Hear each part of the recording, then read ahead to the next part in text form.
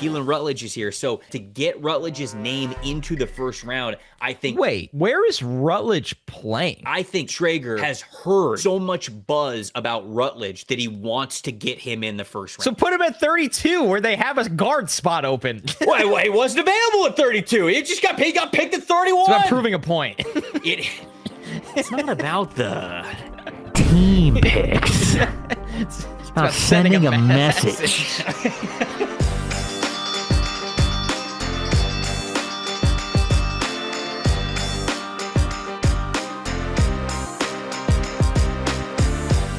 Welcome to the opening bell, the NFL Stock Exchange Show. I'm Trevor Sikkema. That is Connor Rogers joining you for truly one of our favorite episodes of the entire year. It is the Marathon 7-round charity mock draft stream. Buckle up, everybody. We're going through all 257 picks of a 2026 mock draft with friends. We won't be alone here. We will have friends throughout the show, so it's not just 6 or 7 hours of just Connor and I talking. We'll have a good time on this show. We'll obviously make all of these picks. You'll have a lot of NFL draft analysis and conversation. But the most important part of all this, we're doing it for charity as well. Connor and I partnered with 2 different charities each this year. So we did 2 total last year. We're doing 4 this year. And all of the super chats, all the proceeds, all the donations, everything will be going to charity this year. Connor, how you doing, my friend? I feel great. Well rested. Training the body for this. Let's go. The mind is right. I moved around a lot this morning knowing I'm going to be in this chair for 6, maybe 7 hours. Yeah, who knows? Who knows? We'll see. I can't wait, man. I just want to shout out all the addicts again because this was such a success last year that you and I were sitting there and we're like, let's each pick 2 charities because we think we're going to have the funds to do it this year, Trev. And I have no doubt, and that is just where I want to start, as a massive thank you to everybody that rallies behind this. Yep, the whole reason why we're doing this even bigger and better and at a larger scale this year is because of you guys. And to be honest, like last year when we did this stream, we really hadn't gone live very much. Like the show was very much like, okay, we would record it and then it was produced and then we would put it on the YouTube channel. I'd never been on camera before that. This is my first podcast. We did great for that. I can understand all of your success within the industry if that was your first time on camera. But that was like one of the very few streams that we had actually done live. And the response that you guys gave and how much fun that was, it challenged us to do it even bigger and better this year. So we're very excited about it. The way that we are doing this is we've partnered with these 4 different charities. I have 2 and then Connor has 2. I'll explain those in a second. But the way that we're going to do things, the way that today is set up is we have a goal of $5,000 that we would love to donate to charity from Super Chats, from you guys. And then we also have a goal for every subscriber that is gained during this 7-hour stream. We'll donate $1 to that charity from the NFLSE, from Connor and I.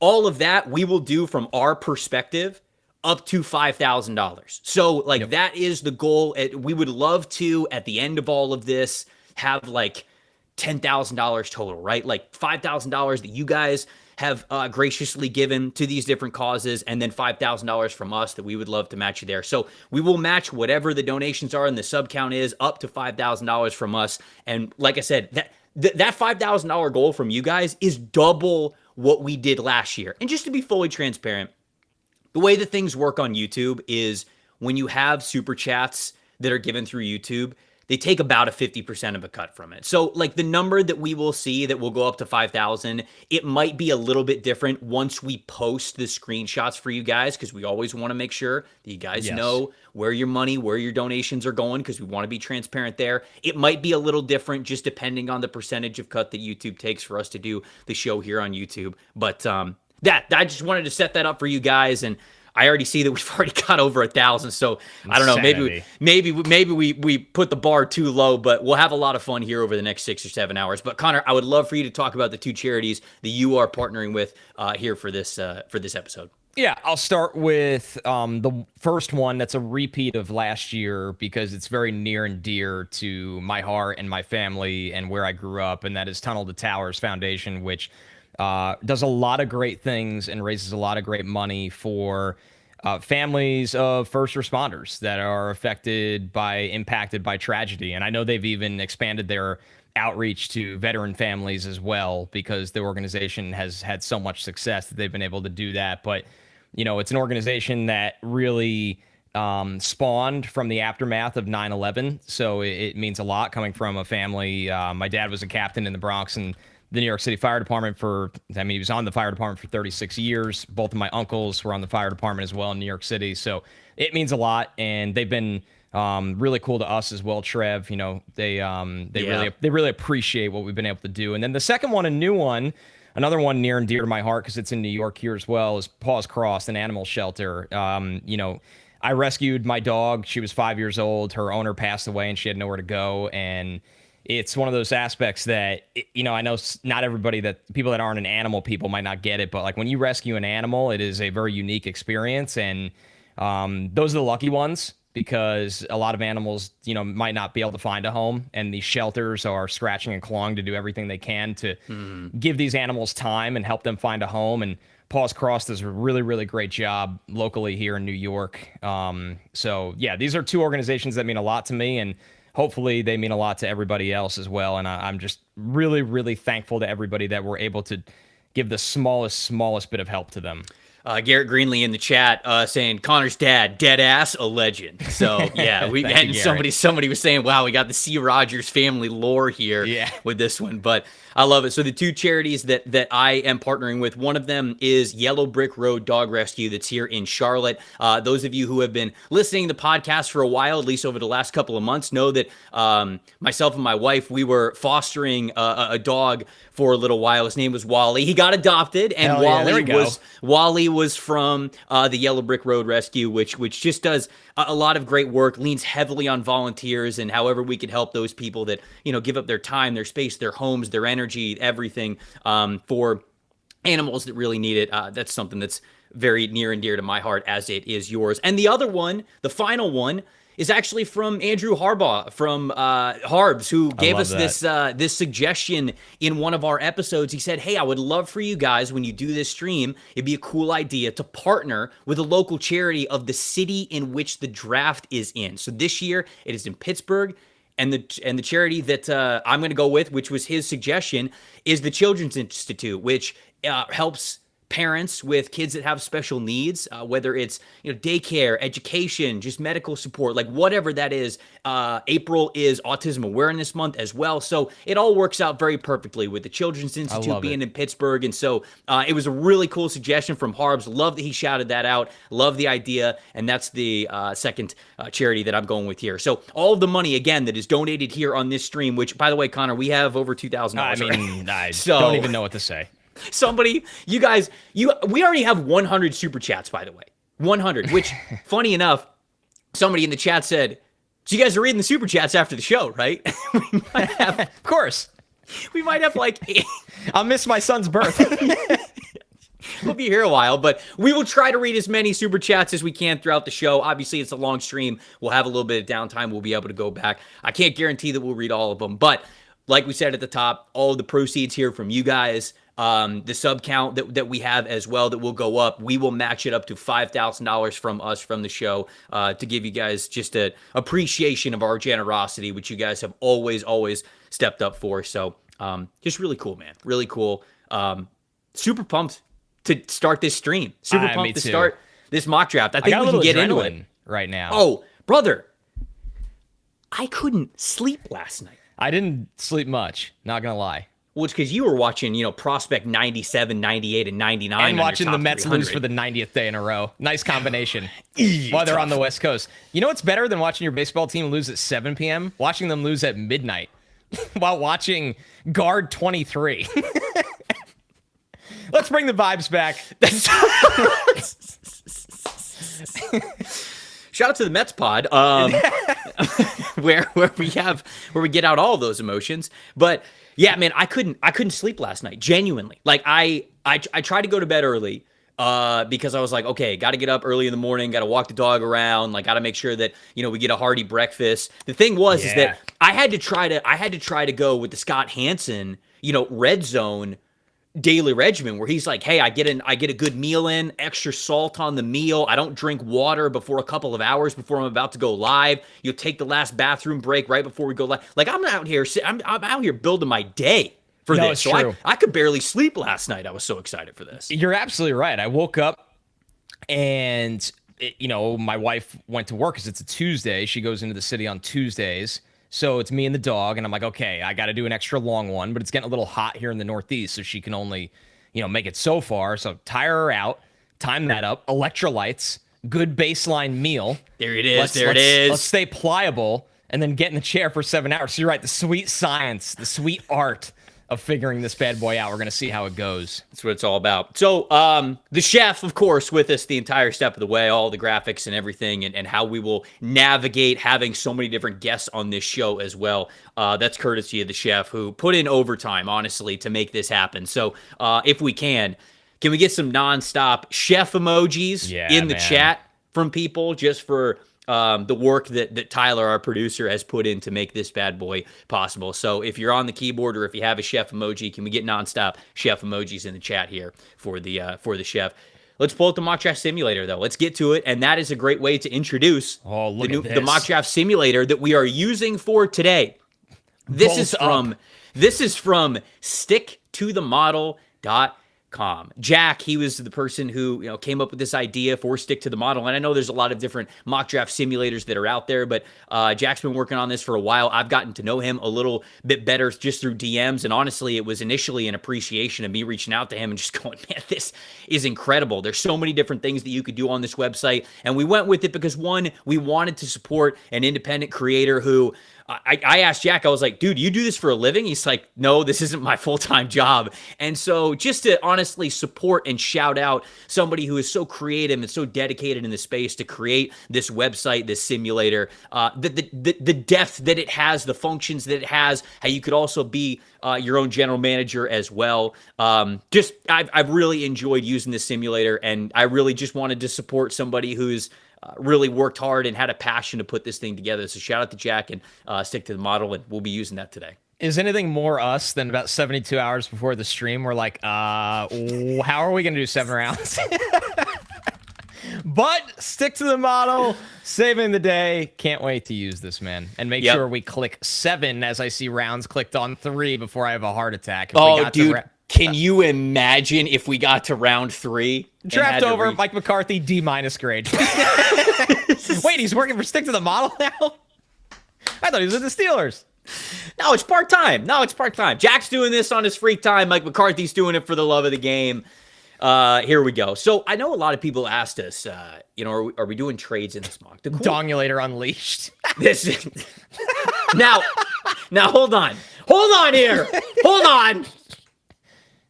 I'm not going to call somebody else's mock draft simulator the Dongulator. Yeah, that's true. It's not Dongulator hours right now. Stick to the Model hours. You got to at least get to 5 p.m. Eastern time before we start unraveling. Sundown, folks. Good Lord. Have some respect. So we got all 32 themes selected here. Tyler, you could hit start draft and we could get to the next screen here. So,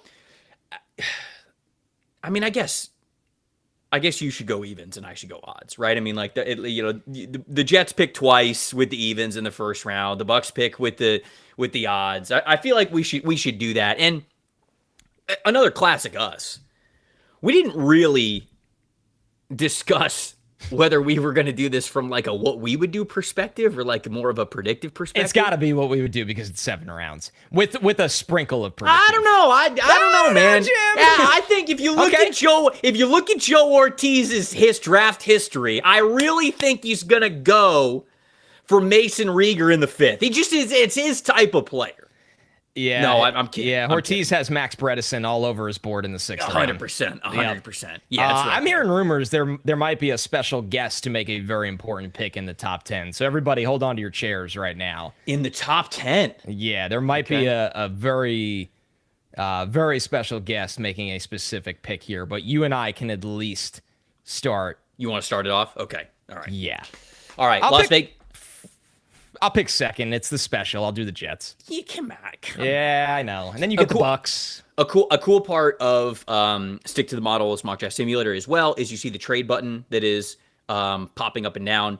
We can obviously click on that and you can see certain trades. So it's not just we're coming up with trades out of nowhere. Like if we get to the Cardinals, for example, at number 3, we can take a look at some of the trades that might be on there, see if we want to do them. It's a lot easier to do trades when it's we have a functionality like this. So I don't think we'll do a lot of trades here in this mock, but maybe we'll consider it just because of the functionality of the mock draft sim. Fernando Mendoza at number 1 overall. Kirk, a lot of people are like, whoa, Kirk Cousins, he really let the cat out of the bag when he said Fernando is, going to be great and he's going to be excited to be his teammate and all that kinds of stuff. Look, Kirk Cousins didn't let anything out of the bag. We already know what's in the bag. We put the player in the bag. He's been there. Come on now. It's Fernando Mendoza. Yeah. By the way, did you see the picture of him on the cover of Esquire? Did you see the magazine? He did Esquire? Yeah, man. He's sitting there real cool, like leaned back. Well, you gotta be. He's got like I think it's the bow tie that's like untied though, just like around the neck, like the post wedding look. Wait, did he take a picture in front of a dumbbell rack as well? What is this way. From? Is that what that is? Is that what? Yeah, so Tyler, there's Tyler, like if there's any way at all whatsoever to get this picture on here. Esquire posted it 1 hour ago on their Instagram. You scroll to the third picture in the swipe. He is sitting there with a tie half done in front of a dumbbell rack. All-timer. That's unbelievable. Like, there's no way you don't get roasted in the locker room on day 1 for that. No, probably not. But yeah, he might be cooked. But it's sick. Yeah, it might be over before it ever began. But man, that is wicked stuff. All right, number 2. Wait, Bryce said, hold on, make the pick, boys. How are we off topic already? You better buckle up, Bryce. You better buckle up. Yep. Yeah, this is the one here. It's going to get off the rails even further. Number 2, I'm still not pivoting away from Arvell Reese being the selection here at 2. I know there's a lot of David Bailey noise from very, very, very, very important people. And very smart, plugged-in people. I am still thinking that it's going to be Arvell Reese at number 2 for the Jets. I think so too, man. In fact, he's plus money right now. Oh, there's a buy the dip situation going on there. If you were into that sort of thing. I don't know, Jim. I don't know about that, Jim. Him being plus money, I don't know. I just think he's so much more of a Aaron Glenn type of player. I totally agree. Especially Glenn is kind of referenced that they want to be a little bit more versatile in their front and unpredictable and bigger and faster. And I think they'd play Reese off the ball and on the edge as a rookie, just like the Cowboys did with Micah year 1. A lot of people forget that. It's true. All right, so the Arizona Cardinals up here at number 3. If Arvell Reese was here, I think it'd be a no-brainer for them. Oh, yeah. I don't love the idea of them reaching for an O-lineman. Neither do I, as much as it's obviously a need. That's probably why they want to trade out, Trev. Right, that's true. Oh, wait a second. We got the guest here right now. Oh. We got the guest here right now. The big man? Yeah, can we get him in the show? Let's get the big man in the show. Can we get him in the show? Hold on. Because it's almost love hours. Here we go, baby. There is the big man. The godfather of fantasy football himself. The one and only, the infamous Matthew Berry. Matthew, thank you so much for joining the show, my man. I appreciate it. I appreciate it. I'm not sure how I feel about that intro because I feel like Godfather makes you sound old. Which, to be clear, I am. And you are not the first or the last to call me the Godfather of fantasy sports. There are many worse things to be called. I'm proud of my role in developing the industry as well. But then infamous makes me sound like there's there's some sort of sex tape about infamous Kim Kardashian Notorious. or something like that. Like, no, I'm just a guy that has been singing Start Sit for a while. So yeah, I'm not sure how I feel about infamous Godfather. Okay, you know what? Then I'm going to change it. I'm going to say that this is the Isaac Newton of fantasy football because if you remember, Isaac Newton, theory of relativity, everything before he turned 26 years old. So you were the pioneer when you were a young pup. You were the genius before geniuses. So I'm going to go with that. I'll go with the Isaac Newton of fantasy football. How does that sound? Yeah, well, listen, it's certainly better, and it's a good hip reference for the kids, Isaac Newton. There's lots of people always talking about Isaac Newton, so good reference there. Pioneer, I'll accept. Whatever, I'll accept anything. I mean, the truth is that I spend pretty much every day of my life with Connor Rogers. I've heard many worse insults, Trev, than than any of that. Quite the active chat here. I'm impressed with the crew. We're flying. I'm looking at all the comments going through the chat here. So yeah, it looks good. We are at over 3,000 concurrent viewers right now. Wow. Shout out to everybody on the live special stream. And Matthew, we're really happy that you joined, especially now, because I remember going back to the Combine, you were the first person that was talking about Jeremiah Love going earlier than people expected. For a long time, Trevor and I went through this phase. It was like Love to the Chiefs and Love beyond. Could he make it to Minnesota? And at the Combine, it felt like that died really quickly, where you're like, this combo might start as early as 4 to Tennessee. Yeah, I heard that at the Combine, and I write my Combine rumors column every single year for NBC Sports. You can go check it out. 32 most interesting things I heard at the Combine. And looking at it, listen, I definitely got some stuff right or wrong, but it's held up pretty well in the 5 to 6 weeks since I published that. And that was one of the things. I believe I was the first, national person to put that out there, saying, yeah, guys, I know this might sound insane, but I'm hearing Jeremiah Love to the Titans, that they have Jeremiah Love as the best player in the draft on their board. Just forget position, just best player available. They think if they had the number 1 pick, they would take Jeremiah Love. But that's how valuable they think he is. And, as I sort of went through the logic of it, where you're just like, that doesn't seem to make a ton of sense. And you're like, well, hang on for a second. The Titans are a team that are not going anywhere anytime soon. They need to rebuild, right? And so new coaching staff, they're getting into a new stadium in 2027. It's a team that's kind of devoid of stars. We brought in Wan'Dale Robinson, a couple of nice guys on defense. Obviously, you've got Cam Ward, but it's not like a team that's loaded with star power. So Jeremiah Love is somebody that the fan base could get excited about, because there hasn't been a lot to be excited about in Tennessee recently. And so as they open up the new stadium in a year, and then you think about Robert Saleh, right, who obviously, thinking about his days as a coordinator in San Francisco, knows the impact of having a very good run game, what that can do for an offense. I feel like Saleh, and Connor, you can speak to this better than I can, but I feel like Saleh ultimately, I know he's got Dayball there, but like Saleh probably wants to just run the ball and play good defense. Like if Saleh had his druthers in terms of what his team might look like, let's run the hell out of the ball and play good defense. And having a franchise running back like Jeremiah Love might make a lot of sense when you look at it through that lens. I completely agree. I think this would be the perfect help for Cam Ward. I think he's the best player in the entire draft. I think the rumors around this, and once again, starting with you, Matthew, I think it was very real, to the point where it felt like a couple weeks ago, Tennessee even tried to do some damage control and get everybody off the pathway of that as well. Trevor, I know you still have to make the pick at 3 here, so we'll have you do that. But Matthew, do you think he would be your pick at 4 for Tennessee? Or we can even rig this thing and have him go to your Commanders at 7 or beyond. It's up to you. The power's in your hands. You're our guest. I appreciate that. I actually don't think he goes, well, I think if, Connor, I know you were talking about this, that the Commanders trading back with the Jets. I don't think that if Love were there, they might take him, I guess. But listen, they need wide receiver help. Yeah. They were in on Alec Pierce and they didn't get him. They were in on Romeo Doubs and they didn't get him. They made aggressive offers for both those guys. And if the season started today, their number 2 wide receiver is likely Treylon Burks. Yeah, right. And Treylon Burks, by the way, had some nice moments last year. It's kind of a nice little reclamation project for Washington after, speaking of Tennessee. But he'd sort of been left for dead. But they don't want that. Like, this is their window, Washington's window. They've got 2 years of Jaden Daniels under a rookie contract, and they're probably going to have to reset that early. So it's really like this season and next season where they have got to maximize Jaden's opportunity, and they're not doing that with Treylon Burks as their number 2. There's a lot of rumors about potentially the reunited with Brandon Ayuk, but the 49ers, they're not dumb.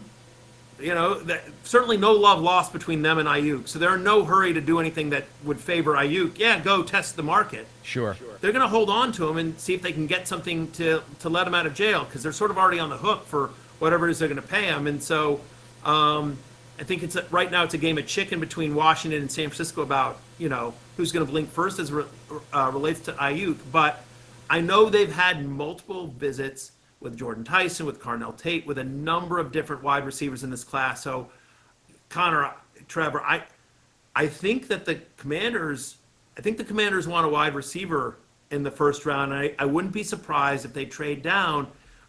Jeremiah Love is awesome, and you can make the argument, but I don't know. George sort of feels, I don't know. Anyway, Trevor should make the pick at 3, and then we can debate it more. All right, Connor, I would rather have Sonny Styles here than David Bailey, but if you think it'll totally throw it all the way off the rails, no, I don't want to do that at 3 because ideally I feel like Arizona could trade back as well. Tyler, can I see the trade button just if there's one that makes sense? Let's see, moving down to 17, moving down to 5, moving down to 15. Okay, That's Tampa far. wouldn't do it. They wouldn't move down to 17, and I don't know if the Giants move up. I think they'd move up for Love. Nah. I'm gonna keep it and take Styles. I'm gonna keep it and take Styles. You're gonna keep it and take Styles. Yep. I think we should have Love go at 4 to Tennessee. Okay. I think going back to Matthews' rumors column at the Combine, and then it started to swerve a little after that. To me, always felt like Tennessee trying to do a little damage control. Love at 4. They take one of the just because of Saleh. Again, my reporting was that they not even reporting. My rumors column. I'm not a journalist. I want to be very clear about this. I am not a journalist. But my rumors column was that I heard that Tennessee had Love, similar to you, Connor, as the best player available in this draft. But just playing devil's advocate, is there a scenario where Saleh goes defense here? His first pick ever, head coach of the Tennessee Titans.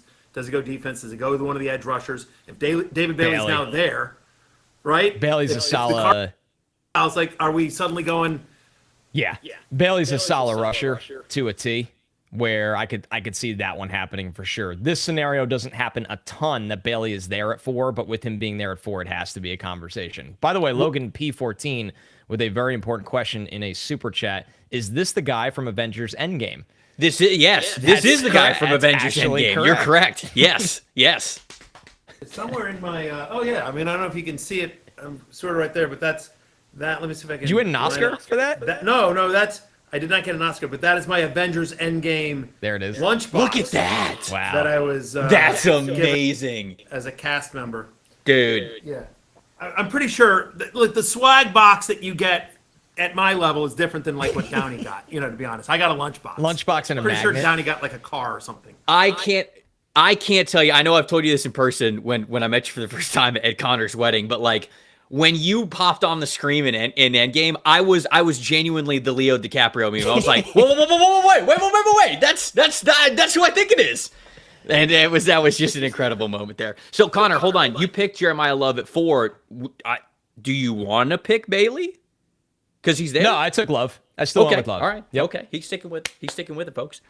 Giants at 5. Who are you going with at 5? I want to keep Matthew on at least until 7 because I'd love for him to do the Commanders. Quickly, Trevor, just off of that, what's so funny is that some people immediately recognize me, and some people didn't. I'm at the premiere, and I signed a million NDAs. I'm not allowed to tell anyone that I'm in Avengers Endgame. Right.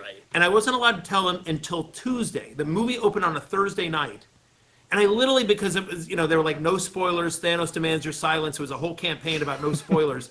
And so, like, people recognize me on, they go see it Thursday night or Friday night. And so my Twitter and my social media is blowing up. Dude, did I see you in Avengers Endgame? And I'm not allowed to acknowledge it at all. I'm not allowed to say, yes, that was me, or no, it's not. And what's so funny is it was about half and half, because the scene that I'm in, so much is going on, right? You've got Thor, and you've got Tony Stark and Loki, and the Hulk smashing through, and Ant-Man getting small, and the 2012 Tony, and there's all sorts of craziness going on. And so at the premiere, I'm literally at the premiere, and so there's an after party at the premiere. So you leave the theater, and you go to the premiere, and so you're there, and they're like, oh, there's Downey, and there's like there's Anthony Mackie, and like whatever, right? And so I'm in line at the bar. And the person behind me goes like, oh my God, Matthew Berry? And I'm like, yeah. He goes, I listen to Fantasy Focus. It's my old ESPN show. Like, I listen to Fantasy Focus every day, dude. I'm a huge fan. I'm like, oh, thank you so much. And I'm like, there's my wife, Beth, and his wife, whatever it was. And he's like, oh my God, it's so great to meet you. By the way, what are you doing here? I swear to God. And he goes, I'm he in goes the like, movie? why are you like at the Avengers premiere? He had literally just seen the movie.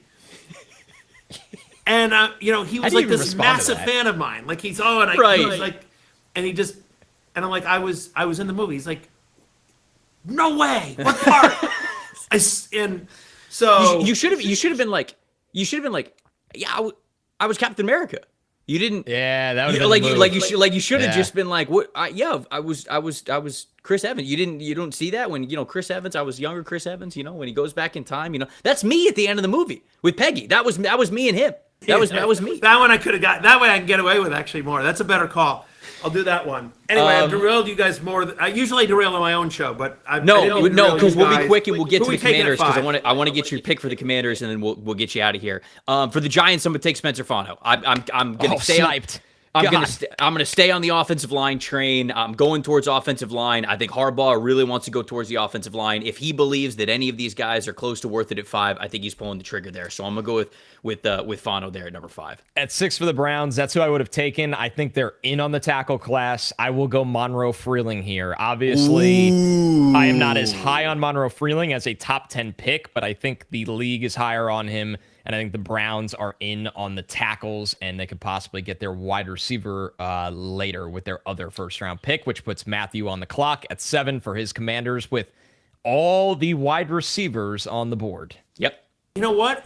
But I have to say, like, if this draft goes the way so David Bailey is still available. That's right. David Bailey is indeed still available. Like, I feel like everything they've mocked doesn't have Bailey available here at 7, and I know they've wanted an edge rusher. You know what I mean? Like, so I'm going to take David Bailey. Like, I think we will. Either that, or assuming we're not doing trade backs here. Yep. I think if this scenario were actually played out in the NFL draft, I think the Commanders would take Bailey, or try to trade back the Jets. The Jets' second pick, Connor, is one that's been mentioned. Yep. And see if like Jordan Tyson, slides to them there. But I don't. I just don't see them passing that up. I know they like Carnell Tate. They definitely like Tyson and Tate. They like Love. But I mean, and they've spent a lot of their offseason just building up defense. But you guys tell me if I'm crazy, because you've studied this a lot more than I have.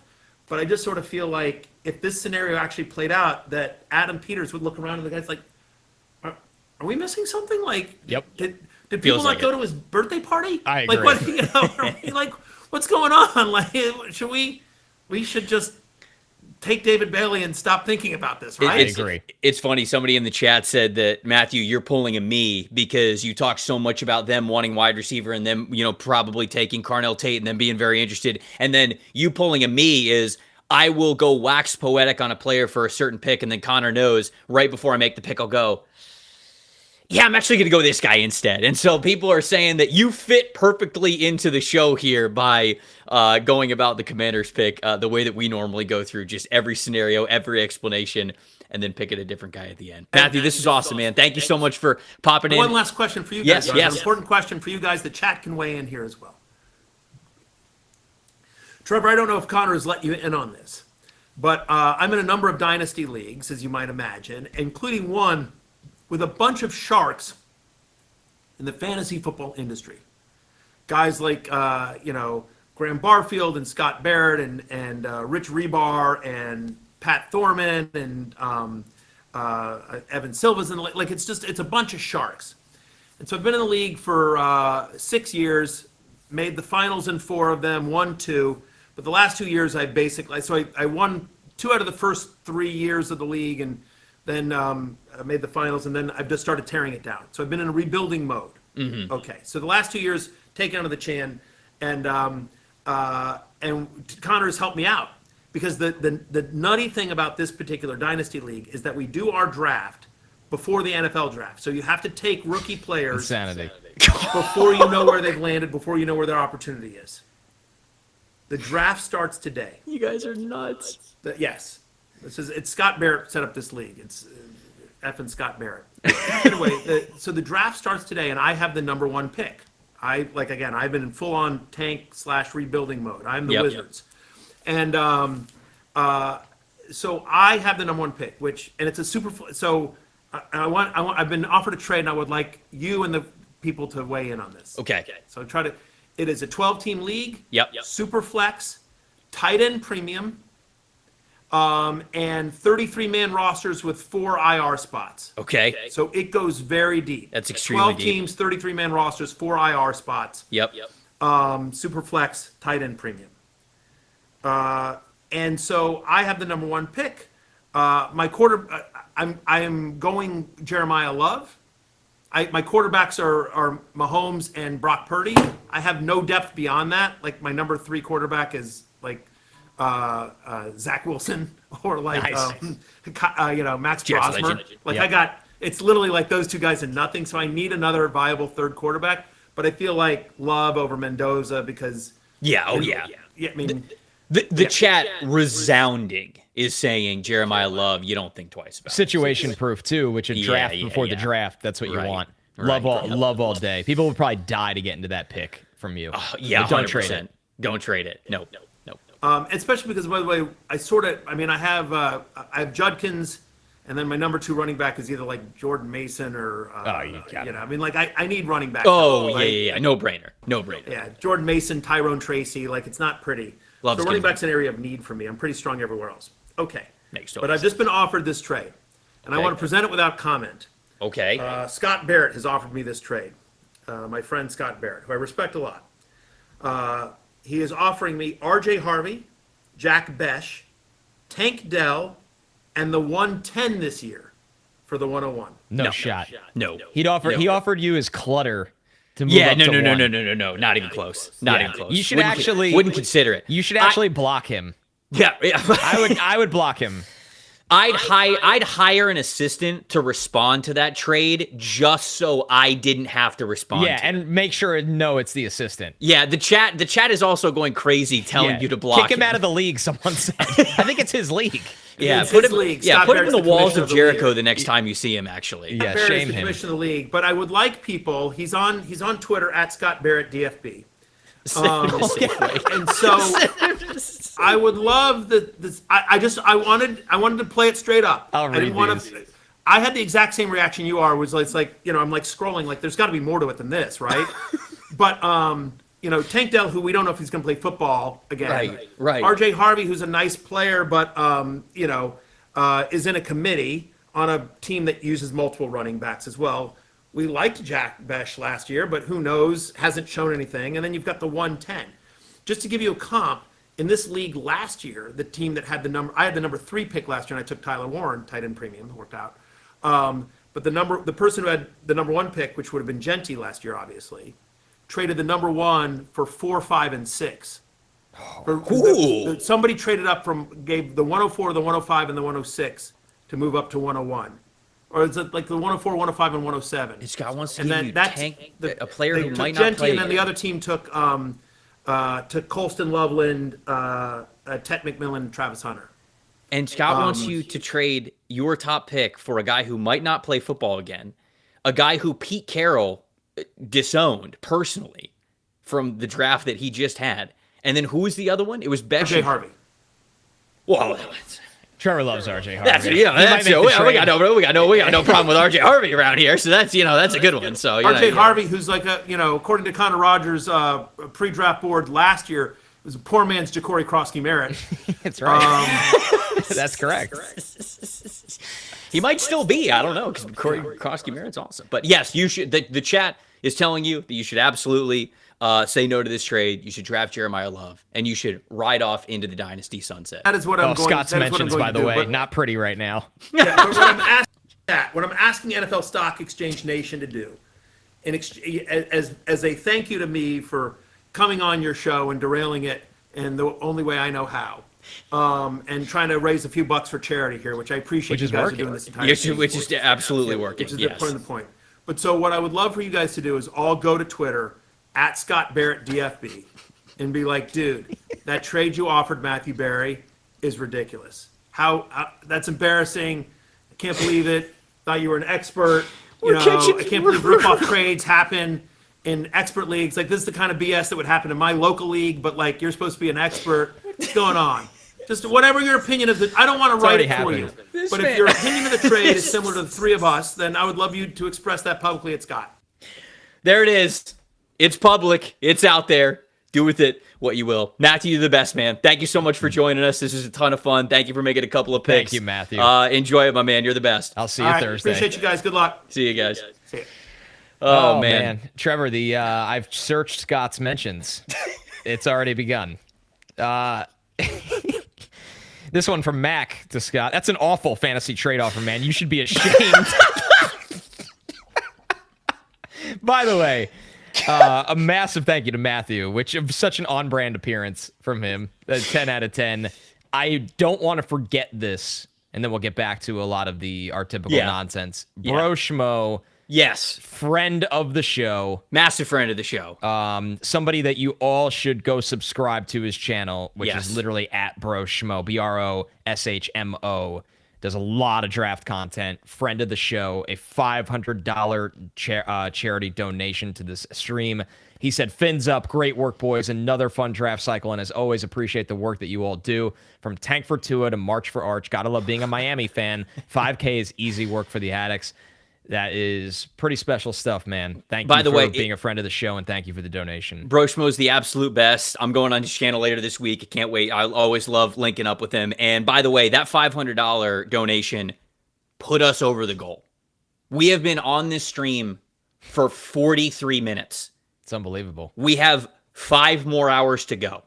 And you guys just eclipsed the goal, which is, by the way, double what we had last year. That was 5K was double what we raised last year, and you guys did that in 43 minutes. You're unbelievable. We will keep this rolling. Obviously, it's not like it's going to stop at 5. However much you guys want to support these 4 charities that we're representing here today, all of that money will go to charity. So we appreciate you guys so much. Y'all are unbelievable. Also, during Matthew Berry's segment, we crossed the 65K subscriber mark.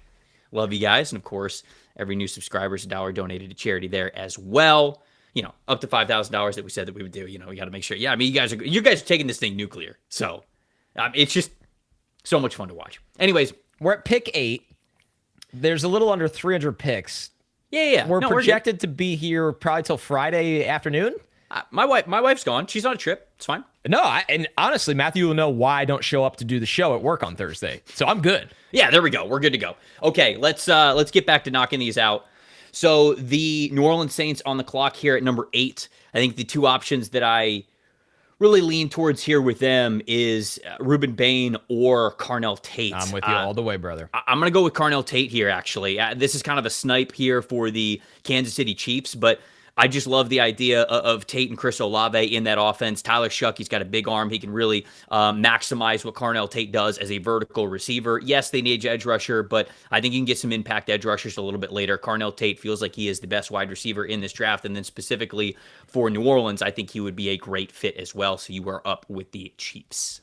The Chiefs at 9 for me is going to be Caleb Downs. I think he's the second best player in this draft. I think the Chiefs need superstars on their back end again.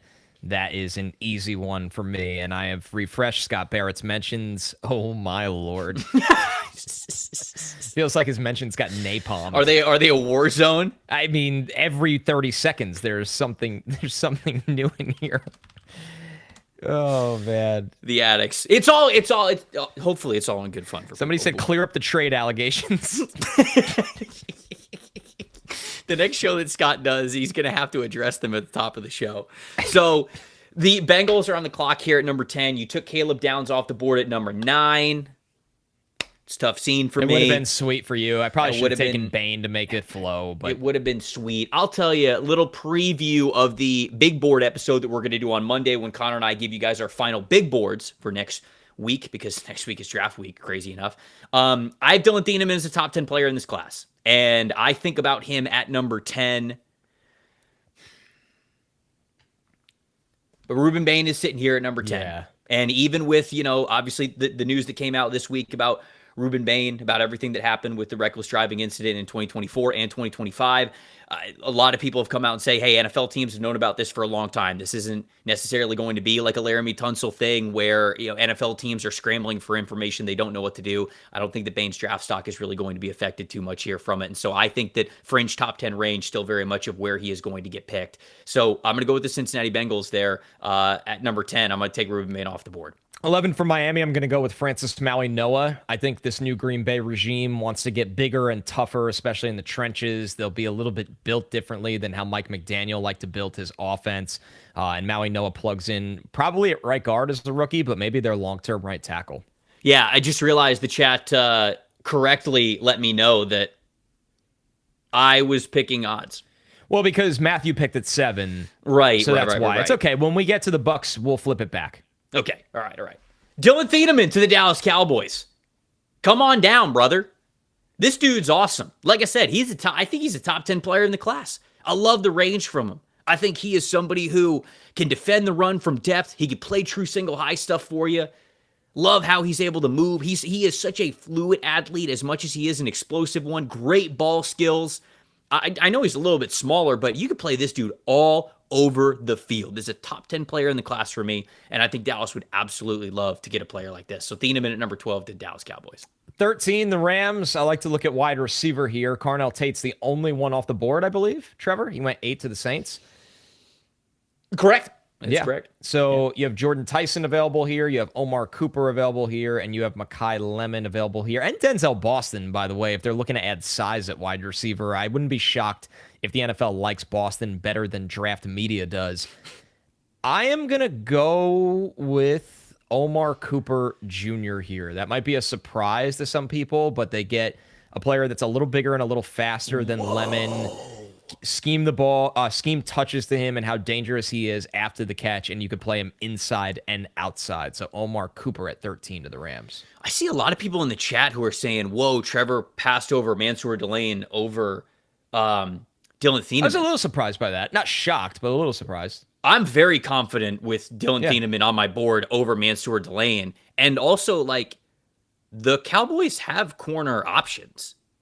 I mean, They still have Savone Revel. They still have Deron Bland. They have corner options. They don't have any impact safeties right now. None. Maybe they get one at pick 20. And I think that Thieneman can play at some nickel stuff for you. I don't know. I'm kind of surprised at how much the chat is saying that Delane was the very obvious pick. I think Thieneman's the obvious pick, to be honest with you. Not to take anything away from Delane, but I just think Thieneman's special. The Baltimore Ravens here at number 14. Is this as simple as Vega Ioane? Maybe. It could be. I thought about him for the Rams at 13. He's worthy of this range. I think, for sure. I want to make that clear. I mean, could they take the lane? They got Nate Wiggins. They drafted TJ Tampa. They got Chidobe Awuzie on a 1-year deal. Marlon Humphrey. He's getting older. He's 29. But he's more of that nickel back anyways. You can't go wrong with Venga. I don't think you can. Yeah. All right, we'll take Vega Ioane here to the Baltimore Ravens. You're up again. Yeah, that puts Tampa up at number 15. To be honest with you, with Delane here, is the draft rigged, folks? Did I rig the draft? Did I rig the draft here? Is Delane or Messidor, and the Bucks need pass rush. McCoy in play, so Trev? Bad. I think so, but I just think Tampa would like Delane more than they would McCoy. And just coming off of the injury, I'll take Delane here. Okay. I'll take Delane there. 16, the Jets. I think it's rigged. Say it's rigged. Go ahead. Might be rigged, honestly, looking at this. It's my show. So I'll rig it if I want to. You watched. Yeah, I was just about to say the Pete Whipper quote. That's all you could do. So full transparency, this has gone a little different, and that's going to happen as we have some guests and we have some different combos, and we do 8 million of these. The Jets are looking at wide receiver at 16. I think they really like Omar Cooper. He's gone. I think they really like Jordan Tyson and Mekhi Lemon. They're still here. We've seen the buzz around them and Carnell Tate. He's gone. Somebody in the chat called me the Wriggler. Rigged like always. Oh, man. Job well done, somebody said. Thank you. Yep. I'm going to go with Tyson here. If they're okay with, and I don't think I want to make this clear, I do not think Jordan Tyson's going to be there at 16 when this happens, so that would make them go lemon, but he is here. I think they would value Tyson's inside and outside ability if they can get past, if they can dive into and believe he's going to be healthy enough, they would take him at 16, as would, I think, a lot of teams. So Detroit at 17 here. Who would Detroit go with? I'm fascinated to see how they view McCoy. Because they haven't had that that real high-end corner. Like Proctor is the buzzy name for sure. And he's their type. He is their type. I think Maxi Onacher is better. Yeah, I've seen a lot of that. Maxi Onacher, another, little hint here for the Big Board episode on Monday. Maxi Onacher is a top 15 player for me. I think his talent is through the roof. I think that when you look at the fact he's only been playing football for 4 years. That's the key. I mean, I just think the athleticism's there, the frame is there, the strength, the body density to be able to anchor against power. Like, yeah, does he fail against counters right now and he needs to maintain his blocks more? Yeah, of course he does. But again, you get this guy more football under his belt and with the right offensive line coach, and you can fix that stuff. So I'm gonna take Maxi Onacher here. I like him better, and if this is more of a little bit of a what we are doing, I like him at tackle, and he could play right tackle. And then obviously you're moving Penei Sewell over to left because Dan Campbell said that they would ideally like to move Penei Sewell over to left. So I think that really helps you out there. You want a Scott Barrett mentions update? Yeah. Let's get it. All right, yeah, I'll hit you with 3. Rice Poppy said, "You're a scoundrel for that trade offer to Barry." Scoundrel. Great use of scoundrel. May your tears fill up the ocean of dong. No, whoa, no. I just read what's on the prompter. What have we done? I just read what's on the prompter. What have we done? The SS Addict said, "Tank Dell in the year of our Lord 2026. Matthew Berry is appalled to Safeway with you." And then it's I think an AI-generated picture of Safeway that says, "Meat Fabric Uncrustables Red Chimichurri Pounder," like over the aisles. Just an unbelievable smorgasbord of NFLSE references right there. Just an absolute joy there. One more, and then I'll get back to business. WF said, "Is that a real trade offer? You're trying to trade with Matthew Berry, not Andrew Berry." This is like, if you want to have fun, just search poor Scott's handle. Scott's having a casual day right now. He's nice little, lunch. Nice little Tuesday. Yeah, maybe nice little lunch. He checks his phone. He's like, "Oh, I haven't checked Twitter in a while," and it's just going to say 20+ on the notifications for him, and he's going to read it, and he's basically just going to be America's Most Wanted, and he's going to have no idea what happened. So I can't wait for Matthew to call him, just cackling about what's going on here. Minnesota at 18. I'm going to go with the McPounder here, Caden McDonald. Really? I just, man, you go back to it. He's my DT1. He's really freaking good. He's an absolute unit against the run. He's got some potential to push the pocket as a pass rusher. I think he's just too good of a player to fall where he's been falling lately. So, and Minnesota's defense, man, this is the kind of player Flores needs in the middle of it after when you watch their tape from last year. Like, this is a big difference maker. Okay. All right. If Thieneman is here, do you pick Thieneman? Yes. Okay. All right. Just wondering. So Carolina Panthers at number 19. We've got... Oh, Lemon's still on the board, isn't he? Yeah, no, Lemon's still here. Oh, man. So I'm doing some content for... Panthers.com, and we had a big conversation sort of about the possibilities at 19. And I think Kenyon Sadiq, if they believe in Kenyon Sadiq, I think he's going to be their guy. Because this is a team that's wanted to lean more into the tight end position over the years. They really haven't had a consistent difference maker over the middle of the field, especially at that position since Greg Olsen. I think it's something that levels up their offense here. People are saying like you could take Casey Concepcion. I think both KC and Mekhi Lemon are sort of on the board here. I actually like Casey Concepcion more than I do Lemon for the Panthers because I think they're pretty comfortable with the role that Jalen Coker plays more of as the slot player, and where Lemon can play on the outside for you, he is more of a slot. So, man, but if they like Sadiq, I don't think they'll take offensive tackle. I just don't think they're going to do it. They patched it enough. This is a team that is coming off of winning the division. I think they want more of a capitalizing type of a pick. I'm between KC and Sadiq. Do you have a leaning one way or the other? I'm phoning a friend here. Sadiq. Oh, or people were saying Jermon McCoy because Mike Jackson's a free agent next year. I mean, McCoy's definitely warrants it from a talent standpoint. I'm going to take Sadiq. Yeah. I'm going to take Kenyon Sadiq. I like all three options. I can see all three options, but I believe that the Panthers kind of really want to fix tight end if they possibly can. And I know a lot of people are shouting out McCoy. I think McCoy would be a good pick for them, but again, I'm just not so sure Carolina would. So this is more of a predictive pick for me. Yep. Actually, if we're doing what we would do, I should probably redo it. Because I would take McCoy. Okay. Yeah. Let's undo the last pick. I forgot we were doing it a little bit more of what we would do. I'm gonna take Jermon McCoy here. I think Jermon McCoy is a top 15 player in the class. So let's take Jermon McCoy because he's still on the board. And I think we can hit wide receiver and even tight end a little bit later. So you had Dallas take Thieneman, correct? At 12? I did, yes. I am gonna have them take. I feel like Messidor fits really well with them. Let's look at the edge players. Obviously, I like Zion Young a lot. Yeah, I'm going to have them go with Akeem Messidor here.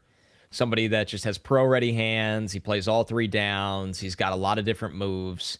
And he brings a different element to what they have up front while trying to get a little younger. I know Rashawn Gary's there for now, but I know people make their Messidor old jokes, but he's not Rashawn Gary's age.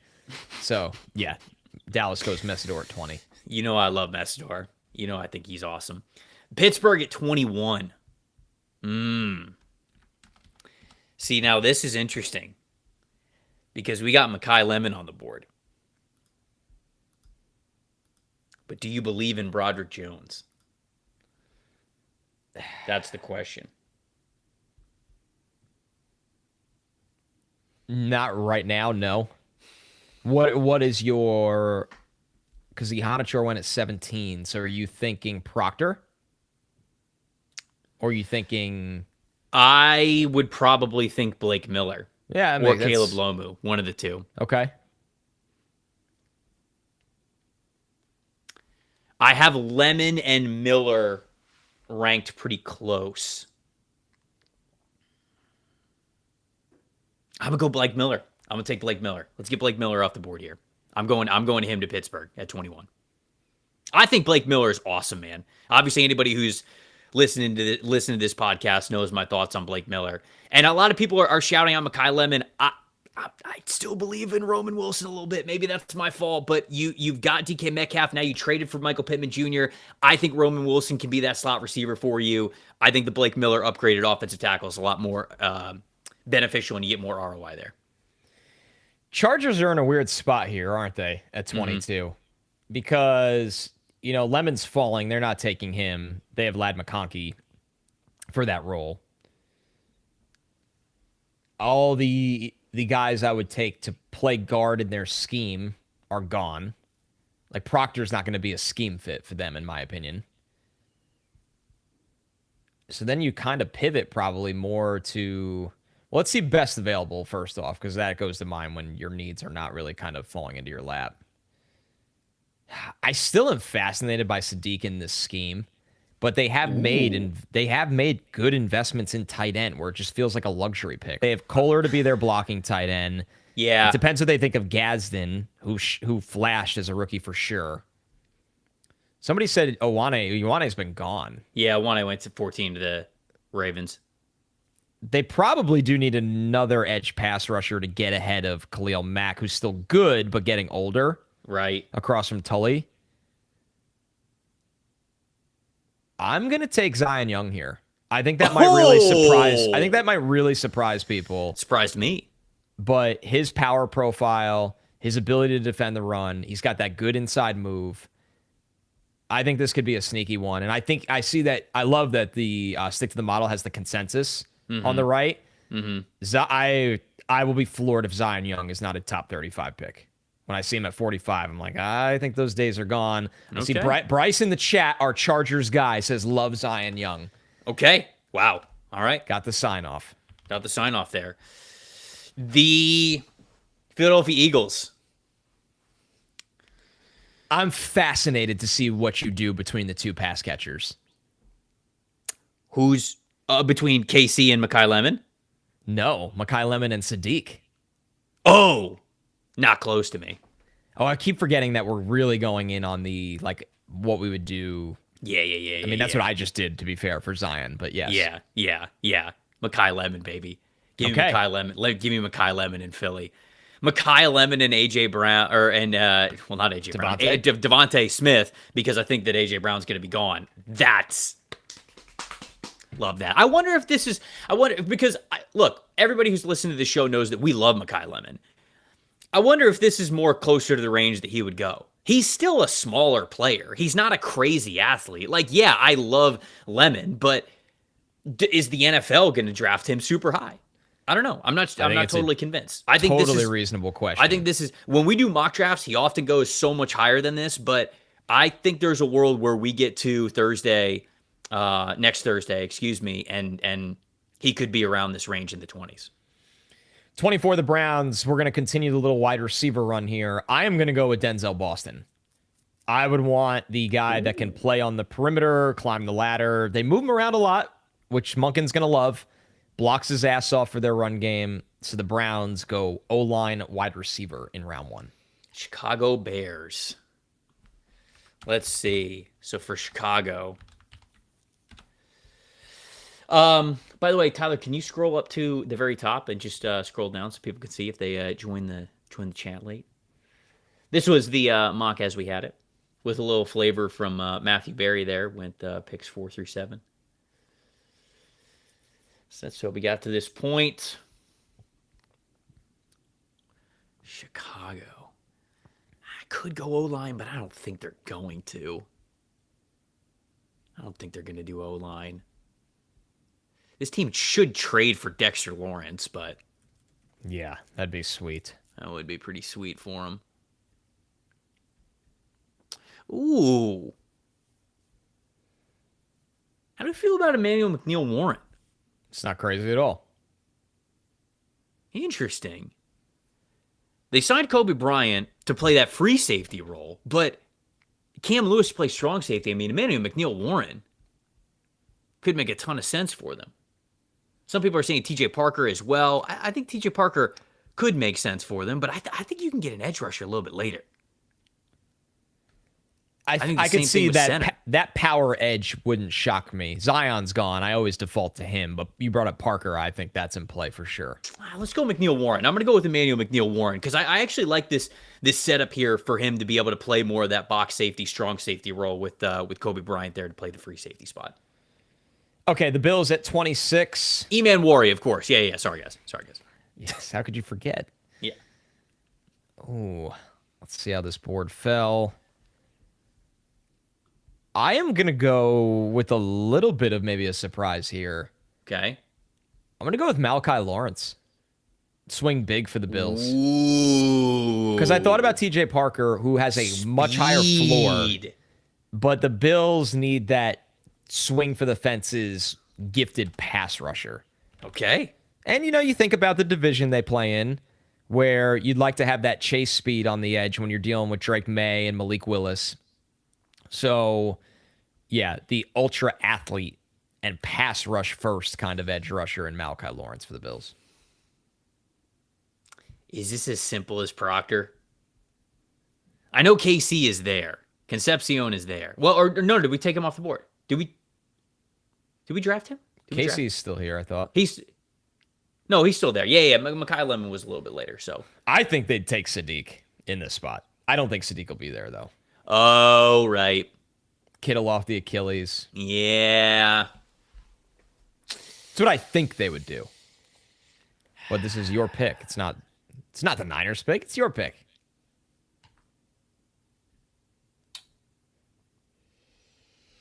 No, I'm gonna take Caleb Proctor. I'm gonna take Caleb Proctor. Don't take Caleb. Yes. Well, we could take Caleb Proctor. I mean, he is on the up. I feel like he is, a late riser within the draft process. Yes. But let's take Caden Proctor. I just love the idea of him playing left guard next to Trent Williams, and then when Trent Williams retires, then you can put him out over at left tackle. All right, the Texans at 28. They've done a good job stabilizing this offensive line a little bit. Yep. I don't feel like I have to take one here. Man, you have the luxury idea of Sadiq. We've talked about Peter Woods a lot in this spot. Mm-hmm. I like as Gracie's just losing her mind. Gracie's getting in on the She's show. like, it's been over an hour. What are we doing? It's like, you got 7 more to go there, girl. All right. Phone her in. She wants to make the pick. Let's get a dog translator in here. Might come as a surprise, Trevor. And there's risk here. I'm going to take Caleb Banks. Ooh. I have it McDonald, Kristen Miller, Banks. But when Banks is right, could you imagine Banks at his 2024 form in the Texans defense? I know. I mean, look, the foot injuries, I don't know if he goes round 1 because I don't know either. But you watch the 10 best plays from Caleb Banks over the last 2 years, and you'd go, yep, top 15 player. Easy. No question. Easy. We said that over summer. Now, you watch the whole film, and it's not as obvious even without the injury in consideration, but the kid's got all the talent in the world, so I think I do think that a team like the Houston Texans could take a swing for the fences there. Kansas City Chiefs at 29, so I think you had them taking Caleb Downs, right? That's right. Man, Casey Concepcion's still here, right? He is. So is Sadiq. Wow.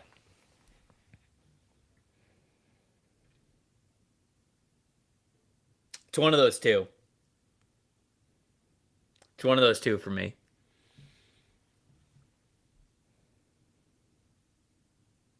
I'm going to take Sadiq. Give me Sadiq. I'm glad you did. At 29. I'm glad you did. Yeah, give me Sadiq at 29. I don't think they have to take a tight end, but I think if they have the ability to at number 29, they would. Yeah, I think they would. Dolphins at 30. I'm going to go with Colton Hood. Their secondary, right. Their secondary's a mess. I had them take Maui Noah in their top 15 pick.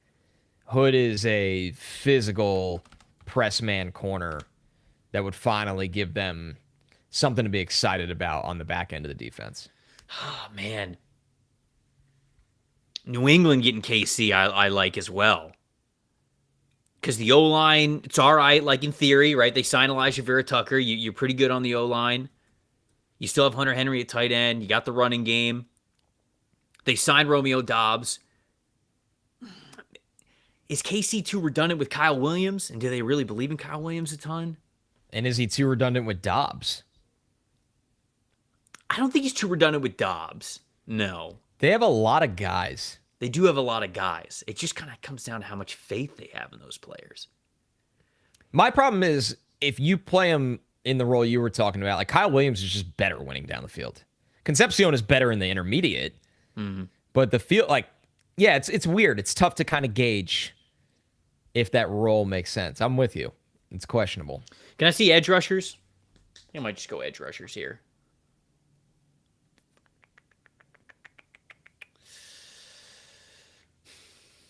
Who do I have ranked higher? All right. Okay, this is gonna come down to a little preview of the board. Who I've got ranked higher. I have TJ Parker slightly ahead of Gabe Akis. Okay. So we're going to go TJ Parker here. Okay. We're going to go TJ Parker. 32, last pick of the first round, and then we'll do a little recap here. All right. For Seattle at 32, I often go Jadarian Price here. I'm not 100% committed to that. I'm open. It just depends like how much you view an Emmanuel Pregnon as a big upgrade over Anthony Bradford. I think they'd consider guard. I think they'd consider one of the three guards, specifically Besantis or Emmanuel Pregnon. It worked last year with Zabel. So, yeah, I'm going to take Emmanuel Pregnon here at 32 to be their new starting right guard over Bradford. There we go. We're getting Emmanuel Pregnon in the first round.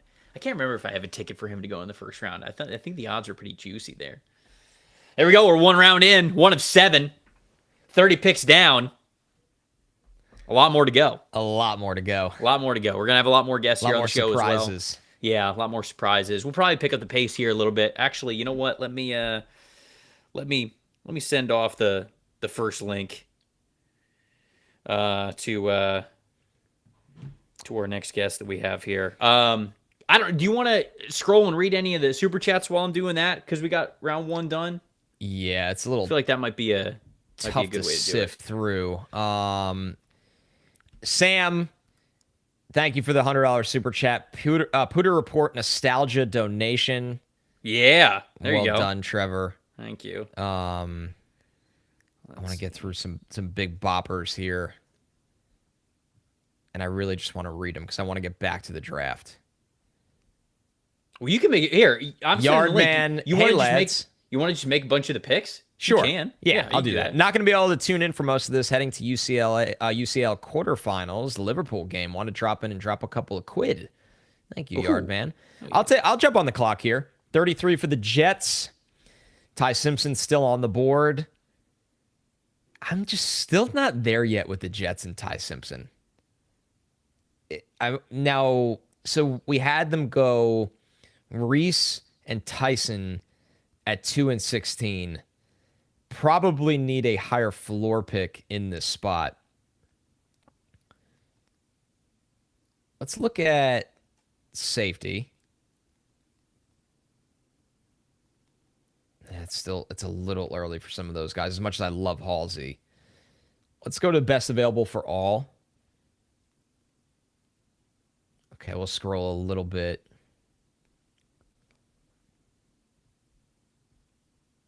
God, I love Kristen Miller so much, but the Jets have so many defensive tackles now. Oh damn, you're still thinking about the Jets at 33. Yeah, you got yourself in a labyrinth. I did not make great progress here. You know what? I'm going to take CJ Allen. Okay, all right. Yeah, nice. And I know they got Reese, who's going to be a full-time edge eventually. Demario Davis is 38 years old. Jamie Sherwood wasn't good last year. CJ Allen at 33. 34 for Arizona. I think this is where Ty Simpson should go, Trevor. It feels like there's smoke here. Can we actually really quick, Tyler, can you just hit Arizona's bubble there under search players to see how many picks that they have? No, just to the left. Like you could click. You see where all is, Tyler? Yeah, right next to it. Yeah, you just click Arizona. Wow. There we go. Stick to the model. Looking good. I know. Functionality. Can they get an offensive tackle at 65? Because they took Sonny Styles there. Or do they got to go Caleb Lomu, and are they just tanking for the next year? That's actually not a bad idea, is taking Lomu. I would take Lomu here. I wouldn't take a quarterback. Then take I would Lomu. not. Yeah. I think we should take Lomu here with him on the board. If there wasn't an offensive lineman, I think I would take Ty Simpson, but I'd rather take an offensive tackle. Dude, then do it. All right. All right, Lomu at 34, Tennessee at 35, who took Jeremiah Love. Indeed.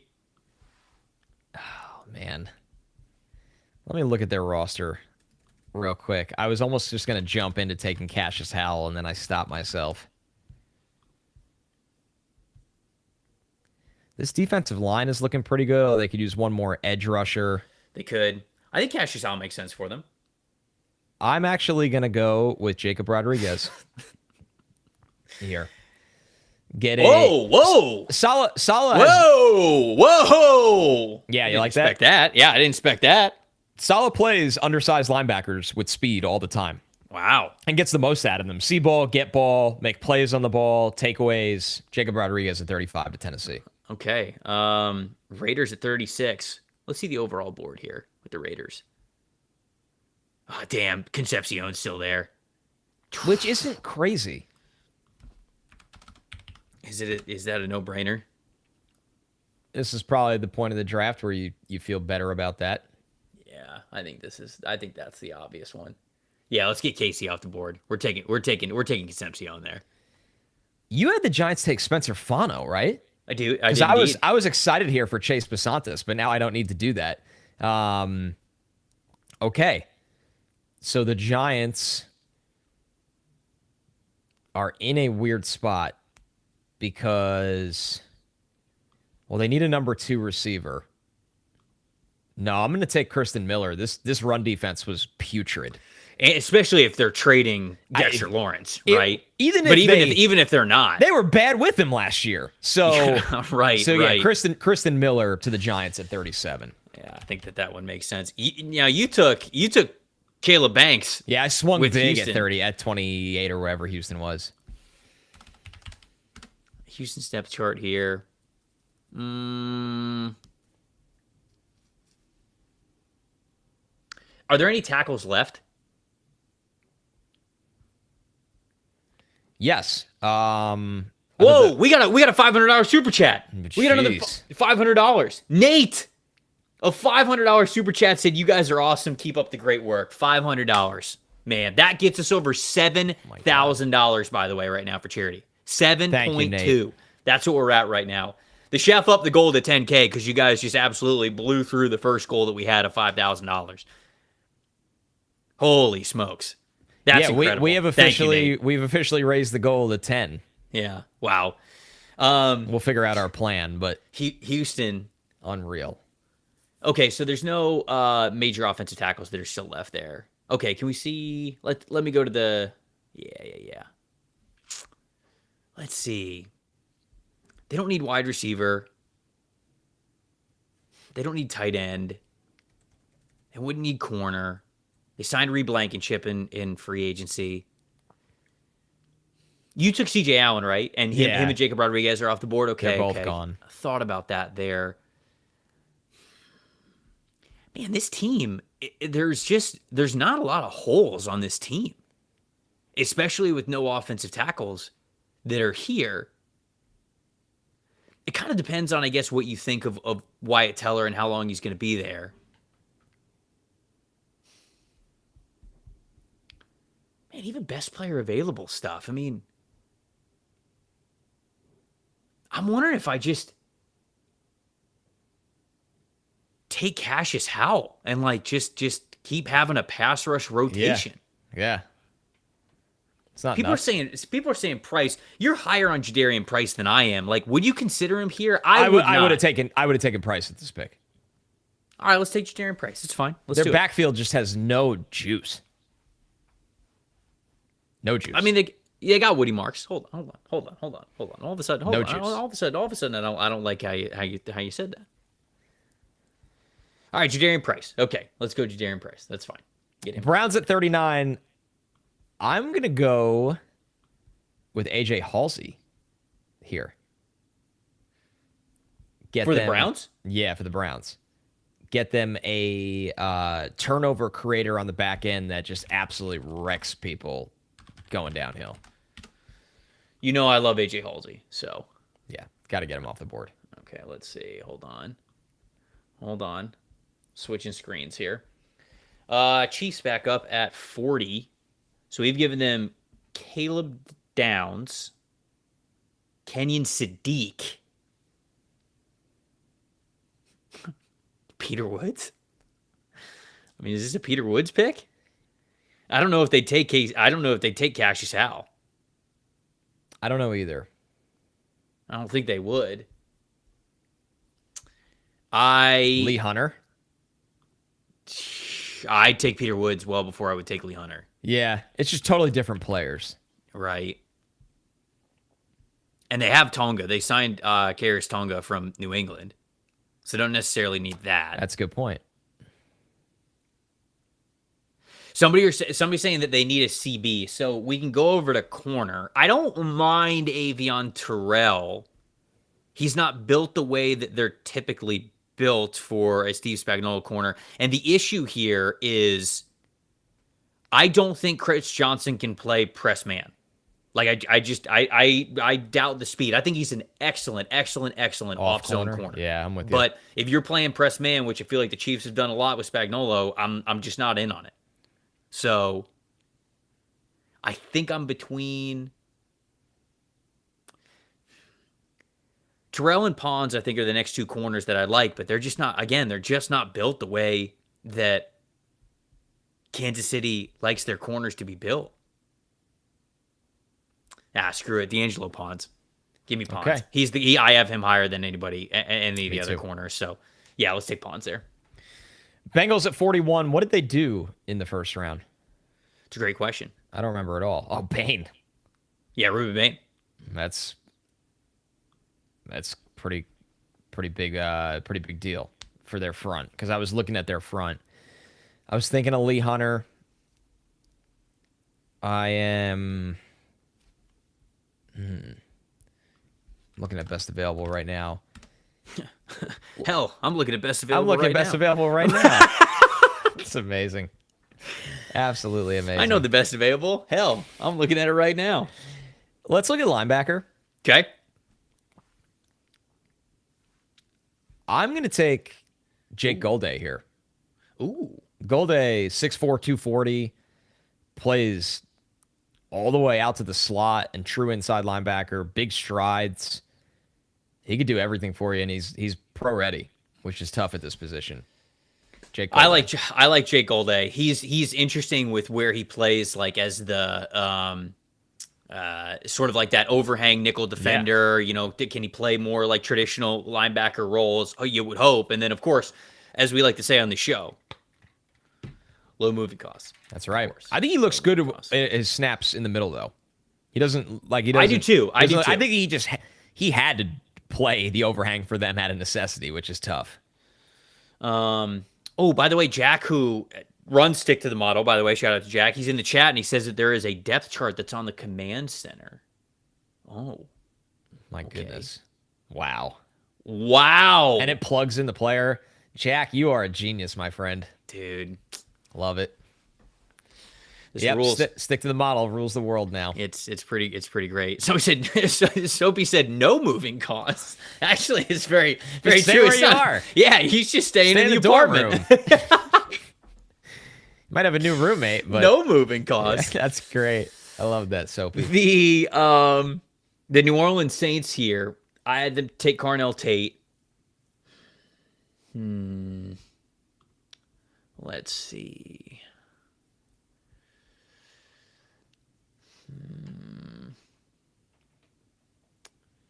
I think I'm going to take Cassius out. I think. Get more of a disruptor in their front. Yeah. Well, I can hear an echo, by the way. Yeah, I don't know if that's. I hear that. I don't know if that's from you. I don't know if this is it me. Is it on me? Maybe it is. I'm not sure. I would take Cassius Howell here. I want the pass rush. I'd take the pass rush. Okay. Yep. Dolphins. Well, hold on. This is perfect. Hold on. The timing could not have been better. Oh, my goodness. For our next guest. Is that right? The timing could not have been better for our next guest here. We are welcoming now into the program. There he is. The one and only. Yeah, zoom out. My TDN brethren, alumni, Kyle Krabs, hosts Locked On Dolphins, hosts Locked On Scouting, half of the Draft Dudes with him and Joe Marino. Kyle, thank you so much for joining us, my friend. Thank you. I have a bone to pick with both of you. Oh, boy. First of all, Trevor, why do you hate Mansour Lane? I don't. He's a Tampa Bay Buccaneer legend. Just a Buccaneer legend. Yeah, no, he's a phenomenal football player. He's going to be great in Tampa. He's going to be great for the Todd Bowles defense. He's going to be great. Unless you have the Wriggler costume hanging up in your closet right now, buddy, I'm not buying it. Not buying it. He does have it. He only wears it on special occasions. No. You guys see the scene from? You guys remember the scene from Forgetting Sarah Marshall where Peter follows them to Hawaii and he's on the phone with his like brother-in-law and he stumbles across Sarah Marshall and Aldous Snow. Yes. And he's like, "Hello, Yes. Yeah. I'm in the Kapua suite." I'm in the and Kapua the suite. brother on the phone in the background and he's screaming, Yeah. "What are you doing?" That was me when you made the pick at 30. What Why did you pick a 30? What did I do at 30? Colton Hood. Oh boy, we have a Colton Hood hater in the house. No. I don't hate Colton Hood. Whenever you could have Storm Duck lead your secondary, you have to do it. Listen, I won't stand for Juju Brent's erasure, and his 3 games a season. I think it worked out though because the player that I was like freaking out about, I think is still on the board. Okay, that's even better. I don't want to come in and just be like, "Hey, I'm commandeering your mock." No, that's the point. That's literally the entire point. Please take the steering wheel. Yes. Check wide receiver for me. Oh, Casey Concepcion's gone, huh? Yeah. He just went. Okay, so now the take stands the Sarah Marshall scene. And I blew it. that's okay. No, I want to restart. Like, yeah, can we? just go back to 1. Restarting the stream here with Kyle Krabs. By the way, how do we keep tabs on donations that come in while I'm on? Because I'm matching super chats that you guys get what a for charity lad as well. Okay, you're the man. First and foremost, you're the man. So we are at $7,300 in donations right now. Okay. And I'm assuming that we were sort of around like $7,350 right there. Wow, we got a $100 super chat here. Adopt, don't chop, keep pounding, very, very separately.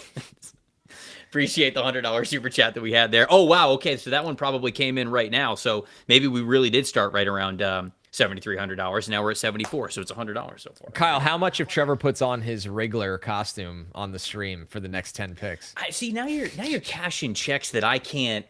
You're writing checks that I can't know it's cash. in there. I don't have a costume. I don't even know what I would go into my closet and wear. I'm envisioning like the Hamburglar. Yeah, essentially. Yeah. Steals 1 pick at a time, huh? All right, so Miami, you guys had go with Colton Hood, and then 11, you guys gave them Maui Noah. Francis Maui. Noah. Yeah. Okay. So How edge do you feel about the rushers, Maui Noah pick, by the way? I like it a lot. I think that's God. kind of different brand of offensive lineman, but can still kind of deliver the dynamic play that they're looking for on the edges with Slowick running a probably some kind of a similar scheme. Keldrick Falk stands out to me here when I look at their edge rush room, and it's Chop Robinson and it's Josh Uche and Robert Beal and David Ajabo.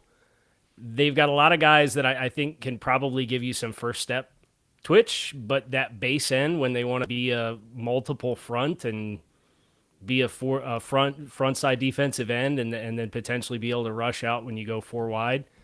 I'll go Keldrick Falk here for the Dolphins. Okay. Getting Keldrick Falk there at 43. Connor, you're up with the Jets. Perfect.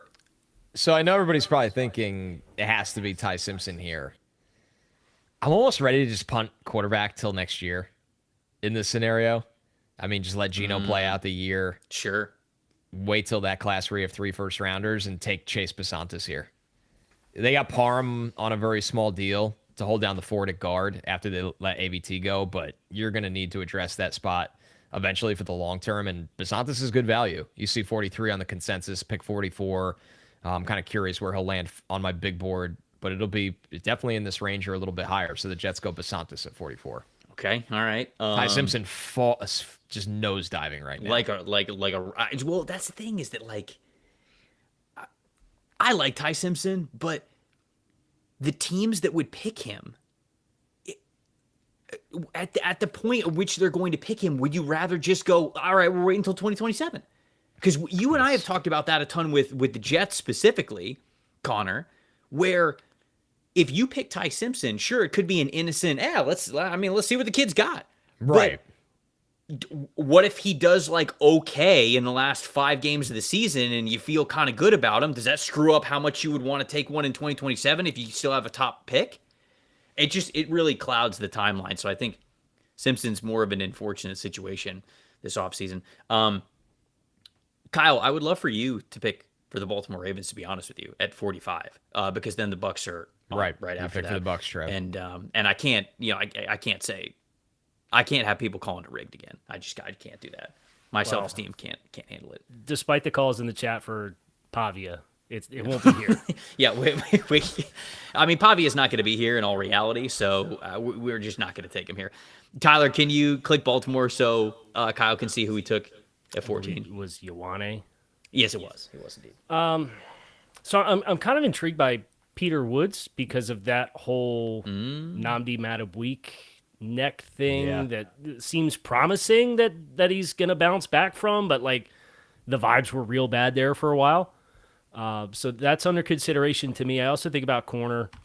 There's a lot of corners that I like on the board here. And I think Nate Wiggins will be fine, but kind of a guy with some inside-outside capability, like a Brandon Cisse, is under consideration. I really like Chris Johnson, though. Ooh, okay. As a fit for them. I'm surprised that he's here. No shade. Just an observation. Yeah. Because he's become such a hot name in the last week and a half, it feels like. So I think Chris Johnson is a guy that can play physical, can play at the line of scrimmage. Certainly seems like he's wired the right way. Minter's coming in. They certainly made a lot of headway in L.A. with a lot of physical corners that they took there. They did pretty well not drafting him early, but I think Chris Johnson's a good value here. I also like the value for Chris Johnson here. I think we talked about this a little bit earlier on the show. Johnson's he's more scheme dependent than I think people are willing to admit with him. Like, I love him in off coverage. I mean, he's got phenomenal instincts, great eyes, just really good anticipation for where the ball was going. He's a fantastic run defender. So there's a ton of things he does really well. But if you're asking him to play a ton of press man coverage, I get a little bit nervous because we saw that at the Senior Bowl when he was in one-on-one coverage, especially when it was press coverage. He had a difficult time, turning to run and keep up with some of these wide receivers. So I like Chris Johnson a lot as a player, and I think the value fits here at 45. I just think it's a little bit of you got to put him in the right situation. So I'm up with, by the way, I'm going to read some of these super chats because Kyle, you might be in trouble and we're going to help you with this because our listeners are truly wonderful human beings. And we had one $100 from Still Lost in Between said, another match, get ready to donate plasma, buddy. Much love to the Locked On Network and Tony Wiggins for taking Stowers to the Jags if he falls here. We had Yuri Maz said, listening since day one, first time chatter. So first time somebody getting involved in the chat here. Keep up the good work, little bros. Big love from the Netherlands. That's $100 super chat. We had Bryce. Where was Bryce? Bryce gave a $300 donation, said, you're matching donations? Get your card out, buddy.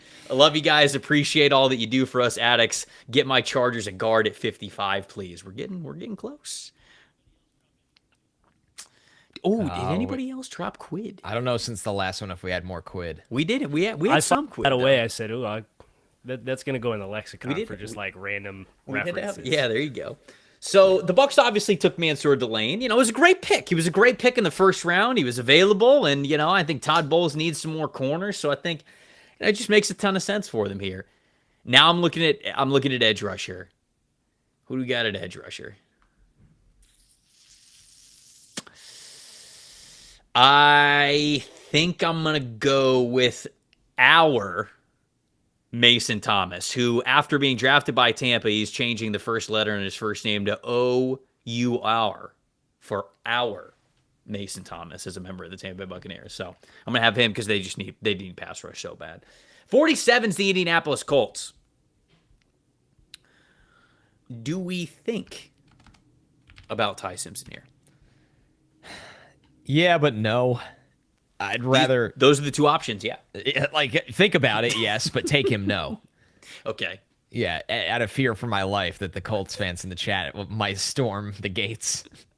I'd like to get somebody just screaming no. No. Oh man, I'd love to get some competition at right tackle. I would also be open to getting a upgrade on the. They have a weird collection of pass rushers after Latu. Arden Key is there. JT Tuimoloau is there. Michael Clemens is there. I thought Clemens was a bad signing. After he got decent money, which I don't think he'll be an effective player at that money for them. Me operating like this is what we do, I would take Gabe Akis here. He's better than all their edge rushers besides Latu. Just a better player. Thoughts on Gabe Akis, Kyle? I like the pick a lot. I love the way he plays. Obviously, that like frenetic, hair on fire style he plays with. Pretty condensed player, which kind of matches a lot of the Ballard ends have been like dense guys. Yeah.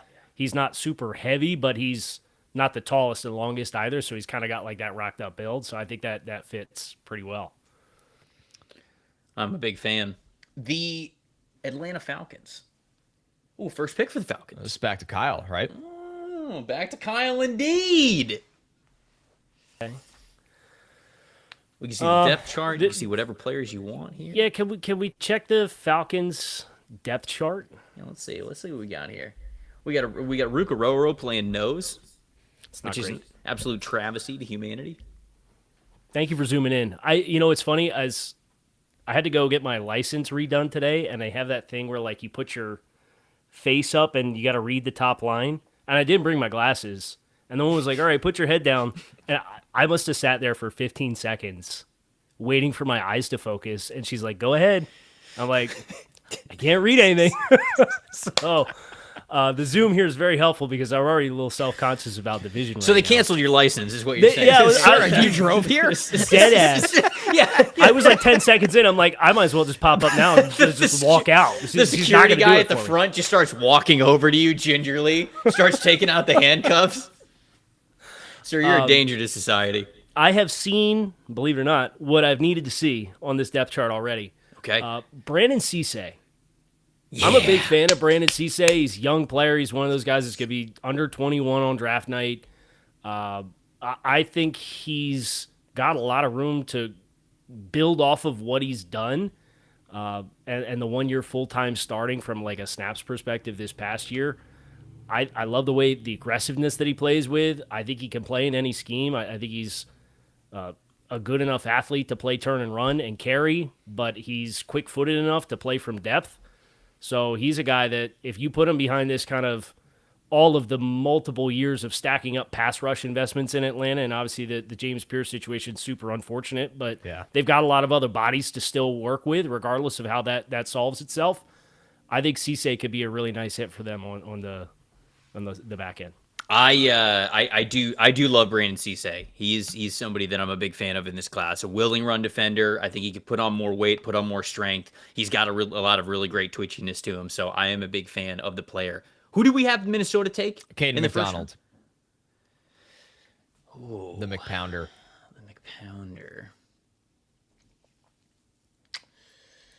Can I see safeties? Who's left at safety? Oh, Trayden Stukes. The army of short king quarterbacks. Him and Kyler. I'm not doing that. I love it. I'm absolutely not doing that. You'd fear for your life after doing it, but the adrenaline rush when you hit select. Man. Matched. Trevor, just think about it. I'm not doing it. Stop asking. Stop asking. Quit asking. I'm not doing it.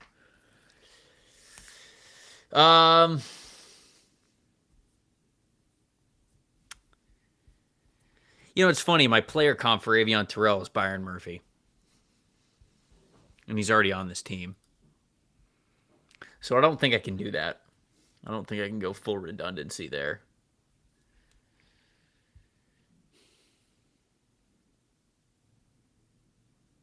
Peter Woods being here is interesting, but I don't think I'm going to double up on DT. Although they're so different of players. Right. I almost feel like you could. Yeah, because Some of those odd fronts that they like to play. And Caden plays that nose tackle spot, and it just frees everybody up. You got Redmond on one of the defensive end spots. You got Peter Woods on the other. Man, I kind of like this. He's doing it. Yeah, let's take Peter Woods. Let's do Peter Woods here. All right, the board. Detroit, did they go Proctor in the first round? No, I think I gave them Max Yonicher instead. Okay, so they got an offensive line. Because he's a better player. So let's look at the edge class here. Get somebody across from Hutchinson. Man, these guys went quick, huh? They always do. They always do. They always do. All right, maybe we might have to wait on pass rusher because this would be a massive reach to me for any of those guys. Who's the guy that you like the most that's left, Kyle? Of those edge rushers, I'm just very curious. When we have guests throughout this, I'm just going to be picking their brain. Can we pull back up real quick? And I know Connor's trying to make a pick. No, you're good. Yeah, we got I'm stuck here all day. Yeah. Grandma stays in the cage until you make the 257th pick. Granny stays in Safeway, the freezer aisle, until the pick's done. What's the Safeway bit? Yeah, apparently it's a terrible grocery store. Yeah, I've never been to one. Somebody said something about Safeway one time, and then it was because I cape for Publix a lot because Publix is right. So yeah, you're right. So I can't even remember who asked it. Maybe it was Connor. Maybe you were saying like, hey, do people cape for other grocery stores the way that you cape for Publix? And I was like, I don't know. And then somebody said Safeway, and I was like, yeah, do people cape for Safeway? And the chat the flooded avalanche of Safeway sucks that we got in the chat. Connor and I were just floored that there was this much negative energy around a grocery store. So that's the bit. I don't disagree, but I had somebody on my Substack last week ask me what my stance was on Safeway. So I was like, is this a typo? Is this supposed to be a prospect's name? I'm not touching it until I know what it is. And then the chat's been ripping Safeway nonstop. So I'm like, all right, I got an addict in my Substack. Yes, this is yes. That's amazing. Shout out to the addict in Kyle's Substack. Which, by the way, the addict should check out Kyle's Substack. By the way, Kyle, did you take your 300 big board and tailor it just to the Dolphins? Yeah. Did I see you did that? That's amazing. That's awesome. Packers trends for RAS scores for certain positions now that John Eric Sullivan's the GM. Trying to apply the traits with the wide zone scheme to make traits that are more relevant to that scheme more valuable than other traits for other schemes. Damn, dude. It was a lot of fun. They're going to try to silence you. You're on their ass. By the way, Connor, I think... Actually, real quick, Kyle, we didn't get the who you like probably most from the edge rushers that are left, but I have a... That is who I was going to take if I reached for one. Okay. The chat is saying that Terrell is very much a Lions player, and I actually do very much agree with that. I know. Yeah, I'm okay with him here. I did not like him when he was going in the top 30 or 40 of every mock draft. I wish I did, but I just kind of think he's a little slow. Yeah, I agree. He's a hell of a football player. I agree with that stance, though. He fits them and would fit a need as well, and we could go edge. I want to make sure when their next pick is before I don't reach for an edge. Let's see. 1 second. Ooh. Oh, they don't have a third rounder. I'm going to take Barham. I know people are thinking it's going to be a reach, but I think Barham could be so much better as a full-time edge at the next level. Wow. Obviously, he played off the ball and on the edge in college. More edge this year. But you watch his tape, and the guy is insanely disruptive. He's a good athlete. He plays violent. I don't know. The Lions also have that habit of taking a guy, and everyone's like, taking him here? And then 3 years... And then 3 years later, it's like, oh, it made sense. Man, so we're going to get Jon Ledyard on the show in a little bit later, and he is going to be to the moon that you picked Jaysean Barnum in the top 50. He's going to be pumped about it. And clearly Kyle is as well, as somebody who would have had Jaysean Barnum next. He ended up in my top 10 edge players in this class. So Nice. Kyle, I'm going to pick at 51, and then we will... Well, I guess we're doing all right on time. So I'm going to pick at 51 for the Panthers, and then I do definitely want to have you pick for the Packers here at 52 because you've done a lot of sort of cross-referencing of John Eric Sullivan, who's now the general manager for the Miami Dolphins, sort of maybe what the Packers might be thinking there. Who did we take at 19 for Carolina. Who was it? Oh, it's Jermon McCoy. Okay, who's left? Miami has 4 third-rounders, too. And I'm not going to ask Kyle to stay on that long, but I'm going to want his thoughts before he leaves. They're third-round maxing. See what happens. They're third-round maxing. They are third-round maxing. 75, 87, 90, and 94. Can I see wide receiver? Yeah, that's real busy. Oh, see you, Trevor. Wait, what happened to my... Whoa. See you, no signal, Elgato. Whoa! He got frame mogged. Yep. I did get by the frame AFC mogged East here. boys. Yep. See you later, What Buccaneer. just happened? Oh, man. I've done streams that are longer than this. It is kind of crazy. This is nothing right now. It's rookie numbers. All right, there we go. Now we gotta focus her back up. Actually, all right, you're gonna see how the sausage is made. It's too much. Are you happy? Are you happy, folks? Now we're here. Oh, hold on. I gotta focus this in. I gotta focus the camera in. Having like the manually adjustable focus lens. Yeah, I don't love it. I think it was Safeway. It probably actually Safeway might have made the call.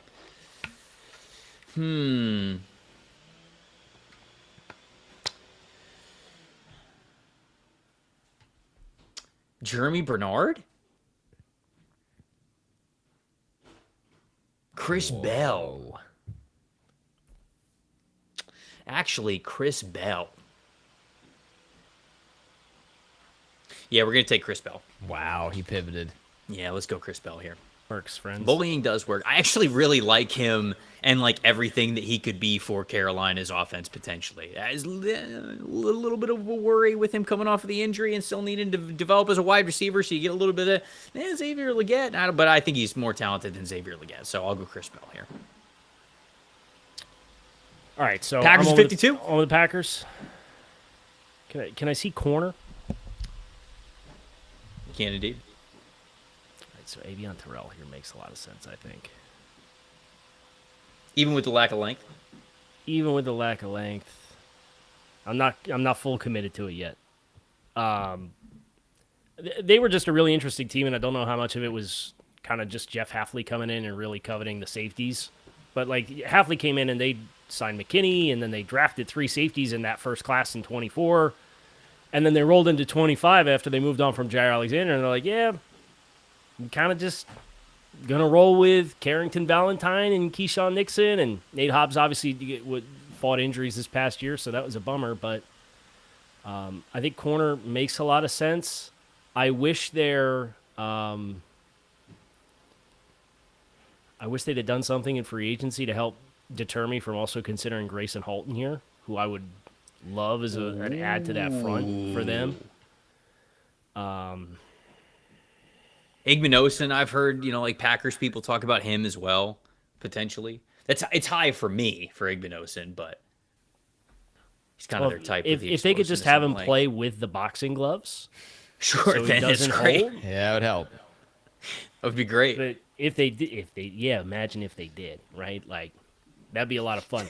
I'll go Avion Terrell as like a need and a player who I don't think his stock is quite as bad as what it's felt like it's been since he ran slow at the pro day with the injury. So yeah, I'll go Avion Terrell here to kind of stack up somebody in the cornerback room because I do think a lot of depth there. I do think that Avion Terrell goes higher than this, but I do think this would be a great pick for the Packers if he makes it to 52. 53, Connor, is this you or me? It is me. Okay. Steelers. I had them taking offensive tackle, I believe. I thought Blake so too. Miller.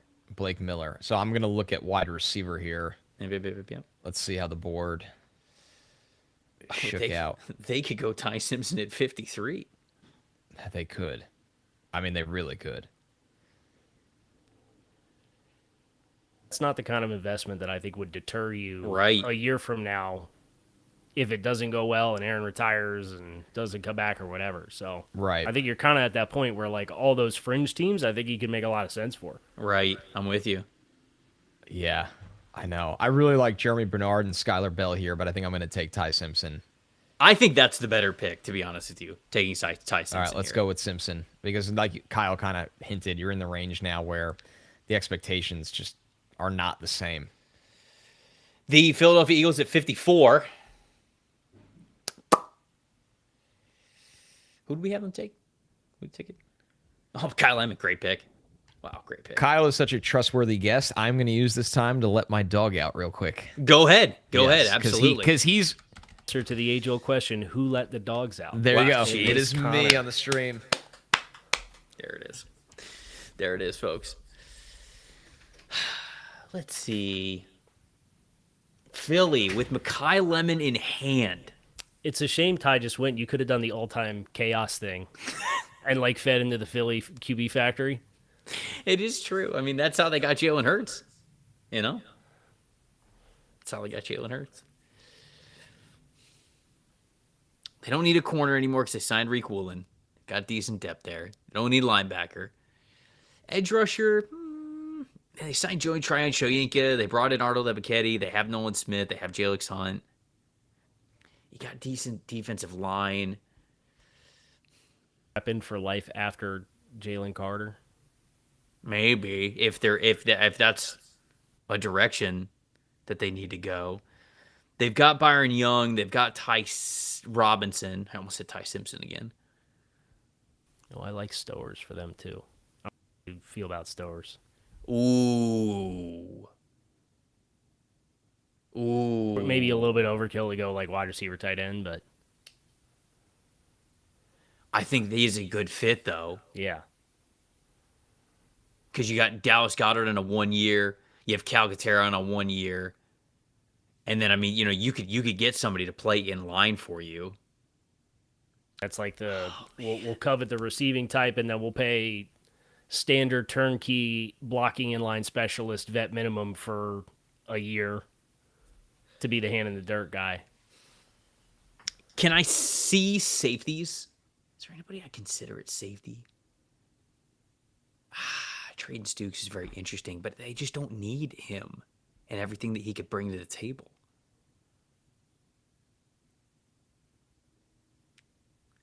Because Makuba can do a lot of the nickel stuff. DeJean can do a lot of the nickel stuff. I like Stukes with the Fangio. Yeah. Because they've got Cooper to be the nickel outside guy. Right. Is Basanta still on the board, or is he off the board? Interior offensive line? Okay, he is off the board. Oh, but Keelan Rutledge is still there. Still. I think so too.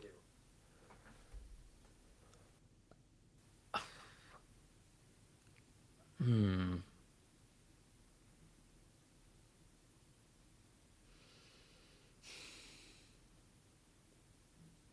Rutledge or Stowers? That's what it's between. I think there's too many tight ends you can get later. No, I just give me Rutledge. I'll go with Rutledge here. Yep. Chargers. Yep. Who Chargers get first time through? Ooh, who did they get? Oh, Zion Young. Damn, they would have loved Rutledge. Damn, I sniped that from you. Mike doesn't care about guards. Hey, that's They on say me. guards don't matter. That's on me. Hey, they can still pick your boy Jalen Farmer though. They could. Where do you have him?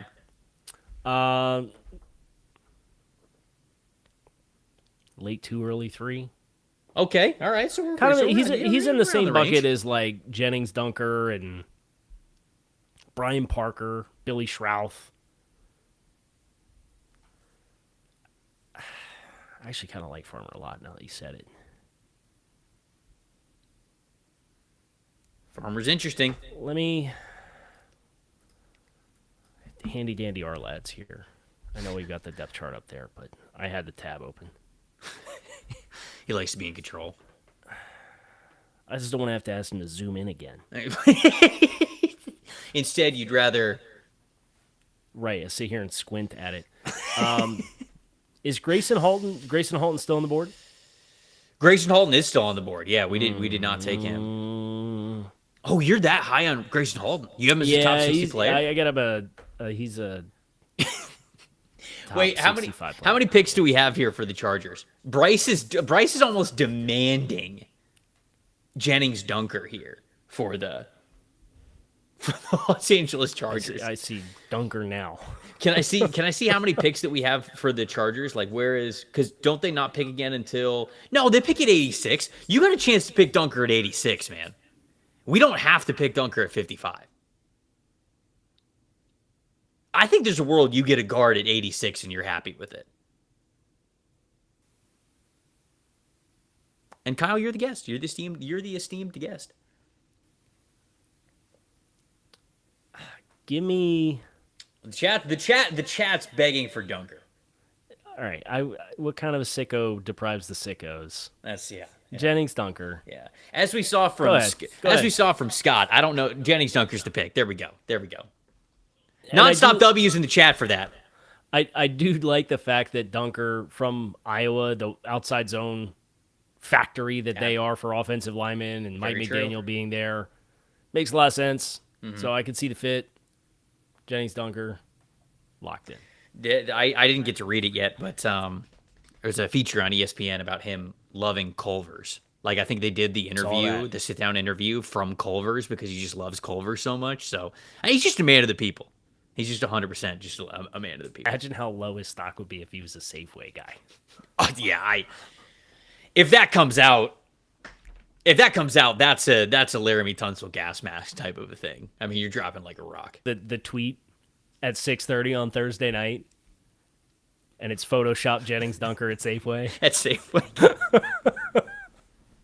Maybe they could tweet it to Scott Barrett. Right. I was gonna say you can't mess with the addicts, as we learned a little bit earlier. Kyle, we'll get you out of here, man. We appreciate all the time that you gave us. This was a ton of fun and getting to go through a lot of picks with you. Obviously, it was perfect that you joined right when the Dolphins came up. Please, everybody, go follow all of Kyle's great work. Go follow him on all of his social medias. Go sub to the Substack. Go listen to Draft Dudes and Locked On Scouting that him and Joe Marino do. I mean, those are two dudes who I have respected their work for so long, and there's a reason why I was so excited to work with those guys and become coworkers and collaborate with them when we were at the Draft Network together, because they know their stuff, man. They know their stuff for all the teams that they cover so closely. Dolphins for Kyle, and then the Bills for Joe, but they cover the league as well and have a great feel on what these prospects are going to be able to do in the league. So, Kyle, we appreciate it, my man. We will help you out with matching the donations when you are on stream, because... Okay, so what's the tally? $1,800? I'm pretty sure that the tally is $1,800. So please, we are going to help you with that. We'll get a payment plan together. But thank you, brother. We appreciate you joining. Of course, good seeing you. All right, man. You guys are wonderful. $9,000 so far raised for charity, and we're only 2 hours into this thing. We're about 56 picks in, and we got 200 more picks to go. By the way, the subscriber count also, we're over 65,000. We've got 65,200 subscribers to the channel. I think that's like 400 that we have gained just on this stream. If you are watching this stream, if you are new to the show, subscribe. We're having a lot of fun over here. We're on the campaign to 75,000 subs before the draft is over next week. So that's the bold campaign that we've had here. So if you enjoyed this stream or anything that we have done, be a part of the Addicts. It's a lot of fun, man. We appreciate you guys. And of course, on this stream, every sub that we get is another dollar that is donated to charity as well. For those of you who maybe didn't catch the very beginning of the show, the 4 charities that we have here: Paws Cross Animal Rescue up in New York, Yellow Brick Road Dog Rescue here in Charlotte, Tunnel to Towers, a foundation for first responders up in New York, and then the Children's Institute, which helps parents and kids that have special needs, basically in all sorts of different ways. And we chose that one because they are located in Pittsburgh, and we wanted to pick a local one for where the draft is this year in Pittsburgh. Did Connor let the dog out? Yes, he did. Okay, so the chef is going to scroll here. I'm gonna send the link to our next guest that we have.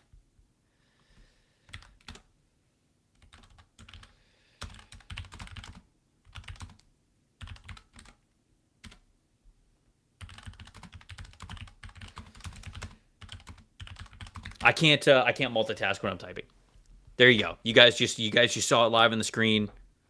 I can't do it. If I'm typing something out, talking and typing at the same time, extremely difficult for me to do. So it was a vulnerable moment. It was a vulnerable moment for me right there that we were doing on this stream. But you know what? That's what the stream's all about. Is the dog okay? Yes, I think Gracie's okay. She's got a lot of energy during the day, and you got to get the energy out. I kind of want to wait for our next guest that we have here before we get into this next pick, because it's the Jags pick and it's the first pick here that they have in this draft. So I want to make sure that we are setting this up the correct way. Let me see. Oh, you know what? Actually, let me scroll and let me see if I can read some chats here. So this is from Captain Valhalla. This is $200. Not sure what the currency is, but it's $200. Lovely mini muffins. So that's a new one, along with the shrimps and the small fries. And the Addicts helped me get through a part of my first marathon on Sunday with a Super Chats episode. My 6'1", 220 ass with bad knees isn't built for this. Well, hopefully the show, it really helps you out, really takes your mind off of it and the time it takes to do something crazy like running a marathon. Brian from the Locked On family said, "Locked On gang, Kyle, hope you financially recover from this." Gave us a $50 super chat. We appreciate you, Brian. Brian's one of the best. I've been on his shows so many times in the past. He's great. Wisco said, "I'll put up $200 if you get my Packers, Ted Hurst, Chris McClellan, Anthony Lucas, Marlon Klein, Devon Marshall, J.C. Davis, and Damani Jackson." So hold on here. So we've got to get the exact draft class right for you to give $200? Seems extensive, but we do appreciate the $50 super chat from Wisco there.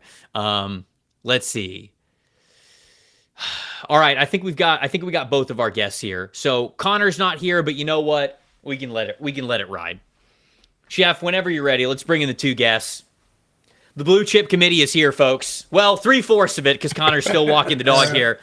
But we have with us EJ Snyder, Brett Kollmann, the Bootleg boys here, and the force that combines to be the Blue Chip Committee. Fellas, thank you so much for joining the stream. How you guys doing?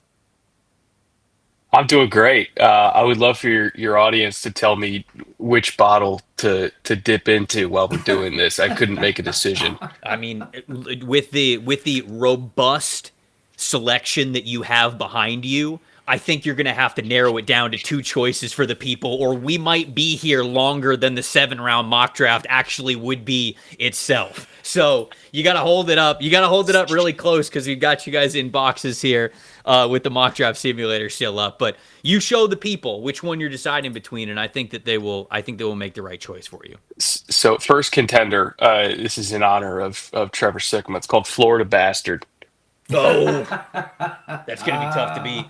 And it's a blend from it's either 7 or 9 different distilleries around Florida. Mm-hmm. Like all the micro distilleries around Florida got together and did a blend together. So it's got Gators on the label. It's very Florida. It's going to be tough to beat.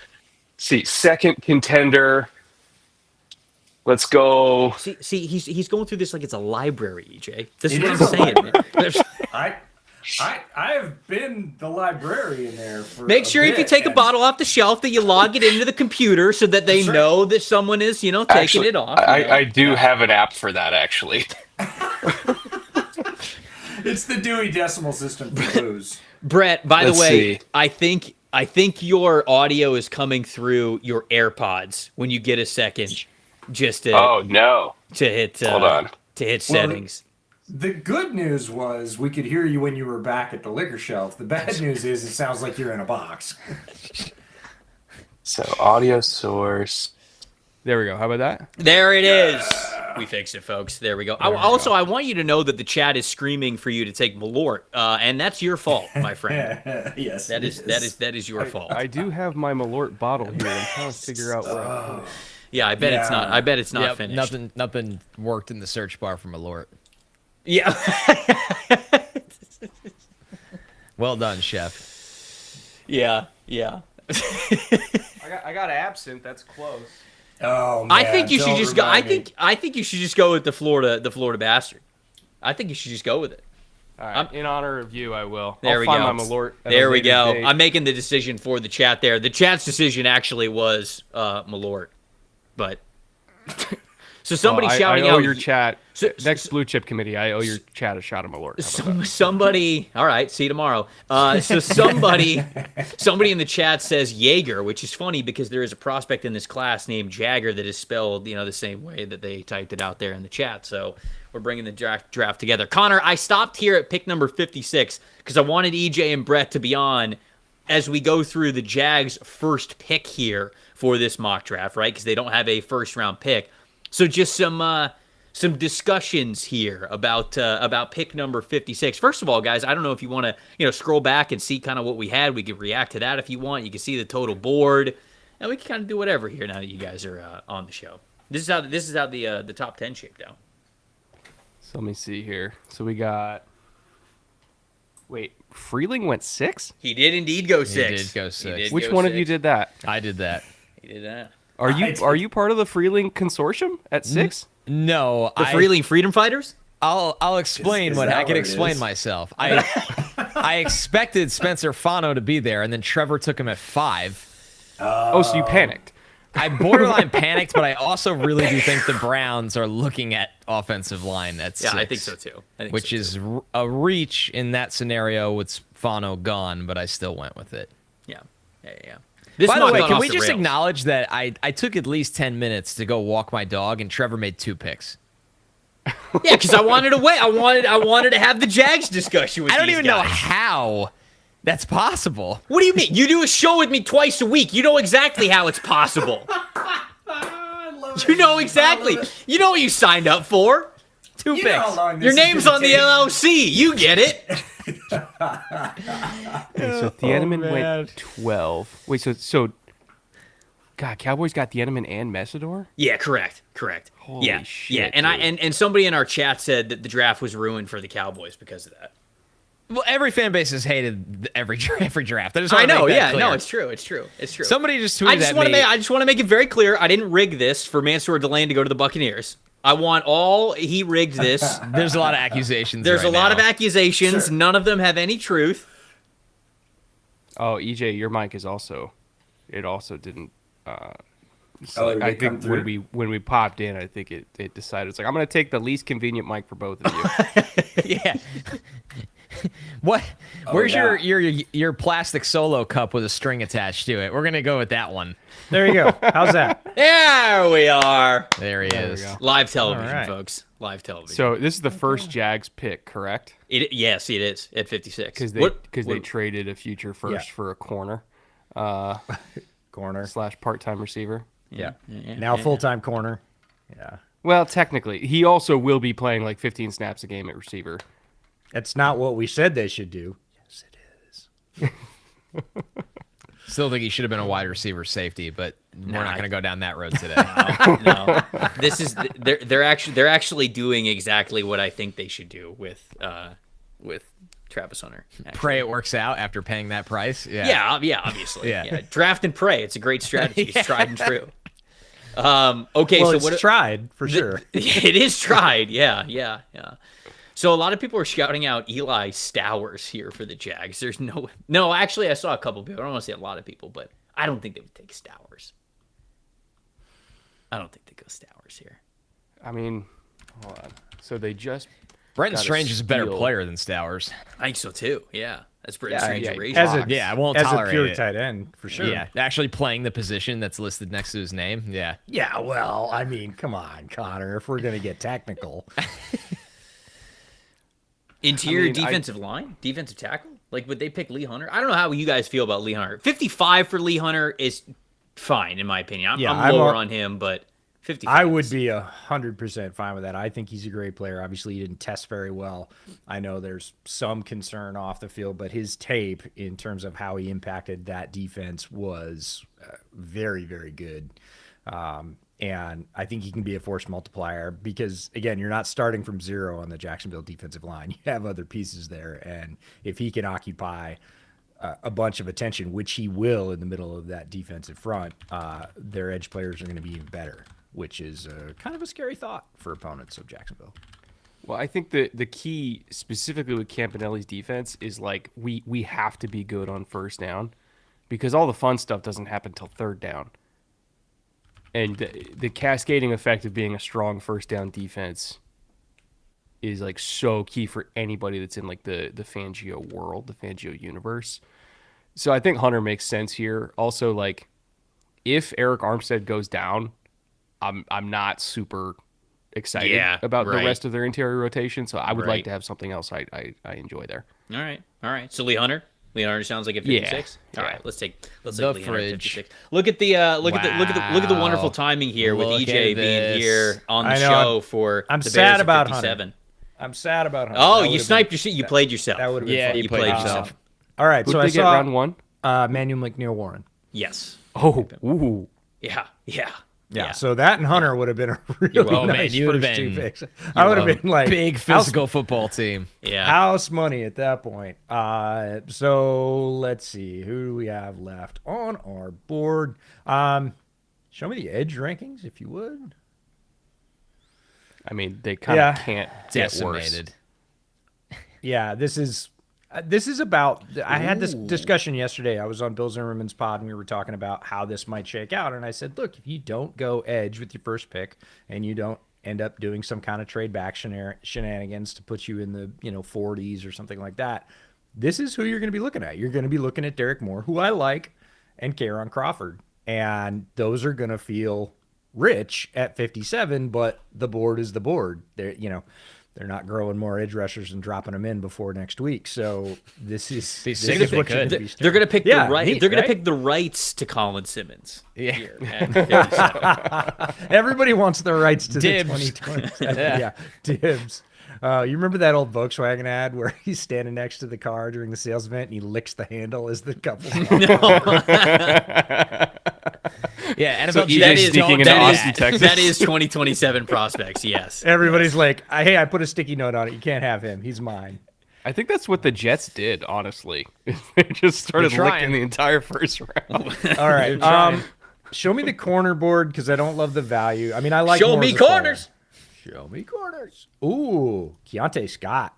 They just had him in for a 32. Nice. And I think you play safety for them. I know everybody's that, corner, EJ. but like he to me is that hash mark type player. And by hash mark, I mean star with corner range as long as he's got his eyes towards the quarterback. Agent of chaos around the line of scrimmage. Tons of TFLs, makes explosive plays for you, just like you said, Brett, early in the defensive series that, again, we know that absolutely grenades offensive success. They have a need. I like the value. I don't love it, but it's pretty good. Show me inside linebacker if you would. He wants to see if J-Rod's there. Oh, He's not. He's not. He's not. Yeah. No, I don't love the value there. I had the Titans take him at 35. Okay. Yeah. I love that. Solid. Where did, by the way, backer. This is a side conversation from outside this exercise this morning. Where'd Stukes go? Not yet. Stukes on the board. Really? Yeah. Did you hear what Dane said about him on Harmon's pod?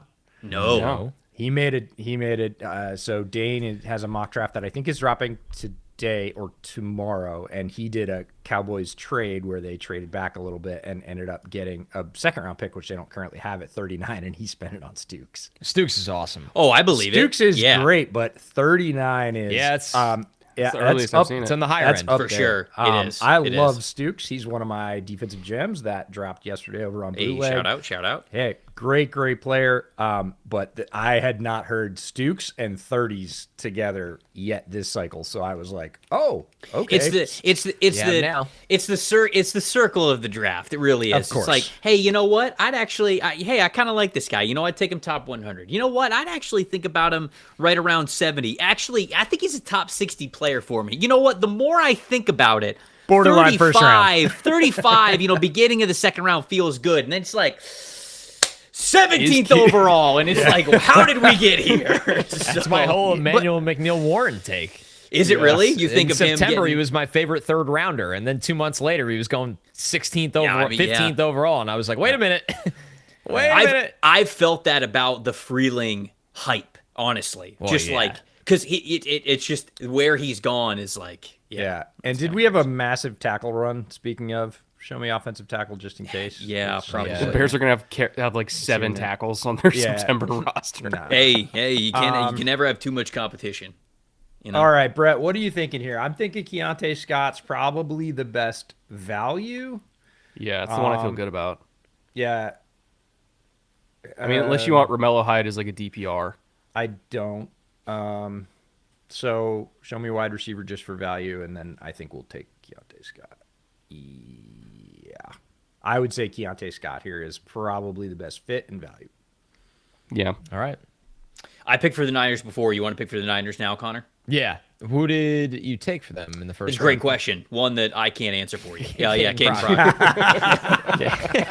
Frog. Don't ask me. Yeah. You cannot I be made the held pick, but responsible. don't- Yeah, it's a wonderful question, and I won't be able to answer for you until the chef clicks the button that shows me who I picked for them. I'd love to have an answer for you. I'm going to take Jeremy Bernard in the spot. I think okay. he just fits exactly what Shanahan would love in terms of being smart enough to play in that scheme, finishing plays through contact, working the middle of the field.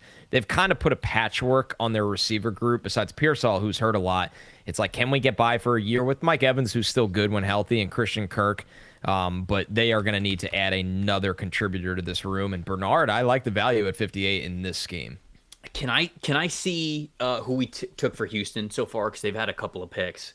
Yeah, I want to see this too. So it's Caleb I Banks bet you do. So I can yell at you. and Jadarian Price. So can I ask a question? I made was both Caleb picks, Banks so get ready taken to kill me. before Kristen Miller? No. No. Okay. I do have it McDonald, he took the Miller, swing. He took the Banks, swing. but my argument was, God, if Houston hits on Banks, the night. freakishness Yeah, to that right, defense is right. just, it's worth the gamble for them. Bro, I'm not going to lie.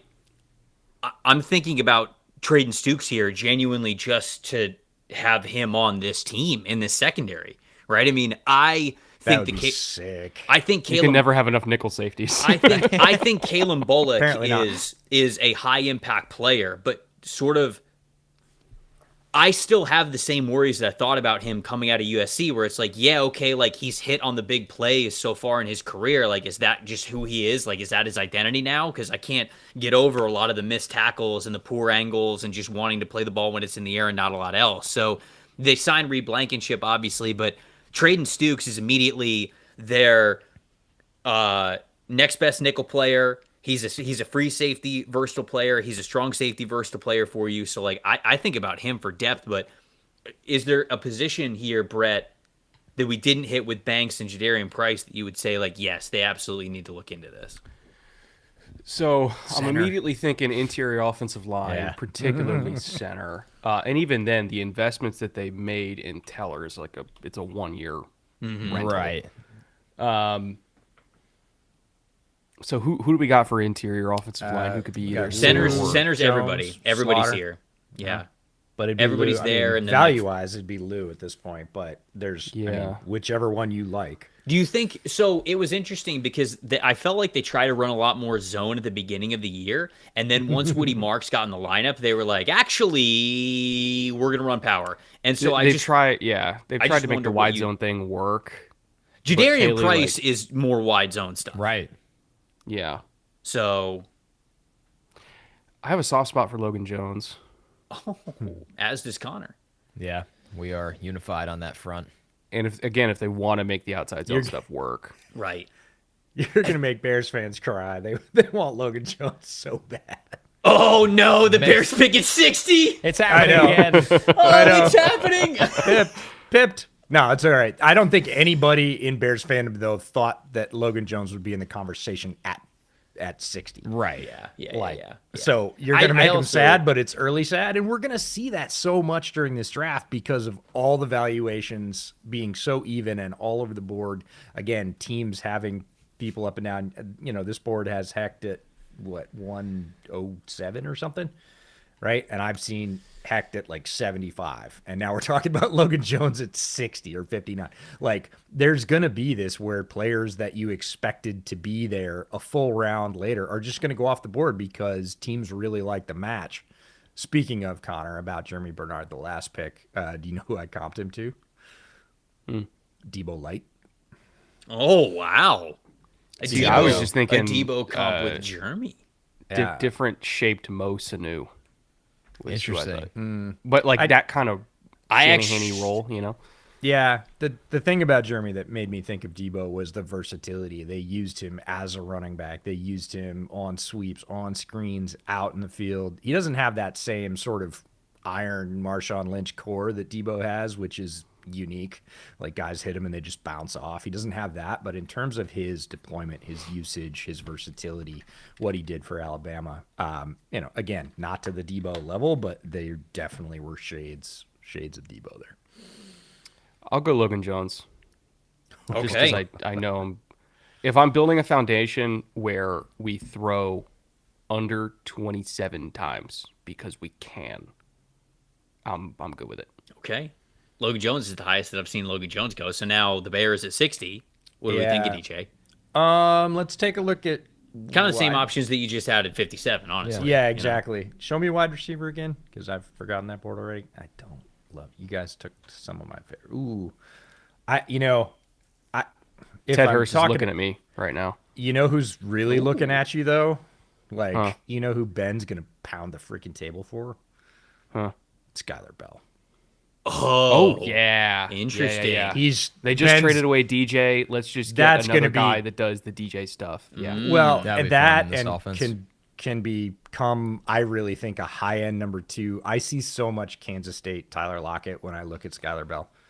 Like, it's hard for me to get that out of my mind. And again, I think he'll be able to grow as he comes into the league. He's already good at so many things, but like, everybody's defense. The Bears need defense. Yes, absolutely true, 100%. But if Ben is not locked in the broom closet at 60 and Skylar Bell's on the board, I think he's going to be like, guys, hey, I was right with Luther. I was right with Colston. I see it with Skylar Bell. You're going to give him to me, so I wouldn't be surprised. I don't love, offensive tackle would be great, but I don't love the choice. Tiernan's good, but not. I don't think that's awesome. We already looked at defensive tackle. You're one injury away in Chicago. Mm-hmm. People don't realize this when receivers get mocked there. You're one injury away from 2 of their 3 starters in 11 being Khalif Raymond and Jahdae Walker. Mm-hmm. And I know everybody's going to scream in the comments. They just brought Khalif Raymond. Ben loves him. He's the number 3. I don't disagree, but if you're looking at future-proofing a very expensive position that is also injury-prone, Skylar Bell could be here. The other one that's very interesting injury-wise is corner, like straight-up corner. So show me corner. Because read that same depth chart if one of the starting outside corners rolls their ankle. Who are they one play away from? Terrell Smith starting outside. Because I'm not going to put Keontae outside. I'm not going to. Exactly. I mean, you could get by with Kyler, I guess, going outside temporarily. Exactly. But if Jalen Johnson gets hurt again, or you're just not, they're not wild about Tyreek Stevenson. Every time they have a chance to play him, I really hoped his match with DA was going to be great, but it wasn't. So show me corner one more time, and we'll see if there's somebody I like. You've got some good options at corner. Like Abney's still there. Yeah, Riversley, Everett. Still feels a little. I mean, I don't think any of those guys on my board are above Skylar Bell in this offense. All right. So, all right. Interior offense, they're going to have to wait. They're going to get their center, but there are centers on this board. It's a center-rich draft, so I think they can still get center. It's not forgoing that. Right. And I don't know. I mean, unless you want one of the edges here, unless you are just hell-bent for leather on edge, and, then it would be Derek Moore for me. But if I'm looking at Skylar Bell or Derek Moore, who do I think is a better football player? I don't know, man. I enjoy this Bears era where they can score 30-plus points, and I kind of want to keep that going, so... All right, I'm gonna upset the apple cart here and take Skylar Bell. All right, Skylar Bell to the Bears. Who did we tab for the Rams in the first round? I think Omar Cooper. Oh, it was Omar. Okay. Yeah. Oh, interesting. Connor, you got anybody that stands out to you now for them? Rutledge. Did he make it here? No, I think I picked him. I picked him. Gone when I left. I picked him in one of the 2 selections that I made while you were walking the dog for 10 minutes. Yeah, that was one of the ones that you missed there. Man, that must have been a real good breakdown, dude. It was. I went full wax poetic, dude. He went into heavy duty analysis mode on why Keelan Rutledge is the highest toe to violence ratio in this entire draft. It is true. Let's see linebacker. See if we can get some speed in the middle. Ooh. Rams acknowledging that linebacker exists. Right, crazy. Yeah. You guys have already taken strays for this earlier in the process. You're used to. You have calluses. You're good. I've been lower on Anthony Hill Jr., but this is really far. I mean, I have him right now as linebacker 7, but we're almost to the 3rd round here for a guy that I have him lower than this, but it's right. I think a lot of people, some people have him top 40. You know, yeah, so no, not I. How do you feel about Stukes here, though? Oh, I forgot Stukes is there. You know, like I like that better than Anthony Hill Jr. because this team I doesn't just like him so much better as a player. Right. The only weird thing with Stukes is they paid both Lake and Curl. Mm-hmm. Yeah. So I guess Stukes could play free and compete with Kinchins. He could play both. Honestly, he's so good. You can't argue against him here. Right. Yeah, I would go with 3 safety look. And say, go hunt. He gives you speed. I have no problem going Stukes here, even with how, and they've made such an effort to really solidify this secondary. Why not keep that going? Because that was a little bit of their downfall at times last year. So, let's see. Okay, so now Denver's up for the first time, right? Wow, have not the picked Waddle for trade. The Denver Broncos. They've got wide receiver on deck. They're not going to take a running back. Keep in mind they're free agents next year. Ben Powers, Evan Ingram, Brandon Jones, Stidham, Jaquan McMillan. I mean, Stukes being the McMillan successor would have been sick, but he's gone. I think it's kind of funny. I think it's kind of funny that they could pick Stowers, right? Yeah. It feels like a Stowers team. He would know how to use them. I know he would. Same with Claire, by the way, who didn't have a great year, but we know how good he was the year before. Yep.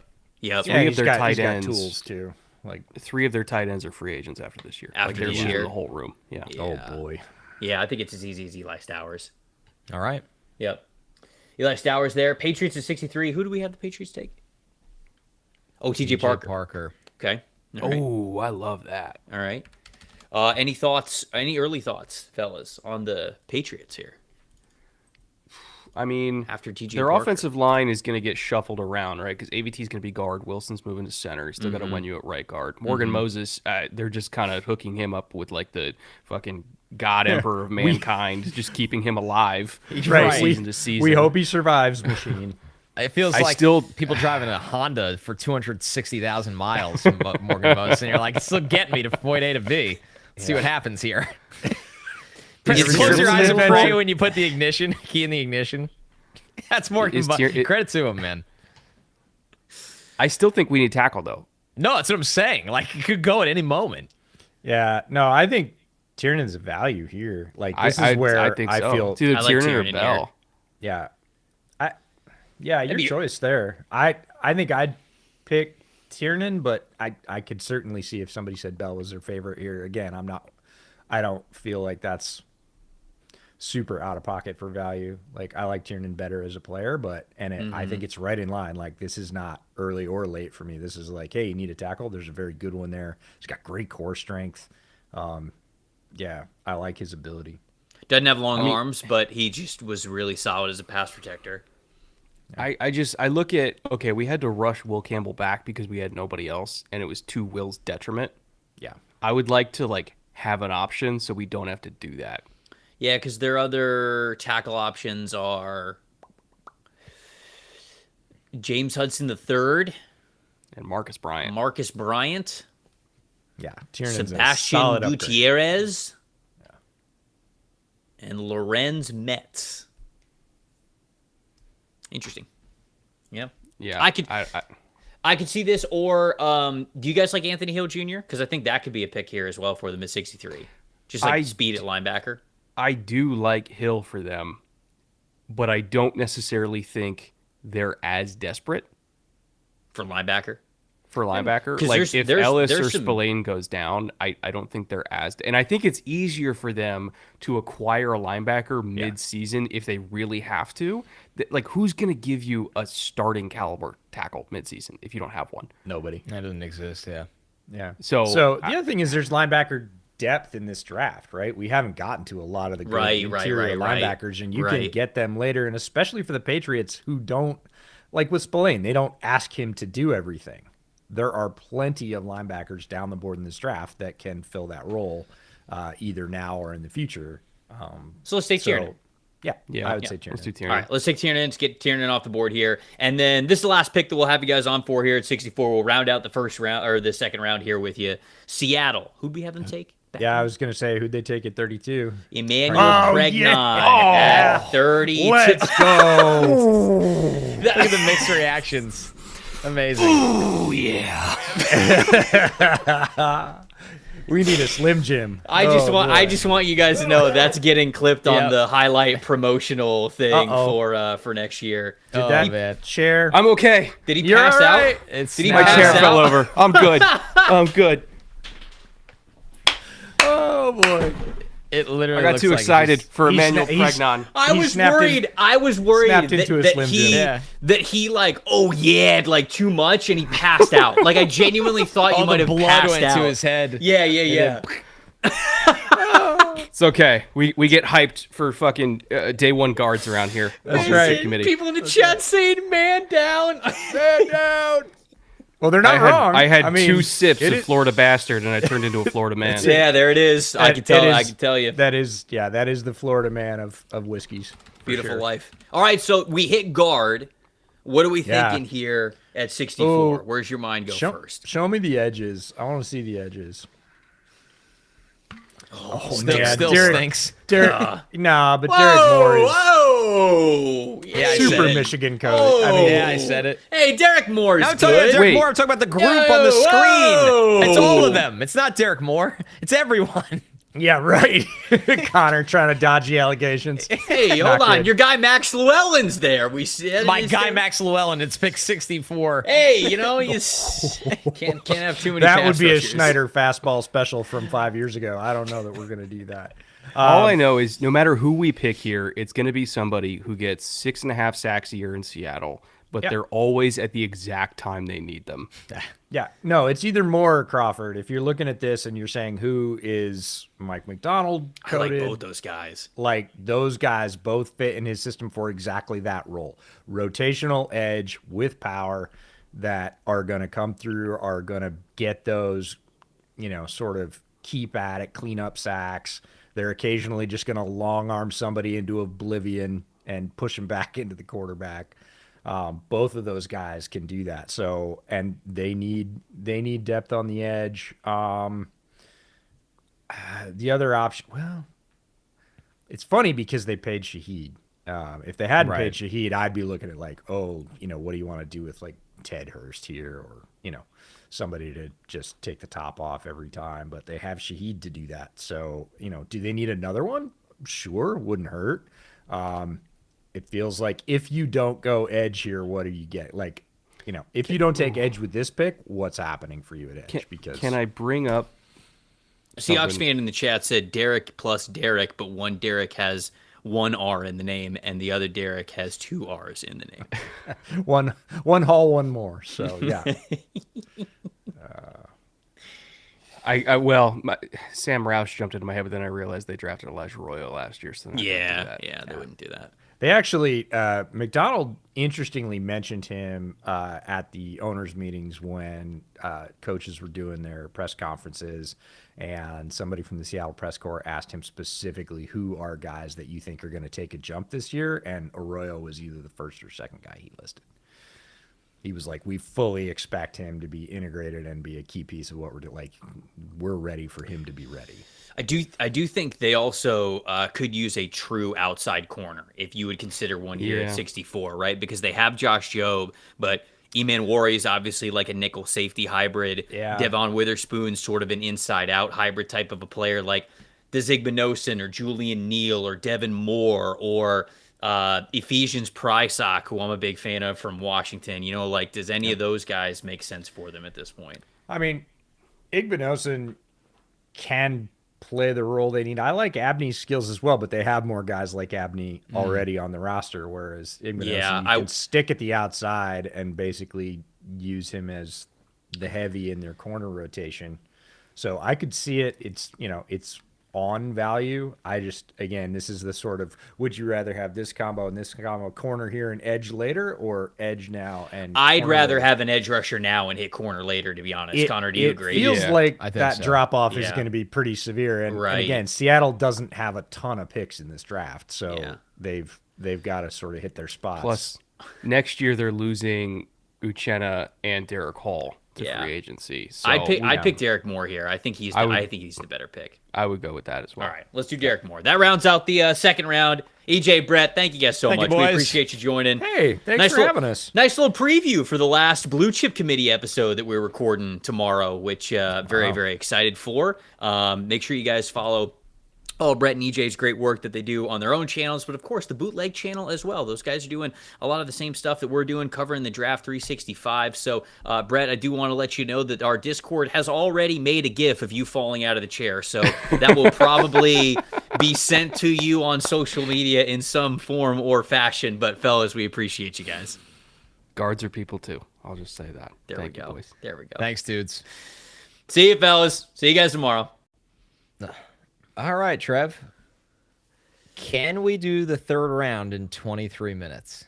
23 minutes? Why 23 minutes? Because that would get us 3 hours into the mock and 3 rounds, which would put us on. Because the rounds are going to get longer. Yeah, but for a lot of those, we'll be able to. Wow, hold on, Tony Lee, really quick, $200 super chat, just jumping in to drop the donation for charity. Work's been crazy. You guys are the best. Tony Lee, you're the man. Thank you so much. We appreciate it. Which hits our 10K goal. Amazing. Unbelievable. Like truly unbelievable. We went into this with 5K for the entire thing. 5K doubled what we earned all of last year. Right. All of last year. And we're 2 rounds in, and we hit our second goal of 10K. You guys are incredible. We are blown away by y'all's generosity, your kindness. And Kyle Krabs owes us 3 more grand. He does. Yeah. That mother effer's gonna pay. No, I'm just kidding. So we're at 13. Yeah. The chef's got to update. He's got to update the screen. He's got to update the screen again. We're going to 15K, I guess. We're going to 15K I guess the goal. We'll go 5K every single time. But let's rock. Seriously, we appreciate you guys so much. Thank you. Thank you everybody who subbed to the channel as well. That's definitely climbing. We are well over 65K subscribers here that we have on the show. Let's knock out. Let's do 15 picks pretty quick here before we get to our next guest, because we'll get a couple in, and then I'll send it to the next guest who we got here coming on in a second. But Arizona Cardinals, can I see let's see their draft. Let's see what the Cardinals drafted here. Okay, so it's Sonny Styles and Caleb Lomu. Man, 65. Anybody jump out to you right away here for them? Well, Spot does at pass rusher, but... Ooh, okay. All right, so let's see. Let's see what edge rushers we got. I like Kieran Crawford. Man. I was going to say, Crawford's a good I player think this with is good value. Yep. He started playing football senior year of high school? Or I know he's really late to football. I can't remember when it was exactly, but I think he is a really nice pure pass rusher type of a player. I like him there. So let's go with Kieran Crawford there for the Arizona Cardinals. Titans, anybody come to mind here for you? So they have Jeremiah Love and Jacob Rodriguez. Could also use a pass rusher, but could use another pass rusher after. So this is the scheme for Romello Height. This is the one. Okay. When you think of Bryce Huff, all those years, Saleh found him as a UDFA out of Memphis. Undersized, bendy speed rusher that can rush as a wide 9. They traded for Jermaine, who's a bigger pass rusher and plays with more speed to power. Mm-hmm. You get Height in a DPR role, and he could actually be a guy that gets you off the field on 3rd and longs for Saleh. So let's go with Romello Height here. So for the Raiders, ooh, this is where a fan favorite is coming off of the board. I love it. Are you guys ready for it? Are you ready? Do it to him. Big Citrus, come on down, baby. Let's get Dominique Orange, who feels like he's had the same sort of vibe that Alfred Collins did when we did this exercise a year ago. But there we go. Dominique Orange going to the Las Vegas Raiders. Josh just gave us a $500 super chat. He said, and I will say it in the Chris Berman voice, The Raiders. I'm so glad that I found you guys this draft season. Shout out to Brett and EJ. Thanks for all the great work. Can't wait to be singing Fernando on draft night. Josh. You're the man, Josh. Thank you so much. We really appreciate it. That's Charities appreciate it as well. And we are glad to have you as a member of the Addicts. Wow. Peter in the chat said, welcome to the 500 Club. The big dogs. Welcome to the board of directors, Josh. You, Peter, and Bryce. Do you remember, Connor, in high school? I don't know if you did this. So our football team in high school, which I was not a part of because my mom thought that I would get killed, and she was correct. If your bench deadlift squat could get over 300, 400, and 500 pounds, you would get a shirt that said like 300 club, 400 club, 500 club. And so obviously I wasn't moving like that in high school. I don't know. Could I do that now? Could I do that now? Yes, so it's bench squat. Yeah, you could do that now. Yeah. I could do that now. Easily. Quick math. Yes, I could do that now. Yes, very easily. You could. You get the 500 Club T-shirt. I remember that's basically what Peter is saying. Is like you're getting a 500 Club T-shirt. That's like the big dog T-shirt. Yes. Yeah, we'll get them made. The Stock Exchange 500 Club shirts. Well, yes, with the barbell, and it says 500 Club NFLSE. And it's a barbell, but then it's like it's like a pit bull dog who's like jacked, who's got like Popeye arms. You know what I'm saying? Yes. Who's somehow like shoulder pressing like 315 for reps. You know, that's basically what we're talking about here. Eagles, what have they done so far? That's a great question. I don't remember at all. Lemon and Rutledge. This is a good draft. Great draft for the Eagles. Yeah. I'm going to look at the tight end class. Because Goddard's on the 1-year deal, and we're getting to the end there. I am going to go... We're getting to the end? We're getting to the end. Is he all right? I'm going to go with Sam Roush here for the Eagles. Wait. Over... Oh, no. Stowers off the board. Okay. Stowers off the board. I'm going to go with Roush, who is tight end 2 for me. Good blocker, good after the catch, big, good size, and a nice underneath target as well for Philadelphia. For the Houston Texans at 69, where are we at with Houston Texans? Who have they taken? Because they have a handful of picks. Okay, so they did go center. Jadarian Price. Let's see all here. Ah, man. I think this might be an Anthony Hill spot. To play. Yes, maybe. Because what's To's? I think he's up after this year. Let's see. He is up after this year. Yes. And Hill's kind of still developmental. He is. Yeah. Let's go Anthony Hill Jr. You get some speed in the middle. I like that. there. All right. The Cleveland. Can I make this pick? Yeah, for Cleveland? Please. Go ahead. Yeah. So can I actually see who to make sure that I'm not like double dipping on the picks here? Can I make this pick? Oh, he's gone. Oh, you did pick Boston. Yeah. I was gonna pick Elijah Surratt, but I mean, what are you acting like they have this great receiver room? No, but Boston's going to do a lot of the big slot stuff, you know? So that's sort of similar to me. So we're back on center? You. It's on you, brother. Yeah, I'm going to go center. Okay. And this class is still looking good because Logan Jones is the only one that's gone off the board. They signed Elton Jenkins, but he could also play guard. Right, and he's older. So, and Elton Jenkins has missed some time. I'm going to go with the guy that unfortunately missed some of this year with the torn ACL, but had a lot of hype coming into the year, and that's Connor Lew. Okay. Who I think is a damn good player before he got hurt and is only falling in this draft because of the injury. All right. Washington. Wow, Bryce gave us a $200 donation again. He said, we're getting T-shirts? Count me in, Bryce. You're getting the custom shirt. You are absolutely getting small the shirt, batch. my man. Yeah, you're the small batch. Yeah, the small batch T-shirts. We will make some exclusive merch for you guys because we appreciate you so much. Ball Knowers Academy, who has a picture of it's just Mike Renner. Shout out to Mike Renner, which is very funny. That's amazing. Is this Elijah Surratt here for Washington? They need another receiver. I kind of like that a lot. And they took pass rusher.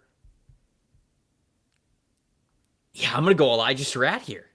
I'm gonna go Surratt. Surratt is he's a top 40 player for me. So to get him at 71, I mean, I think that's huge value. I think the compliment that he can give Terry McLaurin, man, I like that a ton. To me, he's the best version of what Treylon Burks was kind of like supposed to be for you, as like this big slot type of receiver, but he's much more reliable in it. So let's get to 75 before we bring in our next guest and we rapid fire these next 4. Bengals at 72. What's their draft looking like? I know they got Ruben Bain and Jake Golday, so we're probably going to let's look at D tackle first, because that's an area that, let's see, yeah, it's okay. I feel like we could wait a little bit though with that group. Man, interesting for them. Let's look at guard. I know we took a lot of the good ones though. Farmer's not bad. Ooh, I like Shrouth a lot. He's just hurt a lot. Do you? Okay. All right. Yeah, he's just been hurt. Farmer's a good player, though. Let me pull up my rankings. This is 72, so I want to be careful of how early we ultimately go here. People are saying corner for them as well. That's true. I know they're a little bit more veteran heavy at corner right now. Oh, Abney's still there. Abney's the best value pick. Abney for me, is probably going to land somewhere at like player 51 on my board, and this is pick 72. I didn't see him there. I'll definitely take Keith Abney. Physical man corner, needs to cut down the penalties, much like Igbinosun that's next to him there, but I think he can. Okay, so who did we have I think they got Tate, that's right. Carnell Tate and Cassius Howell. Okay. All right. Abney is an outside corner. I see Luigi asking. He's a physical man cover corner on the outside. A little undersized where maybe they'll bump him in, but he plays physical and he has speed to open up and run. He just has to trust his legs. Can I see linebacker here for the Saints? Oh, Kyle Lewis? Oh, yeah. Kind of like it. Give him some speed. Did they lock up Pete Warner? Not for crimes, but contractually. Doing time. Maybe he is doing time. I don't know. Maybe. So he signed a 3-year extension 2 years ago. So he's on the last year of his deal. And then he's got some void years afterwards. Yeah, I don't care. Give me Kyle Lewis. He is one of my favorite players in the class. He can play in the nickel for you. I think he can play the linebacker stuff. He's super fast. He's really instinctual. I like Kyle Lewis a lot. So Chiefs. Let's do the Chiefs and the Dolphins real quick, and then we'll bring in the next guest because I think it's very appropriate. Perfect. 2 picks that follow. Okay, Chiefs at 74. What have we done for the Chiefs to recap so far? Caleb Downs, Kenyon Sadiq. Look at this draft. Hans. Oh my lord, what a draft. Need a little beef, but could use just a little bit of beef. Just a little bit, like pinch beef. Just a pinch of beef. Also could use some pure pass rush, right? With that group. Yeah. Could go Grayson Holton if people are into that. I don't love Holton. Especially when you take Omar Norman Lott last year. I feel like you're just doing the same thing. I liked Omar Norman Lott much more than I did too. But I would just play Omar Norman Lott. Yeah, right. Let's look at their depth chart here. We're up to $11,000 in charity, by the way. It's unbelievable. So we got Sadiq. They signed Kenneth Walker. Oh, wait. We didn't take a receiver, though, right? I don't think we have taken a receiver for them, no. Well, we took Sadiq, but no. Yeah. Okay, let's look at the receiver board. I still think they need more pass catchers. I think I'm going to do it. You going to get Brazel off the board? Yeah, it's Chris Brazel. I like, to be honest with you, man, would you take Ted Hurst over Brazel or no? Would you take Bryce Lance over Brazel or no? There's a lot to unpack here. Truly from the tape, no. I would take Brazel. Okay, let's get all right. Truly from the tape. All right. Most Chiefs pick ever. Dolphins. Let me see what kind of damage Kyle did with the Dolphins here. Well, he only took Falk. Okay. I'm going to switch my lights before our guests come on so they don't crap out. Let's see. Who would make sense for the Dolphins? All right, wide receiver, right? It's got to be wide receiver. But which wide wide receiver is best. It's funny because Deion Burks is the one that I like the most, but he's kind of the players that they already have. It's a little bit like the Malik Washington thing. Perfect timing. Okay. What's gonna happen.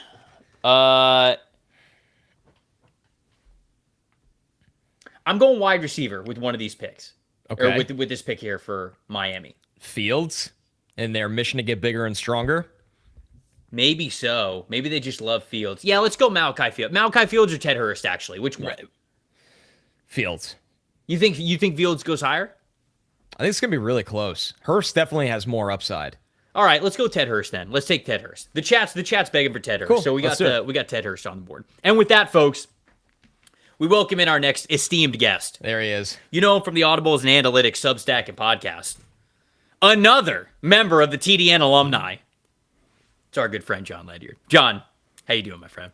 Fellas, I'm doing well. I heard that you gave Ty Simpson to the Steelers, so I had to come in and save this thing. So here we go. Yeah, John, baby. John, they bullied me into it. Hey, it's a good draft. It's a good draft. I wanted to take wide receiver. They bullied me into it. I had Jeremy Bernard right there. Sure. Put it on other people. That's all I do. That's fine. Blame the chat. That's all I do. Well, what do you think Aaron Rodgers is going to say when he does eventually let this team know that he's coming back in the year of our Lord? Who knows? And they have Ty Simpson breathing down his neck. Do you think he's going to be happy about that? No, hey, but he's not happy about anything in life anymore, so you just got to roll with it. The guy hates everything. That's a great point. Yeah. Competition breeds the best results. Most of his teammates, yes. This is a great point. It's a great point. Probably will hate the head coach again by month 2. Now you tell him you don't need him. We don't need him. Hey, I'm going to be honest. I really like Blake Miller. I don't know that they'll take a tackle, but I really like Blake Miller. So good pick there. Good talent there. What the heck do we have on the board here? That's great. Still some wide receivers. Okay. And there's a lot of tight ends, but I feel like you guys collect tight ends at an alarming rate. That's true. It's actually very alarming. But that was Arthur Smith's thing, and it's a new era. Yeah. We're moving into 2026 era football, not the Stone Age. So who are the wide receivers that are on the board? Because I think wide receiver and guard are the two biggest needs for the team. And both are still needs, I would say. And, obviously Blake Miller's going to play tackle.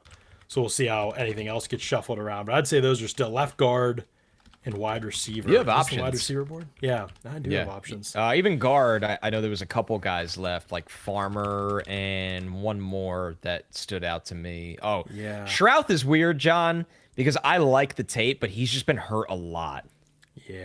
Yeah, I don't know that one would be the direction they go.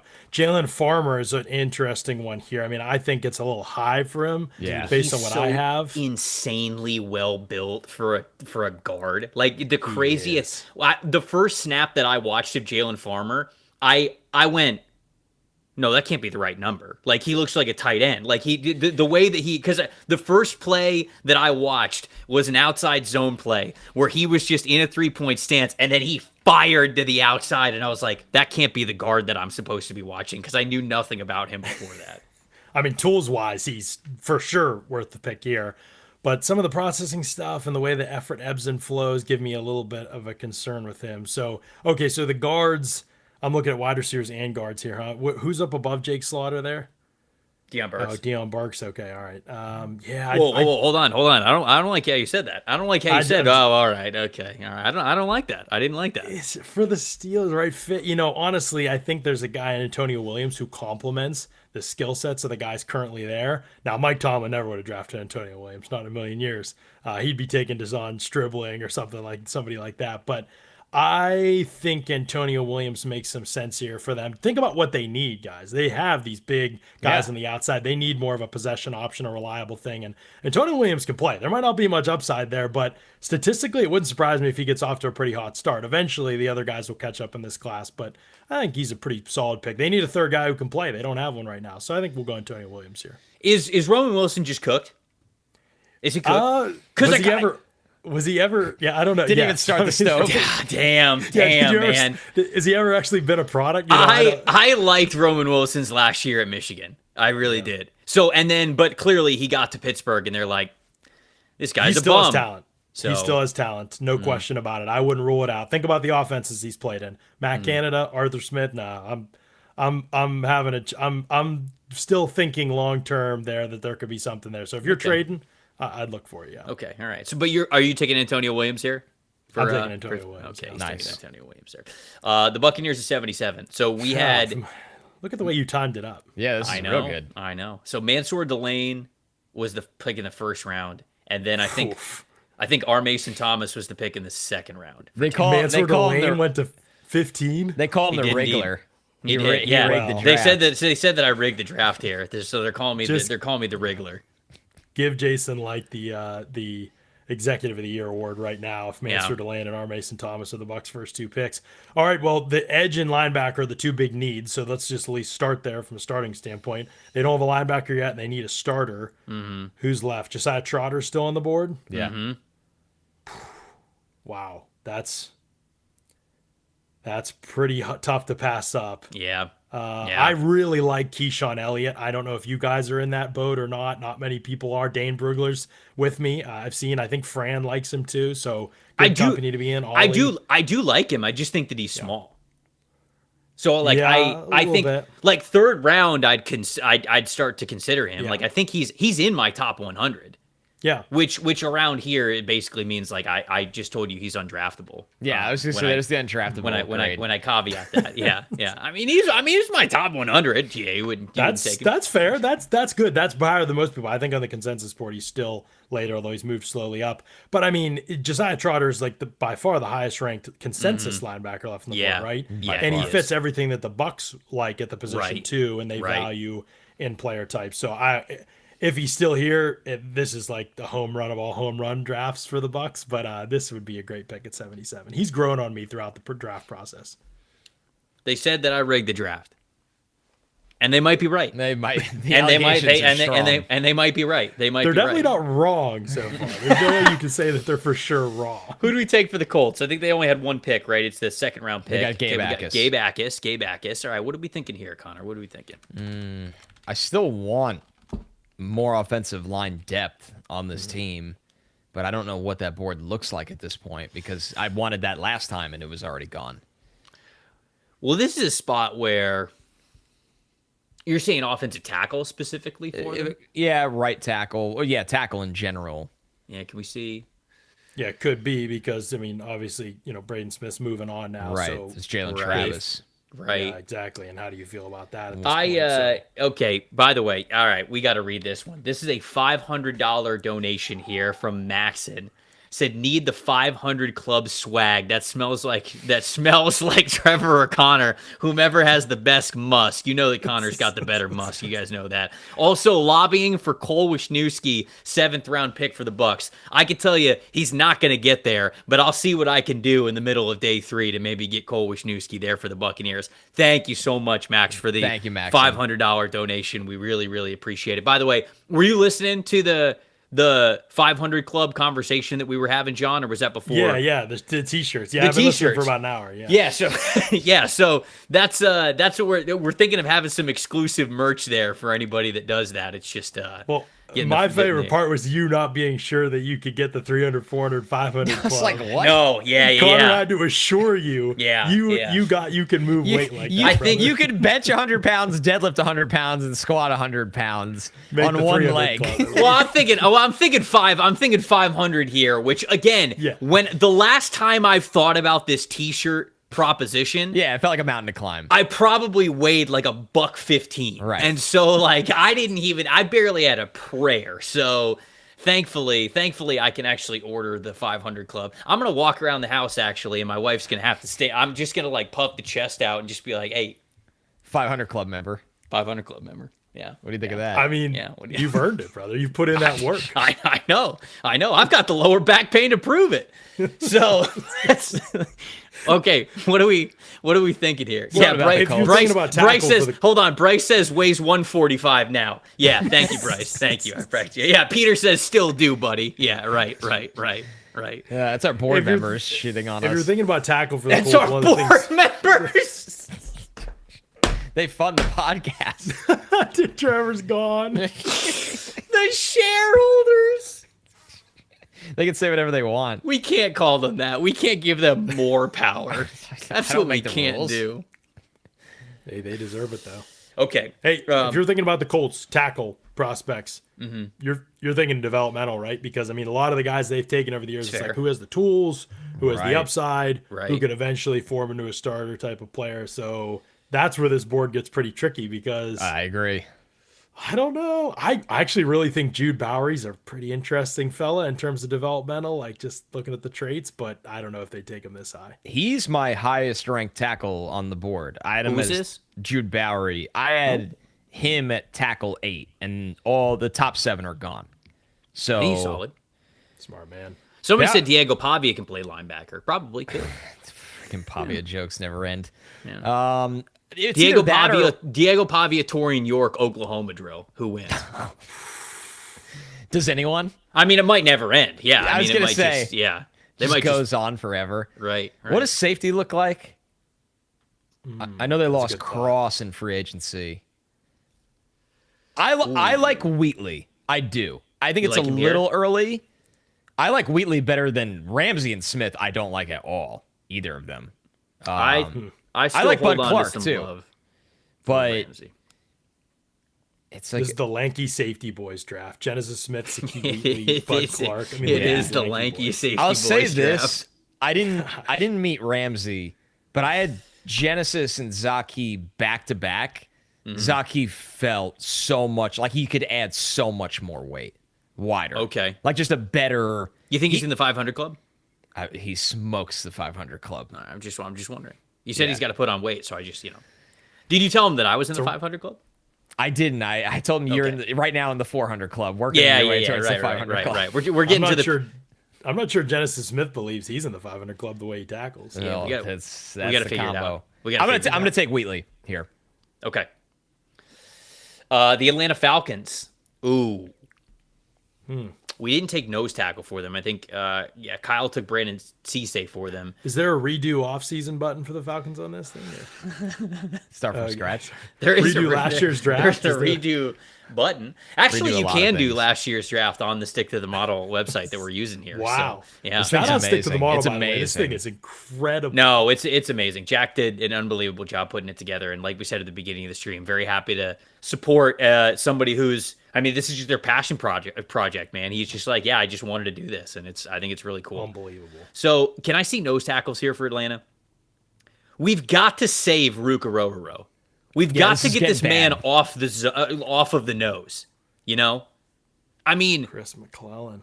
I mean, could I do Chris McClellan here? This is early for Darrell Jackson Jr. for me. I just think he's too hot and cold, even for the size and strength that he plays with. Rayshon Benny, I love him as a run defender, but he's more of like a 3-4 end than he is like somebody that I'd play at the nose. Any thoughts there, John, on like any of those guys that potentially play nose for him?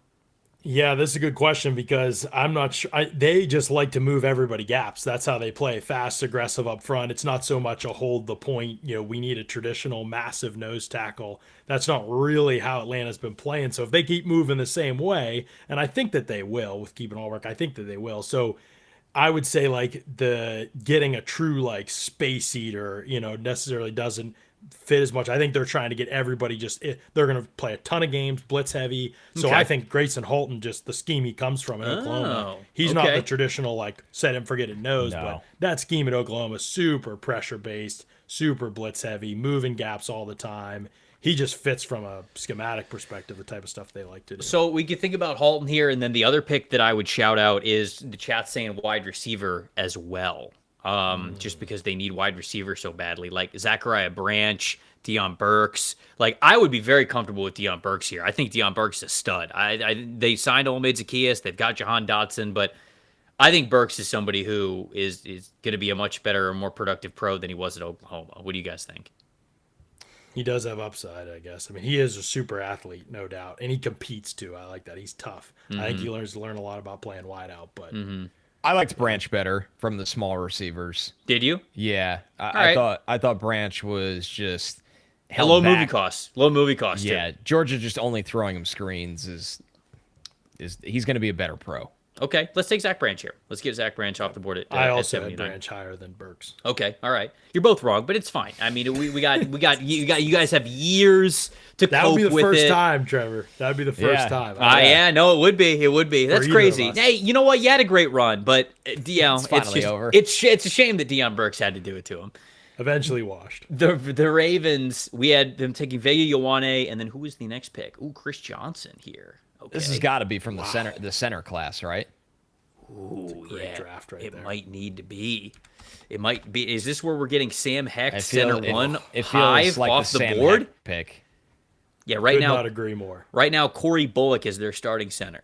This was like one of the That's not a real person. So. rare, whoever Yeah, that, yeah. This is a rare no-brainer. I checked the 500 club, and you know what? Never mind. I just clicked on his picture and saw the neck width. Yeah, he's got it. He's got it. Actually, I was gonna make the joke, but I don't even want to make the joke. He's a part now. of the Taquillo Spikes Club. Not quite. But I bet this guy's got the 500 club on squat alone. So, yeah. First line in the strengths of his scouting report just says Adam's apple on this fella. You wouldn't believe it.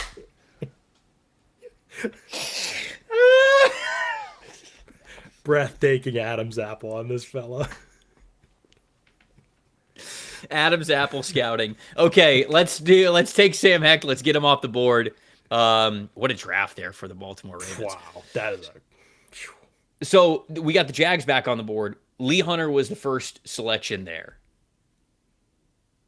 What are we thinking next for the Jags? Because this is a team that very clearly, I mean, they're hitting the gas pedal. They're trying to compete, right? Do we feel good enough about their offensive line? Are they trading Brian Thomas? They keeping him? It's always what it goes back to, right? I think they're keeping him. They're keeping him. I think by default. I just James don't think. Gladstone's not I a just fool. don't think that the value matches what they would be able to get for him, right? Because if he's on the trade block, Connor and I have talked about this before. If he's on the trade block, he's on the trade block for a reason, and that's a reason that you're probably going to be like, all right, well, is he not motivated? Like, does he not love football? And then all of a sudden, what team is trading a first or a second round pick for somebody that might not love football? Nobody. So is he worth more as a flyer to take a chance on to? I'm just speculating. Like, if that's why the Jags, think that they might want to get rid of him, you're not doing that for anything less than a second round pick. So I just don't think that the value matches up them trading him. But yeah, that's where I'm at with that. That makes sense. I mean, I agree with you. It's just too talented in the window they're in. Like, if he blossoms, and it's hard to replace the type of player either. Even if he's just a splash play guy, low volume, hard to replace that type of player. You're selling low on that at that end. Yeah, which I don't think that they would do. You can't do that on a player that talented. No. What's the edge group look like? Not the best. Yeah. Man, Joshua Josephs has insane upside.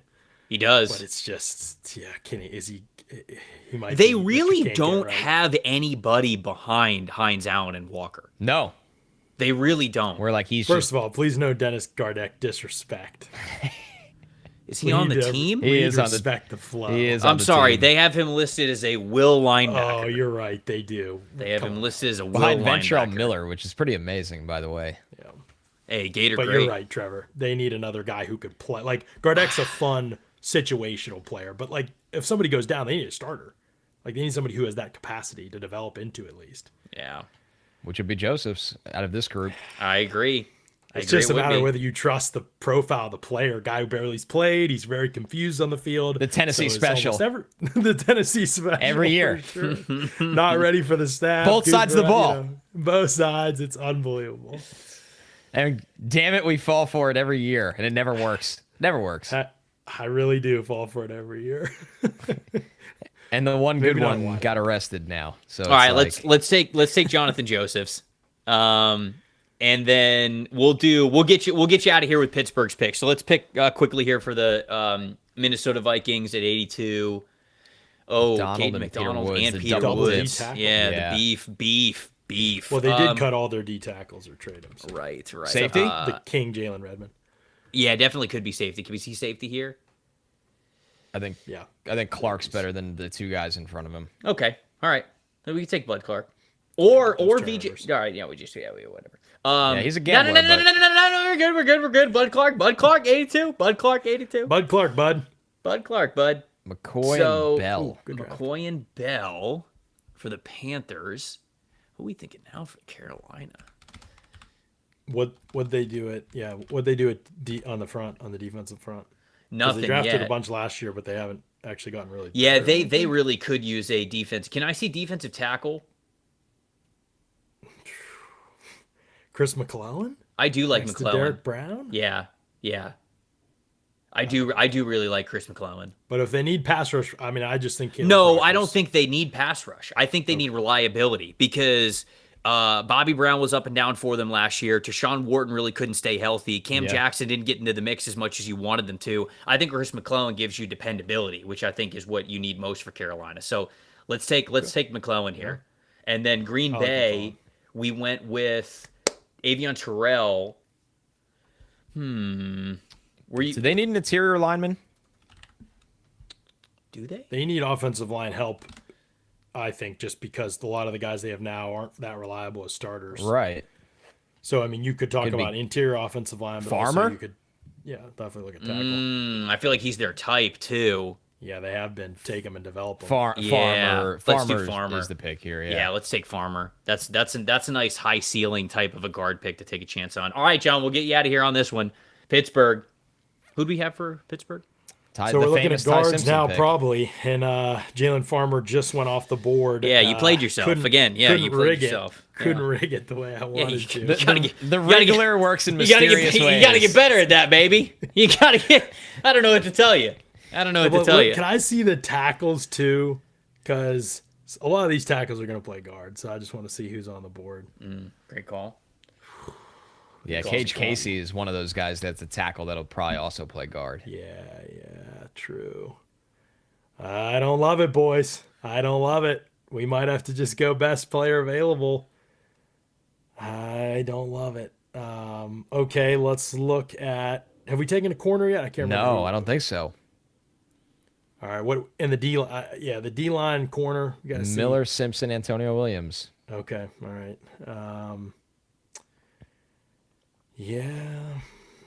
This is interesting. Malik Muhammad. I see you, brother. I see you. Yeah. Interesting fella here on the board. I see you. I definitely do see you. You don't want to deal with 14 pass interference calls on Igbinosun? Bryce, by the way, said, still think that Dunker would have been available at 86, Trev. No, I do not. No, I did not. Imagine Igbinosun and Joey Porter Jr. together getting pass interference penalties. Amazing. Jerseys are just hanging off of the receivers. They're fixing shoulder pads every play. All right. If we're taking a corner, okay, I think I know who I like, but I want to see the interior D-line because I think this run is going to happen at some point here, and they got to start thinking long-term at this position. I don't even know if this is a steal. This isn't a very Steelers pick at all. But dang it, I'm running the draft for the Steelers right now. I'm taking Caleb Proctor. He's just not going to be here, I don't think. He's too much talent. Whoa, too much upside. Not going to be here at 85. Not going to be there. Wow, you heard it here first. You heard it. Yes. Wow. Not going to be there. We heard it here. We heard it here last as well. Because no one's ever going to speak like that of Caleb Proctor. No, I'm kidding. I'm 85? kidding. No. It's done. It's done if he doesn't go off the board before 84. We'll see, buddy. Yeah. We'll see. Big talker. You got hit with a buddy. 500 club boy. It's over. No, the 300 club. Get your Adam's apple up, brother. Oh, man. That was a buddy and then hit with a 300 club. That's about tough, as good as it gets. That's tough to come back from. Folks, if you're a member of the 500 Club or you want to be there someday, make sure that you are subscribed to Audibles and Analytics. It's the podcast that John does with Ollie Conley as well. And then obviously he covers so many draft prospects honestly, I know that we didn't get the chance to get Ollie on today because he was doing a different show. But John, I was going to call you guys Boromir and Legolas of the Fellowship of the Film. Honestly, that's what I was going to introduce you guys as, because y'all are so in the weeds with watching these guys and understanding so well of just not only what they do, but where they fit, the schemes of all these different teams, because it's not just like, oh yeah, this guy plays corner. Every team might play their corners differently, and you guys do just such a great job of being so detailed and all that. So shout out to all your work. Everybody, make sure that you are going to follow everything that John's doing over at the Audibles and Analytics Substack, and we appreciate you joining, my friend. Hey, appreciate the heck out of you guys. Two great friends doing great jobs here with the content and everything that you do. I'm literally laughing, reading the chat during the show. I don't know how you guys ever focus or I don't ever. Like, it's incredible. The funniest fans of the business, no doubt. I love listening to this show. So absolute pleasure for me to be on it, and good luck with the continued money that you're raising for great cause. It's an awesome thing. Appreciate it, brother. Appreciate it, man. Take care. All right, so Connor, what are you gonna do, buddy? I'm gonna hold on. What are you gonna do? I'm gonna fire off this link to our next guest. Okay. And then, sadly, I'm gonna go use the bathroom. Yeah, you need a break. I've already walked the dog and changed my lights. So okay. I am sending the link to our next guests of another esteemed show that covers the draft as well as fantasy football. You guys know him, you love him. And all right, I'll be right back. You can run through either super chats or however many picks you want, like all that stuff. Oh, I'm gonna keep the draft rolling here. Okay, all there right. it is. 86, the Chargers. Let's see. That was a gnarly sound there from Trevor's headphones that might have just came unplugged. All right, Chef, let's cook here. Chargers, Zion Young and Jennings Dunker. Oh boy, what have you done, Trevor? Hopefully he doesn't wash his hands so he's back fast enough. Am I the only one hearing this? I'm just going to power through. It happens. All right, so Chargers. We had Jennings Dunker and one more for the good people here. Zion Young. So we've gone edge. We've gone guard. Let's look at... I feel like the value is in the tight end class. I could also look at D tackle again as well. So good. The chat says I'm normal. That's good. I'm the only one getting awful feedback, so that's fine. All right, let's look at interior D line here, Chef. So yeah, more of the same. We've talked about Halton, Jackson, and Benny a lot. Okay, let's go tight end. I'll make this pick, and then I'm going to welcome on our guest. Damn, the tight end, this is the best value between Claire, Delp, Raritan. They signed Kohler. So this is actually a team that can afford to take Claire, who's more of an undersized guy, a lot of upside in the pass game, was so much better at Purdue the year before Ohio State. I'm going to go with Claire to the Chargers here at 86 to round out that tight end room. And let's welcome on our guest to power through more of these picks here. And there they are, the boys from Underdog, Hayden and Josh. How you doing, fellas? Thanks for joining. Hayden, go first. Oh, is my mic working? All right, I'll talk until Hayden's is good. Okay, we're working out some. Great to be here, man. Dude, it's great to see you. I've got to agree with Ledyard here. I think Caleb Proctor locked in to under pick 85. Yes, I'm with him. You know, with guys like that are smaller school, flashes of dominance at an important thing, like simply getting after the quarterback with like freaky movement skills, I'm never surprised when there's a team or two that just put the premium on them so much different than everyone else. Yeah. And I mean, his game versus LSU, I thought was awesome. That's the key. And like when you're going through this, and you know this, evaluating all these prospects, when a guy has that flash and he's coming from a smaller program, at times I understand people gravitating towards bigger programs, but Connor, let's be realistic. Sometimes you kind of gravitate to the better story, Absolutely. The smaller stuff, and so I can totally see that. I think he is locked into day two. Yeah, I would guess I would not be surprised. Trevor, we were talking about Caleb Proctor going before pick 85. Okay, yeah, I guess we're setting the line here on this show of 85, or would it be 85 and a half, or would it be 84 and a half? 84 and a half. Technically, it would be 84 right, and a half. Sounds good now, by the way. This is great. That's the line, which, by the way, hello, fellas. Hey, yes, guys, full-time content creators not knowing how to turn on microphones. It's all right. We've had a lot of these today. It's a long stream. Of course, I feel like everybody knows you guys, but to properly introduce you, of course, from Underdog Fantasy Football, please go subscribe to them on YouTube. You just search, of course. How many subscribers you guys got now? 170. You guys are building an empire over there, 170,000. I would tip my cap to you, fellas. Well done. Yes. Trevor, I have a big question, and chat wants to know as well. Yes. Hands wash, yes or no? Squeaky clean. Squeaky clean, baby. those. Squeaky clean. Connor, are you a hands wash guy at home? Yes or no? Oh, got to every time. Oh, Lord have mercy. Who would even admit to it? Even if they weren't, you would admit to this? Josh might. Josh almost I will admit to At home? if nothing gets out of place here, or if I have good aim, then I do not wash my hands at my own house. So Wow. So pee on the you walls. gave him the solo cam. You gave him the solo cam. Facts. This is ridiculous. This is is a not ridiculous. wild admission. This Chat, is back crazy. me up. Come on. No, I can't.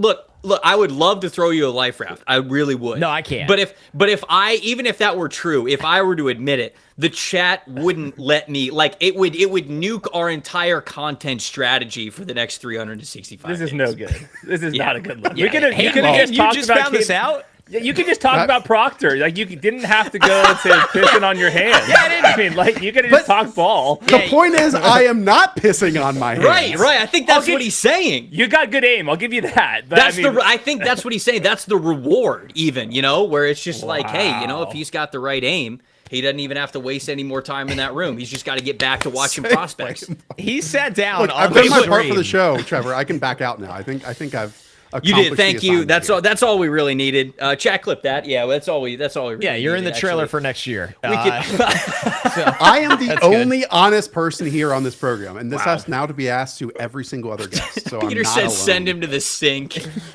yeah, this is ridiculous. Man, I don't know how Underdog is going to feel about this, honestly. Okay. It's not good look. Okay, It's lacking sanitary. So you guys are on team Caleb Proctor goes before 84 and a half. Yes. Sounds like. I am too. Okay. All right.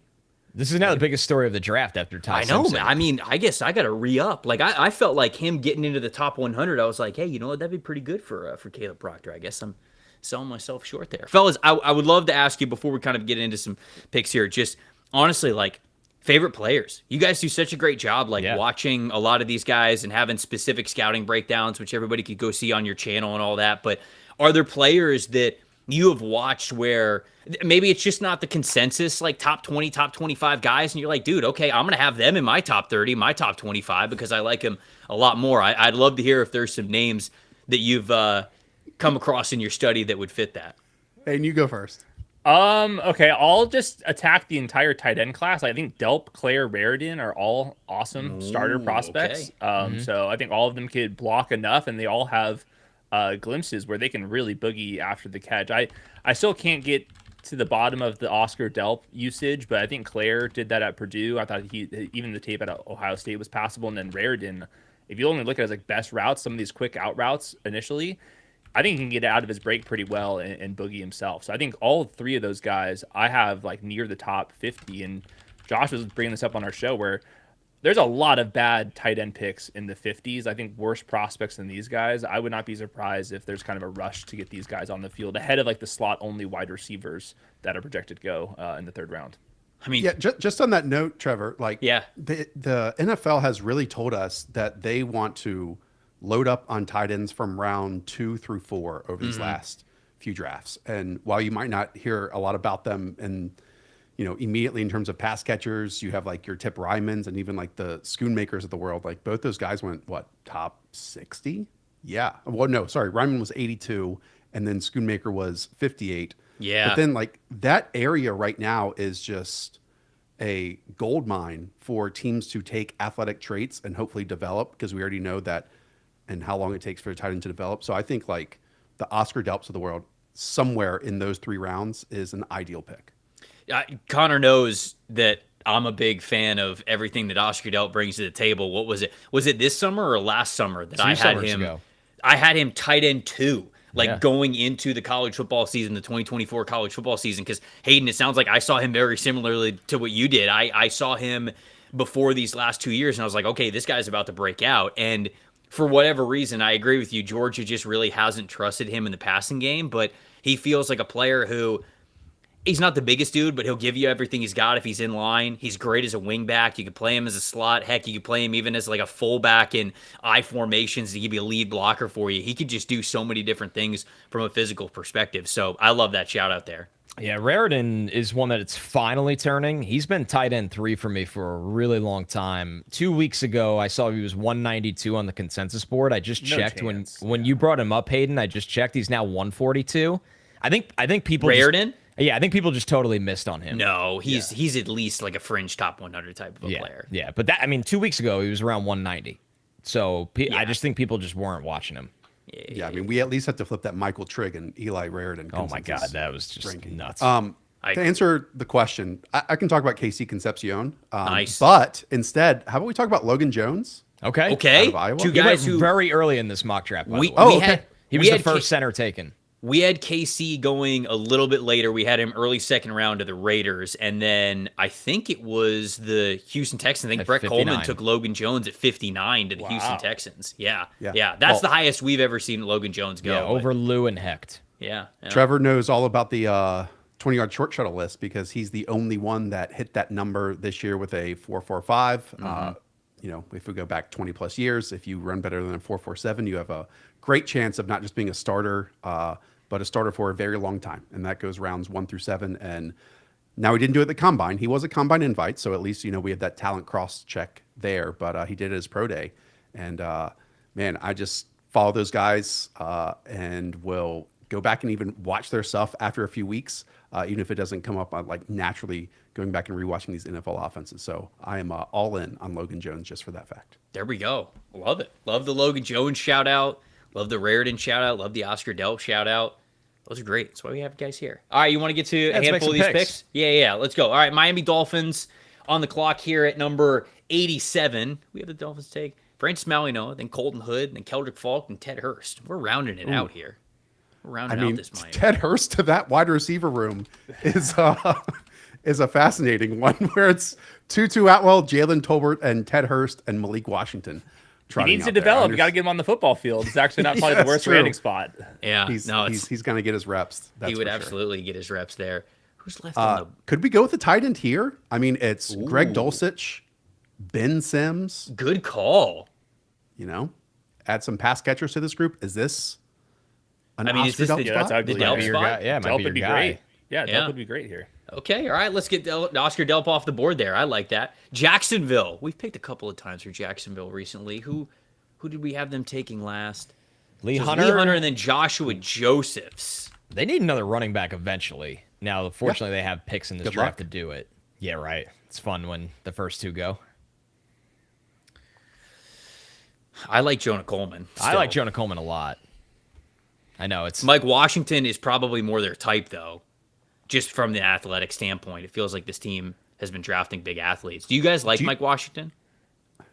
I do. He's all right. Okay. Yeah, he's all right. I would draft him in the top 100. I wonder if they need like Jonah Coleman to like go beat out Chris Rodriguez if they're trying to replace. Like, That's more what I'm worried Rodriguez about. Type of Yeah. stuff more than like Right. Mike Washington plus Bashal too, and that's a lot of like boom bust. A lot of high variance. Yeah, It is. The Mike Washington profile is fascinating, where I thought he showed a bit more like nuance to his running than anticipated. But then for his size, he was leaving a lot to be desired on contact. Totally agree. Which is kind of the opposite of what I was expecting, just seeing his size and his athletic profile. But man, I know the Seahawks aren't on the board, but like a guy who took Kristen Michael and Rashad Penny, and maybe John Schneider has changed his ways, but I can't get out of my head that he's like, I still, like my type. And Mike Washington to Seattle to kind of fill in that high variance nature, despite being a very different runner than Ken Walker, would make sense to me too. Does another tight end potentially make sense here? I know that would be 3 tight ends in a row, but like not Brenton Strange slander, because Brenton Strange is awesome. But outside of Brenton Strange, it's Quentin Morris, it's Hunter Long, it's Patrick Herbert. Strange got hurt last year. Right. And they really love to have the tight end involved in the offense. And when Strange got hurt, like they just didn't have the ability to do it. I also wonder think like safety too. I think all these positions would make sense, but safety is one that I see that their beat reporters are always mentioning. Could you see safety over one of the tight ends here, Connor?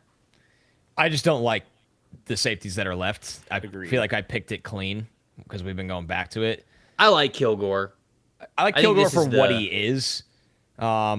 Smith doesn't tackle. Ramsey was one of the biggest disappointments of this group that I watched. Kilgore and Ramsey, the problem is that they're too much like Antonio That was Johnson. There's not a spot for them in this defense. Yeah. I like tight end. I like honestly going tight end. Well, that's where the good players are right now. Yes. On the board. Yeah. I mean, Roush, you can just get a full-blown blocking type.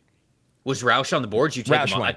Yeah. He's the only one one that went besides Stowers. Give him Raritan then. I think Raritan. Yeah. Raritan, Kaczmarek. Yeah, let's get after it. Yeah. Okay. All right. Let's do Raritan. I think Raritan goes first over him and. And sometimes this happens where there's like a little run in a position. For sure. Right. Everybody gets scared. And this they got to get their guy. Round, I think, is going to be it in this tight end class. Right. I really do. Chicago at 89. Yeah. Who do you pick for Chicago? They need a center. Is this and Slaughter? Defensive line too. And D-line. They do need a center. Is this Slaughter since the other three went? Caleb Proctor, defensive line. Here we go. It's already off the board, brother. He's gone. I kind of wonder, and maybe they want a bigger type, but Grayson Halton is intriguing to me as like an upfield disruptor. Yep. He's one that I kind of has my heart a little bit. And there was that one play we ran like sideline to sideline 40 yards and chased down the quarterback too. But I think he's one of the best like interior defensive lineman that I've seen this year. If that's what they're going for, I could absolutely see it. Like their run defense wasn't good in the middle, and I kind of worry about that. But if they're just trying to get better at sort of more of an attacking style, like if that's what Dennis Allen wants to do, I could see it. Now the other part is they already brought in Contavious Street, so that's almost like a 1-for-1. And Neville Gallimore. Yeah. What edge? They need edge 3-4 help. Did we get them an edge or no? I can't remember. In the first round? Oh, no, we didn't. No, we didn't. Ooh. Okay. Oh, they need Dennis Sutton for athleticism. I mean, I feel like he would actually be Dennis Allen type of a player. Because he wouldn't have to play that many snaps for this year. No, they're right. The top two, but he can mix in every once in a while. Yeah. A little development. He'd be next up from that group too. Yeah, let's go deny Dennis Sutton. Let's get Dennis Sutton off the board here. Miami is third round maxing because they have 3. Yes, 4. 4. Jeez, it's illegal. I thought they have 4. I'm gonna quit. That's another developmental player we can give the Miami Dolphins. Yeah. Who did they? I mean, they could. Corner, right? I mean, they could double dip on corner, 100%. Yeah, their whole secondary needs to be reworked. Oh yeah, because we gave them, Colton Hood. You gave them Colton Hood. Have you given them? Yeah, we already picked apart the safeties. Okay, yeah, corner makes sense. Did yeah. I guess another outside corner technically because Jason Marshall Jr. now plays in the nickel, which as a Florida Gator fan who watched every one of his snaps, I could have never told you that was going to be the case, but sure, why not, man? Whatever makes the best NFL career. Would they double dip at wide receiver? Is there anyone left? Like a very different type than Ted Hurst. Bryce Lance. Oh, Lance plus Ted Hurst in the same draft class. That's hilarious. What, are we just running 4 verts every snap with Malik Willis? This team doesn't care about winning next year, though. So. Let's see wide receiver. Let's see wide receiver. So we say. So Deion Burks is kind of like who they already have, but he's better. How about like Stribling here? Would that be? Yeah. Mentioning Stribling's going to go like in the second round. Yeah, I gonna be honest. Totally forgot Stribling was here. Okay, well let's just flip him in our minds. I think he's going way earlier than this. Take Stribling here. Yeah, but it's also not egregious to talk about Stribling at 90. No, I think that's appropriate. But for whatever reason, he runs. Who goes first? Deshaun Stribling or Caleb Proctor? This is a good bet. Wow. Back to back. I think he's going to go ahead of Ted Hurst. Stribling over Hurst. I think so too. Yeah, I agree. Yeah, I think so too. All right, let's take Stribling. Let's do Stribling. Bills at 91. They've only made one pick. It was Malcolm Lawrence. Yeah. Wow. Try to get some athleticism on the edge. They need a nose though. They do. Yeah, they really I wouldn't rely on Deion Walker to be that. Nose or a linebacker, maybe. Well, the nose tackles would be rotational wise. Cape Hart. Elliott's kind of Buffalo-y to me. Yeah, he definitely is. Yes. Yeah, you are right. Yeah, I don't hate that. I just don't love the noses that are there. No, it feels like we could wait. Yeah. Like Corleone's got the foot thing. DeMonte Capehart he was never super impactful while he was at Clemson. I think Tim Keenan's better than both of those guys as a true nose. Yeah. And shoot, I would take Albert Regis, honestly. I would take him over those guys too. But let's go Keyshawn Elliott, though. Yep. I like that call out. Okay. That's a good one. He's good. Yeah, Keyshawn. I just think he's a little small, but that's about it. You know, he's just a smaller player, but he's a really good player. He wants to hit at least. Dallas, we had them taking Dylan Thieneman and Akeem Mesdor in the first round. Now what are we thinking?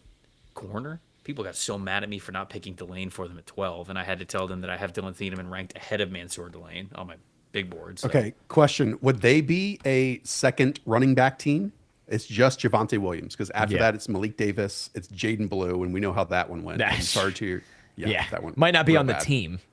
Yeah. Washington would be great next to Javonte, like complete opposite. I think so too. I mean, if you do Jonah Coleman or Katron Allen, that's like, all right, you already got that on the roster. Like Mike Washington as the number 2 guy would be like their Tony Pollard. Okay. And Jerry's an Arkansas guy. Wow, that's right. Put it together. It's true. Let's go, Mike Washington. Okay, all right.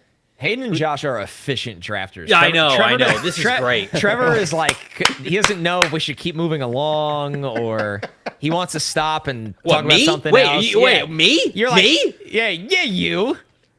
I'm trying to put out the best content. we got 3,000 people watching live. That's really Connor, I'll just say, when you're buckling in for an 8-hour stream and you bring on Matthew Berry first, then we're trying to... Yeah, we're trying to consolidate some of the timing. Maybe that he elongated a little bit. You know Matthew well enough to know I had no idea when he was joining.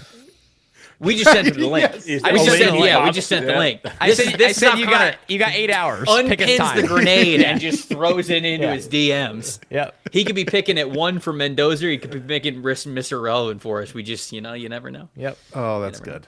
All right, I know we had the Rams taking Omar Cooper and Trade Stukes. Good draft. Perfect. Yeah, I love Good draft. Good draft. Now who do they go with? This is such a team. This is always when it gets hard. Yeah, this is a tough roster. Are there any linebackers? Man, Keyshawn Elliott would have been good for them. Cowboys fans will be irate with us for taking a linebacker right after they wanted one at at 92. The thing That's how it goes. About the Rams as well is we know Havenstein retired. Obviously, Warren McClendon took his spot last year, but I do wonder some type of swing tackle is a possibility here. How do we feel about Demetrius Crown over here? Because I was initially or Markel Bell, one of the two. Markel Bell would be higher for me. Did we take Jude Bowery already? I think he's right there. Bowery as well. Okay. And then Burke played right tackle too. He's getting some buzz. Who'd you say, Hayden? Burke. Yeah, Burke would be in this spot as well. It's Bowery, Bell, and Burke almost in a row. Burke would be the highest for me. I don't know how you guys feel about tackles, but yeah, I think the arm length, the power he plays with. I'm worried about the feet, but but this is as weird as it is to say with Sean McVay now, this is a downhill run team. They want to beat you up, and if there's one thing that Travis Burke can do, it's get downhill. Yeah. And the thing with Burke is that you could talk yourself into if you're a McVay staff. He really doesn't know how to use his length yet. Where it's like, man, if you learn how to use your 34+ inch arms, you might be even better cover up for some of your lower body, slow feet aspect of the play. So yeah, Burke, you could talk yourself into easily. Okay, I'm cool with that. I like Burke here. Let's do that. Miami again. I told you, there's a lot of picks. They're third round maxing. I told you. I already told you this. They've gone all offense. We need to go corner. Who's the corner that's left? We thought about corner for them before. Muhammad. I think Chandler Rivers is a better cover guy than most of the guys on this list. He's just small. Yeah. So it's a matter of if they want to, and it's Green Bay regime.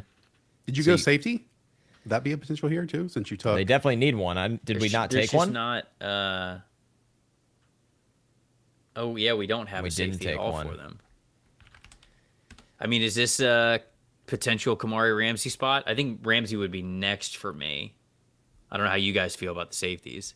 Oh, Kilgore too. Next for me would be Kilgore and then VJ Payne. Ooh, VJ Payne. No, I think that Payne's probably the next pick here. Because Payne, funny enough, I think he's got the athleticism to be an outside corner. I genuinely think he might play more corner in the NFL than he plays safety, but that gives you some flexibility there. So I think we should take VJ Payne, who is a crazy athlete. That's nuts. 6'3", almost 34-inch arms, 4.4 wheels. Yeah. And it shows. There's moments on tape where he looks like the best athlete on the field. He's just, the eye discipline and awareness is not good for a safety. So I agree. Since we're here with the Patriots, can I give you a we might take a tight end here. Can I give you a Josh McDaniels story real quick? I would love one. Absolutely. All right. So I was fortunate enough in 2011 to be in the Rams draft room for all 7 rounds. Okay. That was the lockout year. That was also the only year that Josh McDaniels was the offensive coordinator for the Rams. They were going into day 2, and that was the first time it went all 3 days. They were going into day 2 with this board stack that had all these other names on it, like Mikel LaShore was on there. Who was the Kansas State running back? Daniel Thomas. Daniel Thomas was on there. Yeah. Because this was coming to the end of the Steven Jackson era. But earlier that day, all the scouts got word that like, okay, Josh McDaniels, 2 tight ends on the offense. You need to watch DJ Williams. You remember him out of Arkansas? And Lance Kendricks. Kendricks. Definitely Lance Kendricks. Of course. And so, because he wanted to run this, 12 personnel stuff that he did with the Patriots. And so they're watching it, blah, blah, blah. And they get on the board and they get on the clock. And Lance Kendricks is like 20 spots down after all these scouts did, months and months and months of work. And general manager gets up because Josh McDaniels walks in like 5 minutes before the pick. And he's like, we're taking Lance Kendricks because we're going to turn Michael Ho-Ho Manawanui and Lance Kendricks into the next Rob Gronkowski and Aaron Hernandez. And we all know how that one looked. And literally the director of college scouting went irate. He's like, you have to be effing kidding me that we're doing this. But they did it. And Josh, that's incredible that you got to be in that room for that. To piggyback off of that, I heard back then the Rams in their scouting department had some very vocal old school guys that would stand up and like MF people in those scenarios. Oh, totally. I mean, the top 2 people with the Lions are there in terms of Brad Holmes and Agnew were in that room. They were not the ones speaking, but there were a bunch of old school people that were not That's awesome. Afraid to then share their opinion of why do we do all this work if he's just going to be able to get the pick. It is fascinating. It is just so fascinating how like stuff like that could happen. Where it's just like these NFL the biggest crazy. eye-opening moment is when they went to, and this was just every team, it's different. And obviously, like Spags was the head coach at that point, and Billy Devaney was the GM. But they got to the later rounds in like round 6 and round 7, and it's like they just went around the room to like coaches or like area scouts and be like, "Oh, we haven't taken someone from your region. How about you just make the pick?" And like there was no process to it. It wasn't like we're going to focus on athletes. We need whatever this. There was just no process to it at all. So Can you imagine if fans knew that? Can you just imagine if fans knew that today? Yeah. And there's more stories from that weekend, but I can save them for another time. I think in Josh McDaniels' honor, though, we should look at tight end here for the. Okay. All right. I don't hate it. Going back to the position that Hayden was praising as well when you guys got on. Who's next? They're all for you? gone. Yeah. Okay. All the guys I like. You know who I kind of like? Hayden, you know who I kind of like is Nate Borkirker. Yeah, Borkirker's good. He's in that same mold as Kesmerick from Ohio State. Yeah. I feel like that would be classic Patriot. Yeah. Big Y tight end. What's the other position? Because can I see really quick who we picked for the Patriots? Oh, we did pick Tiernan. Okay. So yeah, this could be a tight end. I was going to say Markel Bell here, but we can pick a tight end here. So you want to go? Borkirker? Or in his 12 personnel mold with Lance Kendricks, he can also take a less athletic tight end in Justin Jolly. Yeah. Oh boy, I don't know about Big that. Christmas. I don't know about that one. I really struggle with Justin Jolly. In fact, just to peel back the curtain here, we record these prospect profiles before they go up. Mm-hmm. I am asking to redo the Justin Jolly one because I was too negative on it. Interesting. Oh, I remember halfway through that, I'm like, all right, we got to move on. Like, you don't like him. Okay, let's get it. I just think he's Jatavian Sanders like all over again a little bit. Like this promised athletic specimen. But hopefully not being picked at 49 or wherever Sanders was picked. Yeah. I'll leave this one to you guys. Go ahead. Let's pick Borkirker. Let's take him. Okay. Yeah, get a tight end here. We'll hang out with you guys until pick 100, and then we'll be done with the the third round there. Seattle, who'd we have? I think you just had it on the screen and I just missed it. Who'd we go with? Pregnon and Derek Moore. I'm gonna pound the table for Jonah Kollmann here. Okay. This backfield. Let's please be serious with this backfield for a team that built their identity on running the ball. I'm cool. Low moving costs. I'm cool. Low moving costs. Agreed, which we love around here. Yep. Got to save some money. Minnesota, I think we had them going Caden McDonald, Peter Woods, Bud Clark. I think they need a center, right? Is Slaughter still there? He's Slaughter's the one that's been available. hanging That around. makes sense. Yeah, I think that makes way too much sense for Let's Minnesota. go down that road. Yeah, Slaughter, if you guys are cool with that, like that. Philly. Who we take for Philly? Mekhi Lemon, Keelan Rutledge, and Sam Roush there. What a group. I can Yeah, see that's that. that's a group Yeah, right I can there. see that right That's there. a group. Shocking how he nailed the draft. Yeah. There aren't any, but He can't keep obviously getting edge away rusher with is a it. big need here. What is Josh? Edge. I was gonna say like even a situational guy. Man, it's just Man, me this look draft just there. falls apart here. It's ugly quick. it's kind of tough. It's ugly quick. I mean, Yeah, I mean, I'd rather wait and we're get like Edge in a little Mason bit later Riger for them. hours. Yeah. But at 98? No, I know. This That's just what makes I'm you want to saying. like sign Jadeveon Clowney for whatever it takes. Yeah, at this right, point. right. So I don't have to hand in a card. Yeah. Man, who else? I mean, could they go guard? Isn't? Oh no, we did go guard with Rutledge. I forgot.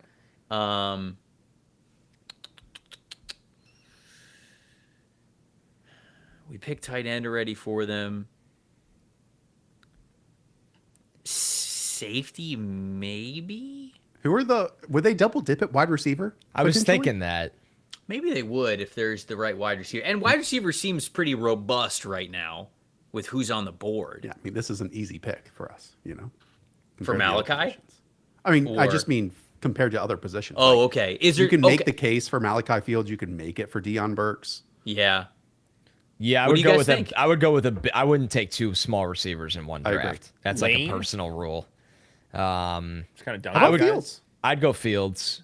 Just I'd take Fields. just Yeah, knowing go he for could it. I like block that. on the perimeter for me Right, would be a win right. at this point of this draft. Yeah. Let's do it. Let's take Fields. Pittsburgh. Oh, this is the. Of Oh, course, Antonio Williams is such a Steelers pick. Yeah. You could tell Ledyard made that pick. He knows what he's doing. Yeah.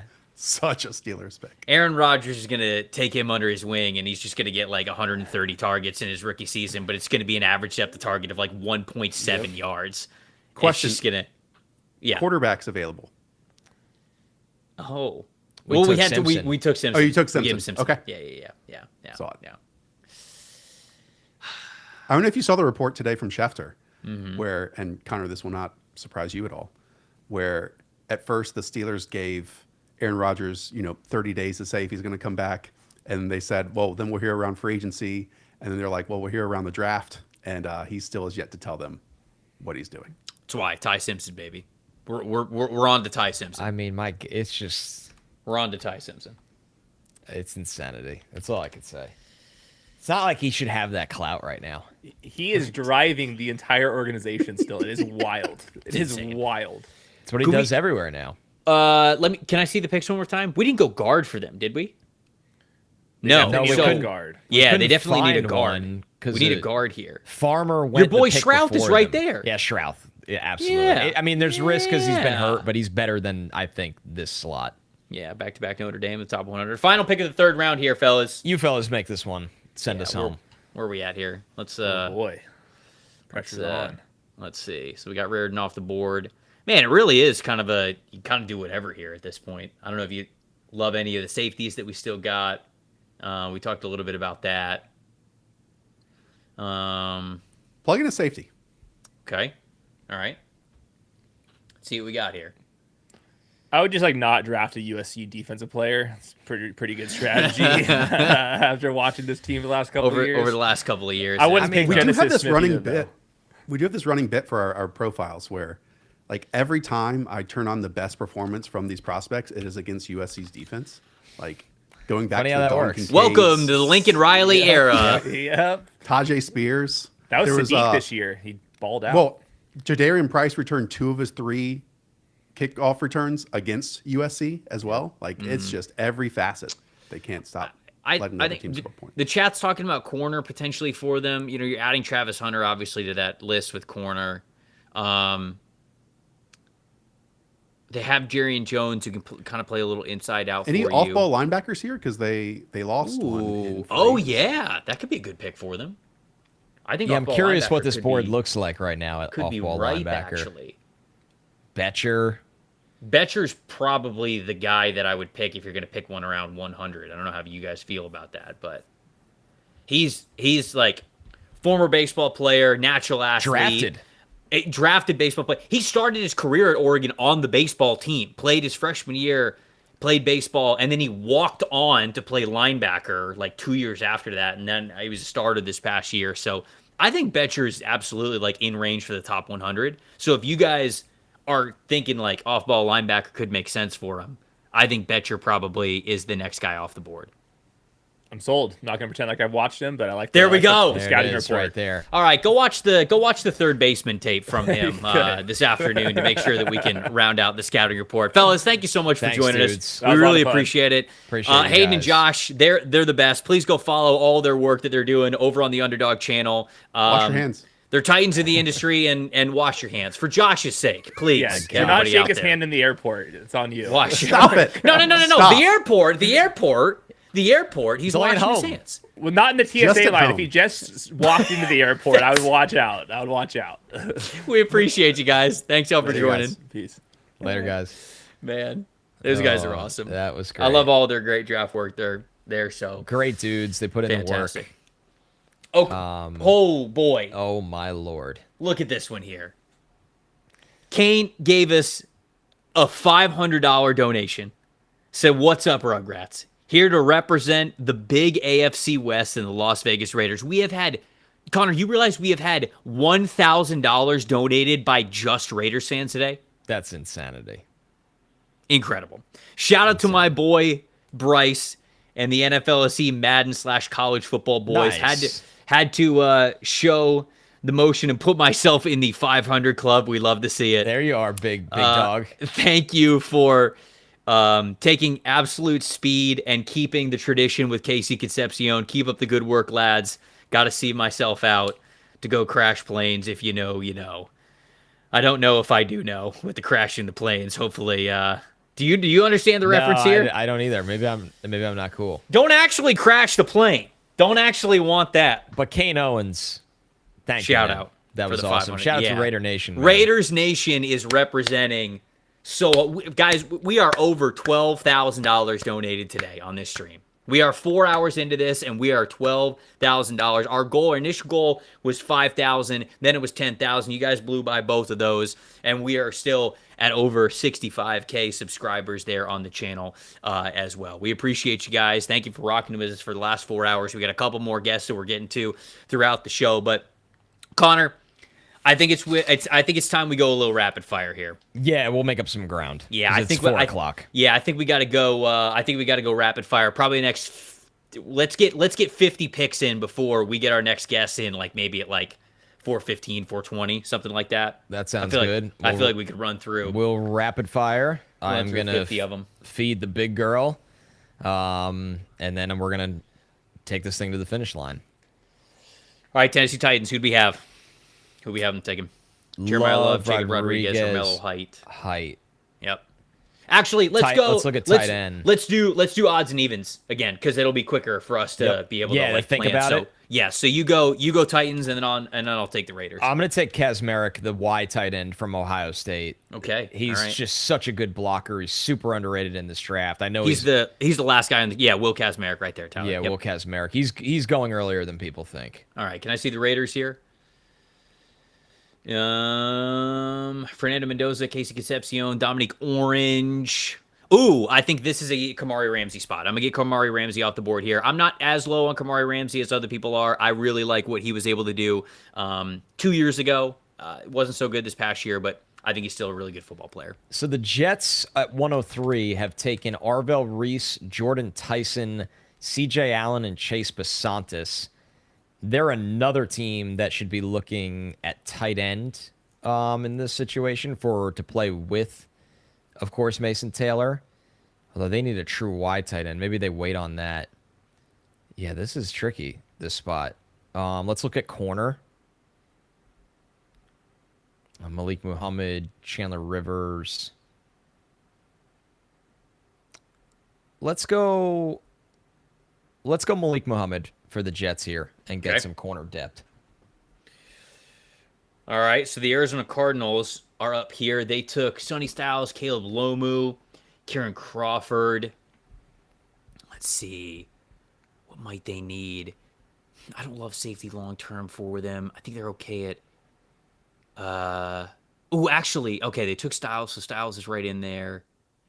Could they go defensive tackle, like true nose tackle? Maybe. I mean, Roy Lopez is there, so he's starting, obviously, very obviously. Let's see. Another wide receiver, maybe. Ooh, I don't hate wide receiver. Can I see wide receiver? Deion Burks. Let's get him off the board. My man. Is. Yeah, let's get Deion Burks off the board. Giants went Spencer Fano, Kristen Miller. They needed some wide receiver help here deeper into this room. I know they added some free agents to play with Malik Neighbors, but let's look at the wide receiver room. Ooh, Bryce Lance could be perfect for them. I like as a deep threat type of a wide receiver. Let's go with Bryce Lance to stretch the field. Okay, all right. Houston, what do we got for Houston? They picked Caleb Banks, Jarian Price, Logan Jones, Anthony Hill.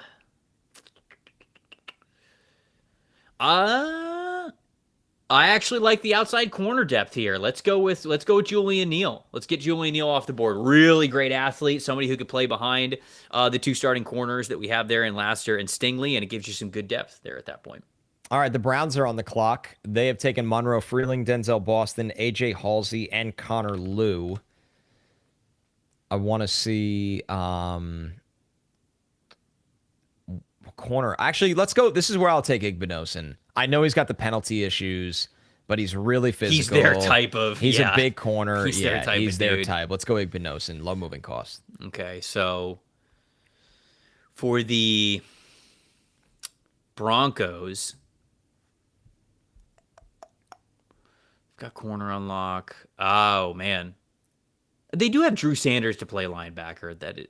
I'm kind of like speaking out loud here. I like their defensive line depth. I kind of want to go interior offensive line. Can I see interior offensive line for them? I like Cage Casey or Brian Parker. Actually, Jager Burton as well. He's like a bigger player. You know, let's go Brian Parker, though. Let's go Brian Parker. He plays center for you. He can play guard for you. I think that's a good all-around pick for them. Chiefs at 109. The chef's on it. He knows exactly what we need to see immediately before we get You're killing it, chef. Shout out to the chef. Sadiq, yes. Pons, Brazel. Is Kilgore still available? I think he is. I'm going to double up at safety here because him and Caleb can play such different roles. Let's go Jalen Kilgore. I agree. I do agree with that one. The Cincinnati Bengals. Wow, Ruben Bain, Jake Golday, Keith Abney. Boy, what a draft here. Can I see guards again? I'm gonna go interior offensive line again. Their type is Jager Burton. Do I think he's gonna go this high? Let me think. No, actually, give me Trey Zune. I'm gonna take Trey Zune here because Zune's played offensive tackle, but he can play center. He can play guard for you. I think he's got a ton of versatility there. Yeah, I think Zune's a good pick for him. All right, Broncos got Stowers and Brian Parker. I'm gonna look at interior D-line in this spot. Mm-hmm. And this is where I'm going to take Darrell Jackson Jr. Get some size. He's got insane raw ability. You just got to get his pad level down. Right. Yeah. The Dallas Cowboys, I think linebacker is probably what we're looking at here for them. We thought about that at 92. We went Mike Washington. Let's see. Jimmy Rolder, I actually really like. He had a really good year, really good run defender. Again, he's a smaller linebacker, but a lot of these guys are a little bit smaller. I think Rolder is going to get picked a lot higher than the 205 consensus. I think that's just because a lot of people don't have eyes on him. I like him more than Torian York. I love Torian York, guys. I want to have him higher. He's just small, and the stride length's not there, and it's just kind of a tough sell for me. But Rolder, I think, has a chance to be picked in this range. So let's go with him from Michigan. The Colts, let's look at wide receiver after they took Gabe Backus and Zaki Wheatley. I'm going to take Jacoby Lane here. They've developed these jump ball, like you think of Alec Pierce's development, that jump ball specialist that has the hang time, can really play above the rim, 6'4", 200 pounds. And they're deep enough at wide receiver where he doesn't have to play a ton of snaps right away, but you're really, really working on this guy's development year one. Yeah. So, okay, let's see. Eagles, Mekhi Lemon, Malachi Fields, Keelan Rutledge, Sam Roush. The Eagles just pick best available now at this point. That's really how it feels like they're going to be moving. Wait, actually, can I see that one more time? Can I see that? Give me Grayson Halton. Grayson Halton's still on the board. There you go. That's very them. Yeah, I think that he's interesting in an odd front, but when you want to have more of an attacking style, I think that he could be somebody that you put on the field and that you're just telling him to get after the quarterback. All right, the Ravens took Venga Ioane, Chris Johnson, and Sam Hecht with their 3 picks in the top 100, which is a really, really good bit of business. Actually, so Ioane, Hecht, who was the middle one as well? And Chris Johnson. Chris Johnson. Yeah, all right, so let's look at some. There's not a lot, but let's look at some defensive line depth here because once again, there's been some injuries there. I'm gonna go with Capehart, who plays a very limited role snaps wise, but he makes the most of them with the raw power he has as a true nose tackle. He does feel he does feel like a Ravens type of player. You knew it was coming. Tampa Bay 116. Let's see. Mansour Delane, R. Mason Thomas, and Josiah Trotter obviously winning the draft here because it's rigged. Let's see. Can I see interior offensive linemen? I like Cage Casey. I like Jeremiah Wright as well. Oh, Markel Bell is still here? Damn. He kind of slipped through the cracks. He's a better player than this spot. Same with Bowery. Huh. Yeah, I'm going to take your boy J.C. Davis. I'm going to take your boy J.C. Davis off the board because I think that he can play guard. Yes. And then if you need him to, he could kick out to tackle for you. And I know that team likes to have that sort of flexibility there. The Raiders. Mendoza, Concepcion, Big Citrus, Kamari Ramsey. Yeah. I'm going to go with Markel Bell. Yeah, I was going to say, like, it's not just because we said his name, but I think it could make sense for him too. Big, colossal tackle that provides you depth and some nasty in a phone booth. The Lions, we went with Max Ionicher and Jason Barnum. This is the most Lions draft, dude. I love it. Do we go with Chandler Rivers here? Oh, I like that. He's just so sticky. He is, and he's such a smart player.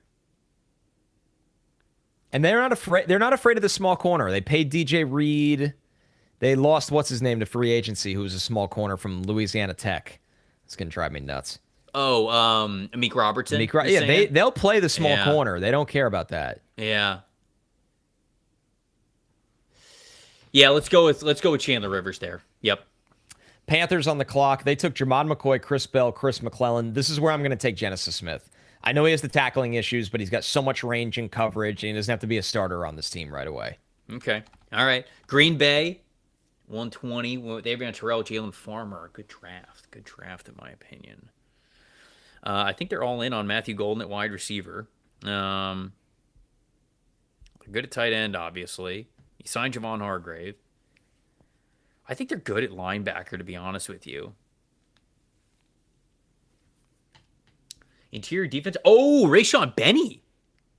Rayshon Benny would be excellent for them because he could play in multiple alignments on their defensive front. I think Rayshon Benny, one of the strongest defensive linemen in this draft. I think he's got a lot of versatility there for them in that front specifically. Yeah, I like that. Steelers at 121, Blake Miller, Ty Simpson, Antonio Williams, Caleb Proctor, Billy Schrouth.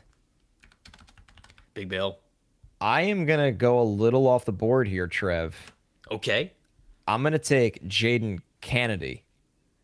That's not off the board for me. He actually, that's not off the board for me. That's right on the board for me. Made my top 10 corners. I know he's small, but he's like a gnat. He's the corner from Oregon. He is just like Chandler Rivers, where he's always in the hip pocket. Always in the hip pocket. So this would be a backup to Brandon Eccles for their nickel. All right, so Atlanta, we got Brandon Cisse and we got Zachariah Branch. Might need to bring the beef here.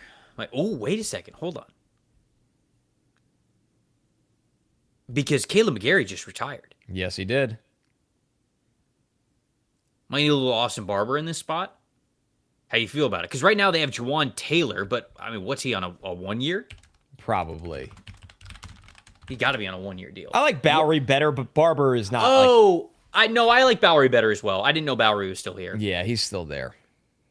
I know you like Crownover too. I do like Crownover. You know what? Give me Crownover, actually. Give me Crownover. I like the potential of him a little bit better. I think Drew Bowery's got a higher floor. I think Crownover's got a higher ceiling. Chargers took Zion Young, Jennings Dunker, Max Clare. You know what? You know this could be your boy here.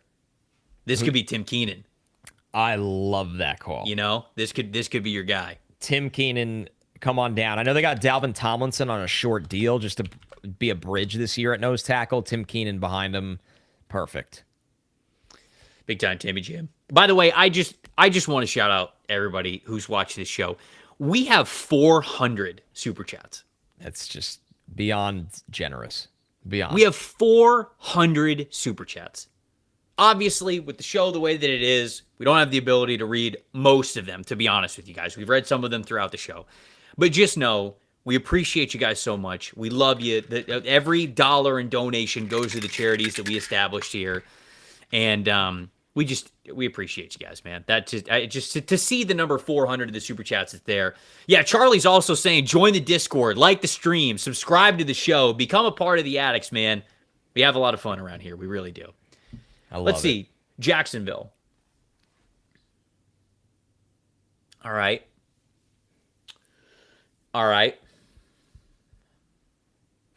Corner?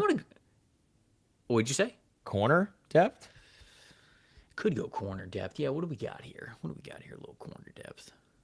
Outside corner. Oh, a little Devin Moore. You know what? Ephesians Prysock is actually my guy. I think he's better than this even. I'd take him top 100, but I know he's much lower on specific boards. But I'd take Ephesians Prysock here. Give me him. I like him. It's funny. I'm going to take his teammate back-to-back in Sicario Davis. Okay. A big corner to be the backup for Carlton Davis for the Patriots. All right. Sicario Davis was really good in man coverage at Arizona, and then he really was more of a zone corner for Washington when watching all of his tape. So for New England, I think he could do a little bit of both, and those are just two mammoth corners that go back-to-back picks. The Bills, we have Malachi Lawrence and Keyshawn Elliott. Let me see. Ooh. I think this might be an Albert Regis spot for me here. Just get tougher in the trenches against the run. Yeah. I think he's the guy that I like next, and I think that he's good enough to be picked here at 126. Let's go Albert Regis here. All right, Niners are on the clock. What have they done so far? Caden Proctor and Jeremy Bernard. It's pretty solid. I'm going to take Justin Jolie. Hold on. Samuel in the chat was saying, please give Bryce Lance to the Bills. Bryce Lance, he's gone. We picked for the 20 Giants. picks ago. Yeah. I'm going to take Justin Jolie to the Niners. I think he's building towards being an adequate blocker, but you're taking him to be that receiving tight end to make plays in contested situations. Oh, there it is. Do you see it? Do you see it? Our guy. Look at him. Just look at it. The rivalry can pause for a good cause, folks. Shout out to Bengal. $500 donation what a lad. to the stream. I've always loved Bengal. I'm the one that supports him on the show. What a lad. To be honest with you guys, we tried to do a collab mock draft with Bengal, and the schedules just did not work out for it to be the case. But shout out to Bengal, man. Thank you so much for the $500 donation. We appreciate you. Anybody who follows our channel, you got to follow Bengal's channel as well. He does a great job covering the NFL draft as well in a very fun and unique way. So shout out to Bengal for the $500. Now a part of the 500 club. We have to say it. We have to put him in. He's a member. He's a member for life. So Bengal, Bryce, Peter, Tony, and our guy, Kane, what was his name? Kane? Kane. I think so. Our guy Kane. But there were a couple 500 that were new. The board table is getting bigger and bigger. Yeah. It's amazing. People are saying flag football MVP Bengal. That's very true. You see that highlight reel? I didn't watch it yet. I need to put it on. Sneaky elusive. Is it really? Sneaky elusive. I I feel like Bengal is more of like a contested catch guy, yeah, but he's bigger. He's taller. I know. But you're saying he's got some. No, after the catch, I was like, I expected him to just kind of like fall or get the flag pulled. Yeah. No, he's a problem after the catch. No, the Mike Evans of flag football players. I've heard what many that. people are saying. That's what many people are saying. Okay, Detroit Lions with Max Gianich or Jayshon Barnum, Chandler Rivers. I like this draft for Detroit. Is there a wide receiver? I'm going to be honest. I kind of like Brendan Thompson here. Just insane wheels. Yeah, man. The new Khalif Raymond. Just get dynamic. Do it. Because I'm looking at their wide receiver room. You have Jamison Williams. You have him on Ross St. Brown. You drafted Isaac Tesla. Obviously, those are the main guys that you're playing there. You signed Greg Dortch, but I mean, it's Malik Cunningham, Dominic Lovett, Tom Kennedy, Jackson Meeks. What about DT, though? Who do we have at DT? Can they take the risk on Xavier Harris? Oh, Xavier Harris would be the good guy for them as well. And I mean, like, yeah. Give me Xavier Harris. Yeah, he's somebody who I think his talent, we've said this on the show, I think his talent level is much better than 128 in the draft, but he's got the domestic violence incident and then the DUI incident that happened, I think, 2 and 3 years ago, if I remember correctly. So obviously that is a paramount part of his scouting report. You have to obviously get to the bottom of those two things because there's situations that went pretty underreported. So I think he's a very, very talented player, but you've got to make sure you're doing your due diligence there. But I think that he could be a really, really good fit for the Lions front and what they're doing. Let's see what the Bears' tackle options are after they took Emmanuel McNeil-Warren, Keontae Scott, Skylar Bell.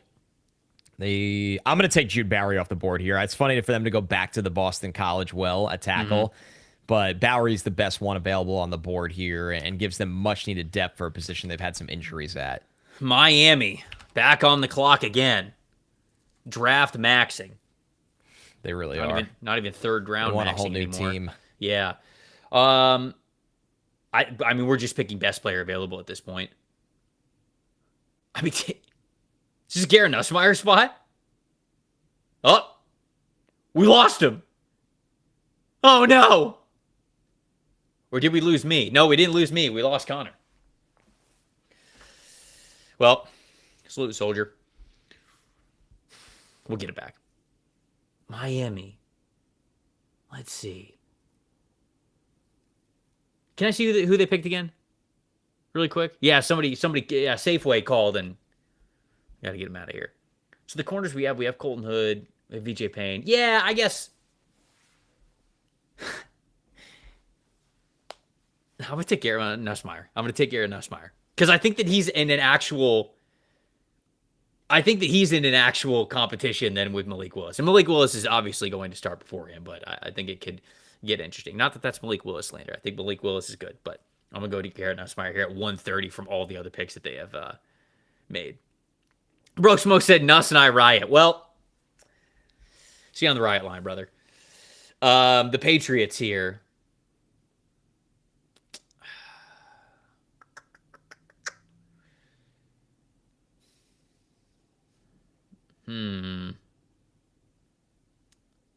Ooh, are they? No, they're not. They wouldn't be an Overton team. Can I see who they picked again? Could they go Deontay Lawson? I mean, could they go linebacker?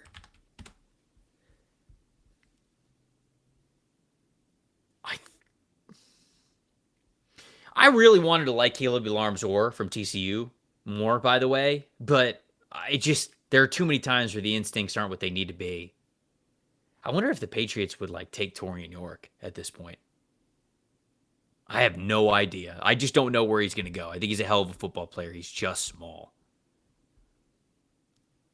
Yeah, let's get Deontay Lawson. Let's do Deontay Lawson here. What did Peter say? Great. With Trevor only picking in this draft, it's going to be a 24-hour stream. Get those donations ready. We're going for, you thought it was a marathon for 7 hours. We're multiplying that by 3. The New Orleans Saints, 132. Carnell Tate, Cash Sal, Kyle Lewis. Man, love that. Let's go defensive line. Let's look at the defensive line for them. Okay. I think Overton. Oh, no. Let's go Tyler Oyendem, the Texas A&M defensive lineman. I think he is definitely their type. He can play a couple of different positions for them. He's got good athleticism to him, pound for pound, a really strong player, even though he's sub 300 pounds. I do think that he could be a good fit for the Saints. The Niners at 133. Justin Jolie, Caden Proctor, Jeremy Bernard. Let's see. Okay.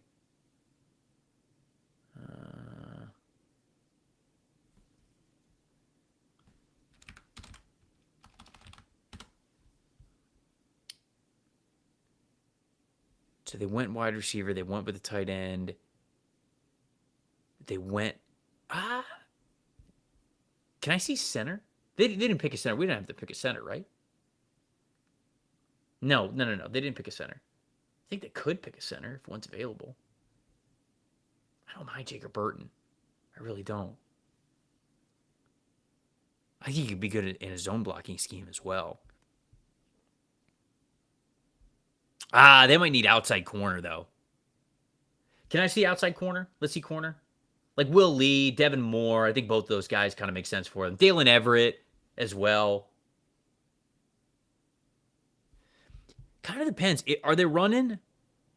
Dude, I'm going to go with Hezekiah Massis, actually. I think he's good in those off-zone coverage type of formats, and I think Raheem Morris is going to run quite a bit of that. So he's somebody who I think is really, really smart, and I think that he could play.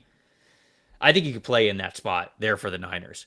Let's see. I'm actually going to take the link and send it to our next guests here. Let me make sure that I am doing this correctly. Because like I said, I cannot type and and send this at the same time. All right. Sent one off. Shoot. Hold on. I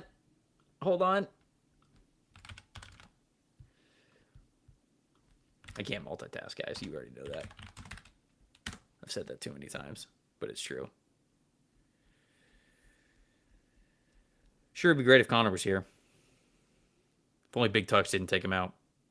Damn. It's tough.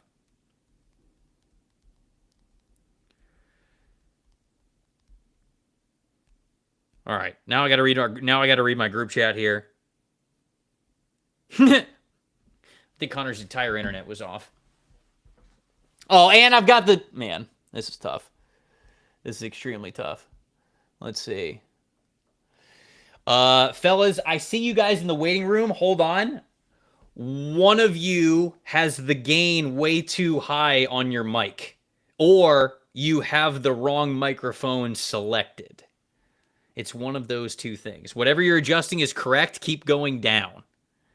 Yep, keep going down. Keep going. Keep going down. Keep going down. I can hear you. Keep going down. Hold on. All right, that's as low as it can go. All right, Chef. We can bring him in. Okay, all right, we can bring him in. We can bring him in here. Oh, the chef does need to make a pick at this point. Folks! You know him from what was previously the PFF College Show, which is now Preferred Walk-On. The most hot and up-and-coming independent college football YouTube show that there is.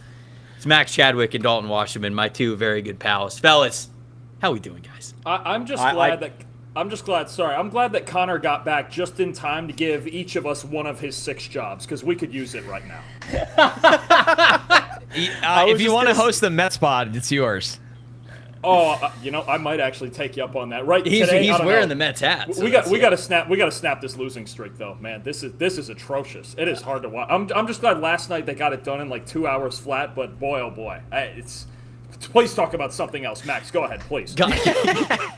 I was gonna say, you know, we're unemployed because of how embarrassingly fast I clicked on the link that Trevor said. Like I was watching the stream, and I saw the link. I was like, oh, boom, let's go. Yeah. Boom, on it. Phenomenal. These guys are choices, fellas, from the both of you. By the way, well done. Excellent. Well done. We appreciate you represent. supporting the brand and everything. So, guys, we're at pick 134. So I don't know how many of these guys that you have seen from a scouting perspective, they know a lot. But for everybody out there, I was just going to sing their praises. These guys cover college football from a national perspective deeper than anybody else. I can say that with my entire chest. These guys preview the biggest games. They preview the matchups that legit matter. And it's such a great show to watch, specifically in the fall when college football is going on, because they do a great job of telling you who's playing well, for what reasons. They'll give you a little bit of a draft perspective there as well. So you guys do a phenomenal job. I just want to give you your kudos there, because I'm always floored with how deep you know all of these teams with all the movement that happens and all that fantastic stuff. There, you can see it on the screen. Preferred walk-on, a college football show. Tyler, smash subscribe. I don't know if you're I don't know if you're I don't know if you're I don't know if you're reveal. Oh, it's an incognito tab. It's an incognito tab. It's an incognito tab. Smash subscribe from the incognito tab. No, couldn't even get a sub from the chef. What are we doing? I don't even think that they can win it with an incognito tab, but there you go. You guys can see it. Make sure you guys go subscribe to everything that they're doing there. Fellas, I would love to just ask you guys overall some players that you love in this class. I mean, guys that you watch, that you just stand on the table for, like players who might be in your top 30, top 25, who maybe the consensus has them more like 40s, 50s, 60s, something like that. I'd love to hear from you guys, because, you know, we'll run through picks in the hundreds here, but the guys who you really like in this class, would love to hear from you. The two that jump out to me, one of them's going to go first round, and one of them, I think, his talent is at least worthy of it, if not the size. The two for me are Dylan Thieneman, that, I mean, we've been watching for 3 years on our show ever since the true freshman days at Purdue. He's just ridiculously talented. I mean, I think even with Caleb Downs in this class, you could argue he's the best single high safety, and he's just diversified his game over the last 2 years. And then there might not be a bigger fan of D'Angelo Ponce than me, dude. I mean, I've said it to a few people in the past week.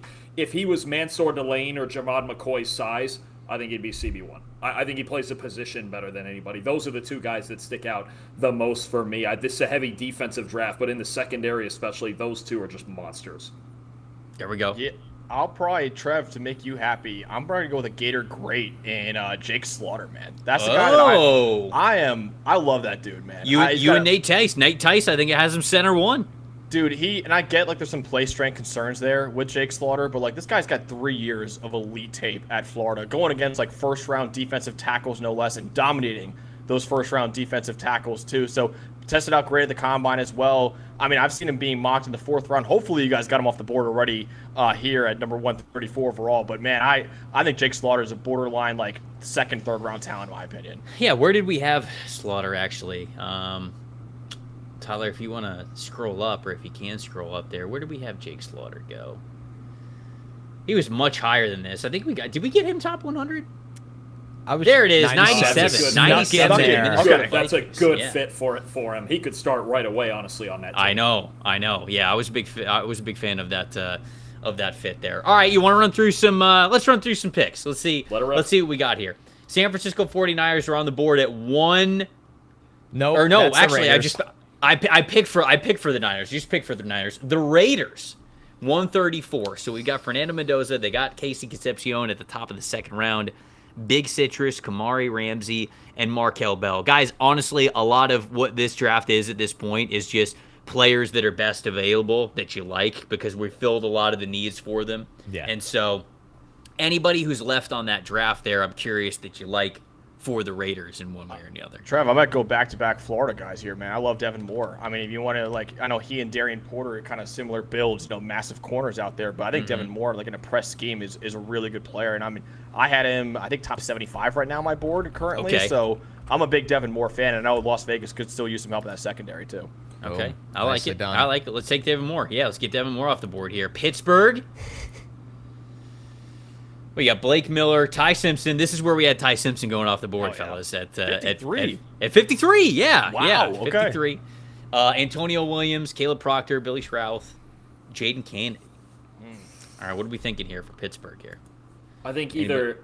I mean, you could go with more depth on the offensive line. I don't hate the idea of another tackle, somebody who we know can play left tackle, or maybe at linebacker. Have we gotten anyone off at linebacker for Pittsburgh yet?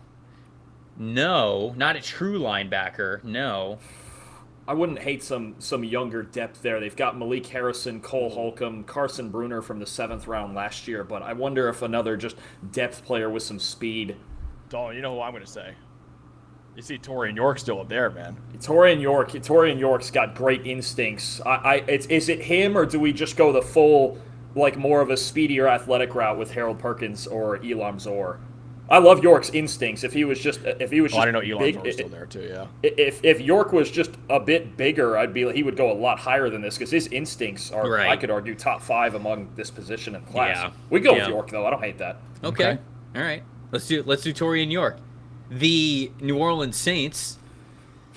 What was the draft for the Saints? What do we have for them already? Yeah. Yeah. It was Carnell Tate. I know we drafted in the 1st round. Cassius Howell. Look at this speed. Speed, wow. Folks. Roster's getting a lot faster there. Anything jump out at you with those picks? Tight end, maybe. All right. I'll say tight end. Maybe one of the blocking type of tight ends. I think there's actually a lot of those guys that could go on day 3. That actually, that's actually a good shot. We had a little run on them already. There's like Endries is still there. Oh, I like Endries a lot. I think you don't get the high-end A+ athlete, but I think he can do a little everything. I think a high-end outcome, this would be like his best outcome could be something like a Dalton Schultz. But I think Schultz went around in this range in the draft, maybe a little earlier also. I like, of all those guys, I like Endries there the best. Somebody's saying that they need DBs. I was going to say corner, too. Corner, I don't know if you guys said corner. Yeah.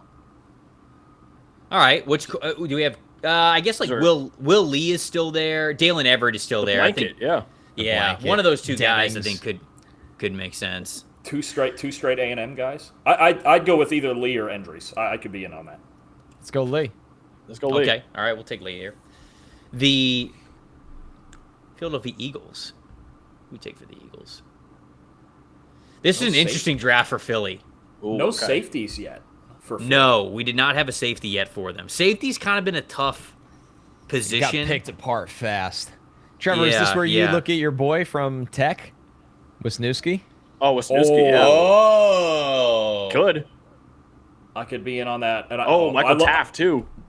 I think, I don't know if they would they could pair him back with Makuba and just get the teammates back together. You could do that. I don't know if they would take him just for the lack of size. I don't know if they're the team that would do it, but I think Wisniewski or even Jacoby Thomas, who is kind of that downhill kind of quarters. Fangio would be the right player. He would be the right coach for Jacoby Thomas too. I actually think Jacoby Thomas would be the pick here if I'm guessing. He's just got so much power to him. Good size, and like you said, like a good Fangio fit. Let's go with Jacoby Thomas, the safety from Miami. Yeah. San Francisco, we got back-to-back here. Oh, Proctor, love that. Yep. Oh, yeah. I don't know that I love that for them. Proctor? I don't know if Proctor is their guy.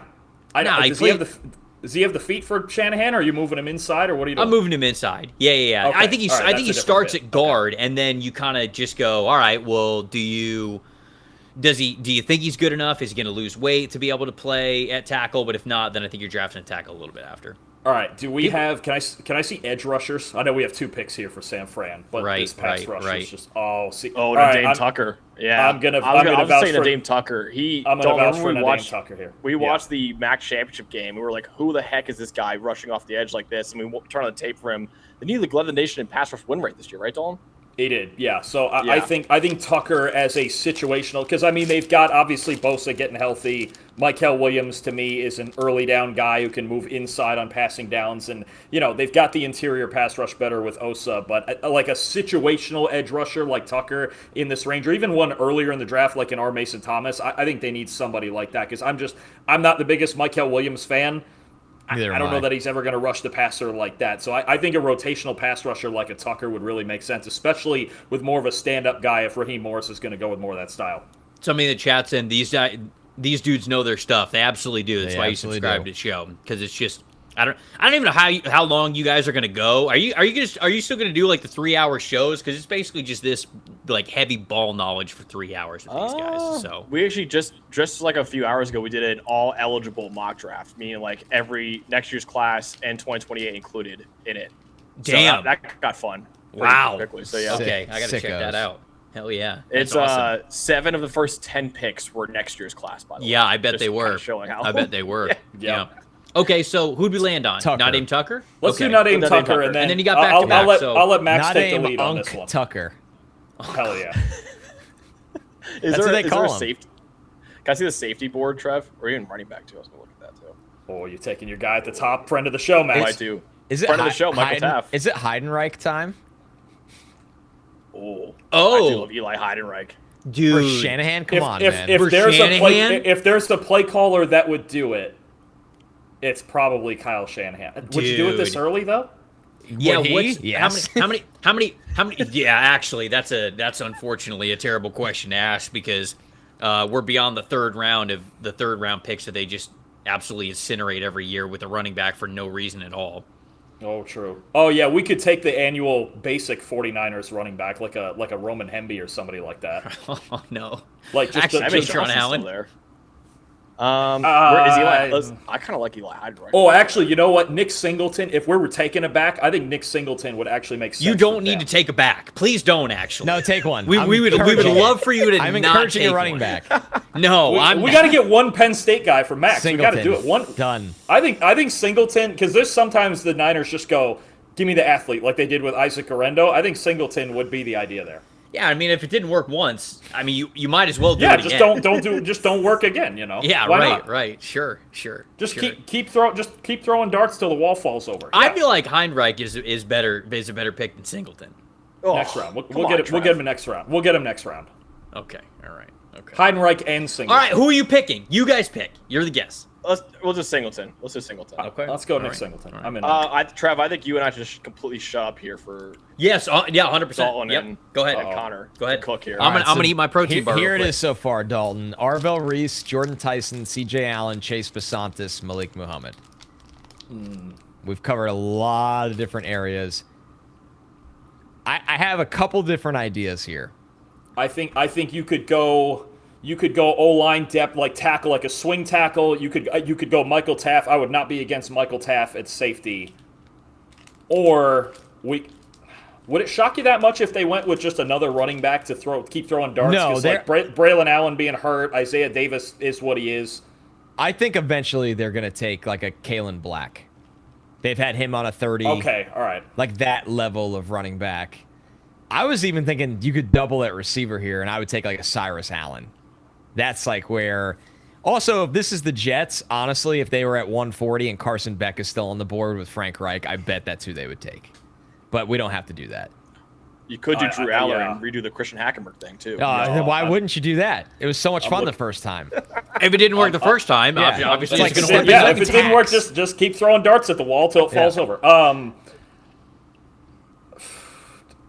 Please don't do a quarterback. I just don't want to. Let's not do quarterback then. I'm waiting on Julian Sand. I see the receiver bit. I do like Cyrus Allen. I wonder if they just go more just absolute burner and take a Brennan Thompson instead. I think he is there. Well, because they took Arian Smith last year, which was brilliant. Yeah. Can we see the list of receivers again? Because if there's not a receiver I like, I would vouch. I don't mind Eric Rivers either. Yeah, I could do Eric Rivers in this spot. All right, heads or tails for Rivers or Thompson? Take your pick. Let's go with Thompson. All right, burner. I'll take it. Fastest player in the draft. We'll go with it. I think that's a good pick. I genuinely I think that's a really better good than pick. Arian Smith. Yeah. Yes, I would agree with that. Yeah, setting a low bar around here, for sure. Houston. What do you, Tyler? You gotta. I gotta see it a little bit more than that. Caleb Banks, Jarian Price, Logan Jones, Anthony Hill Jr., Julian Neal. Hey, a solid draft for Houston. Yeah, pretty good. I'd probably double up. I might double up on offensive line.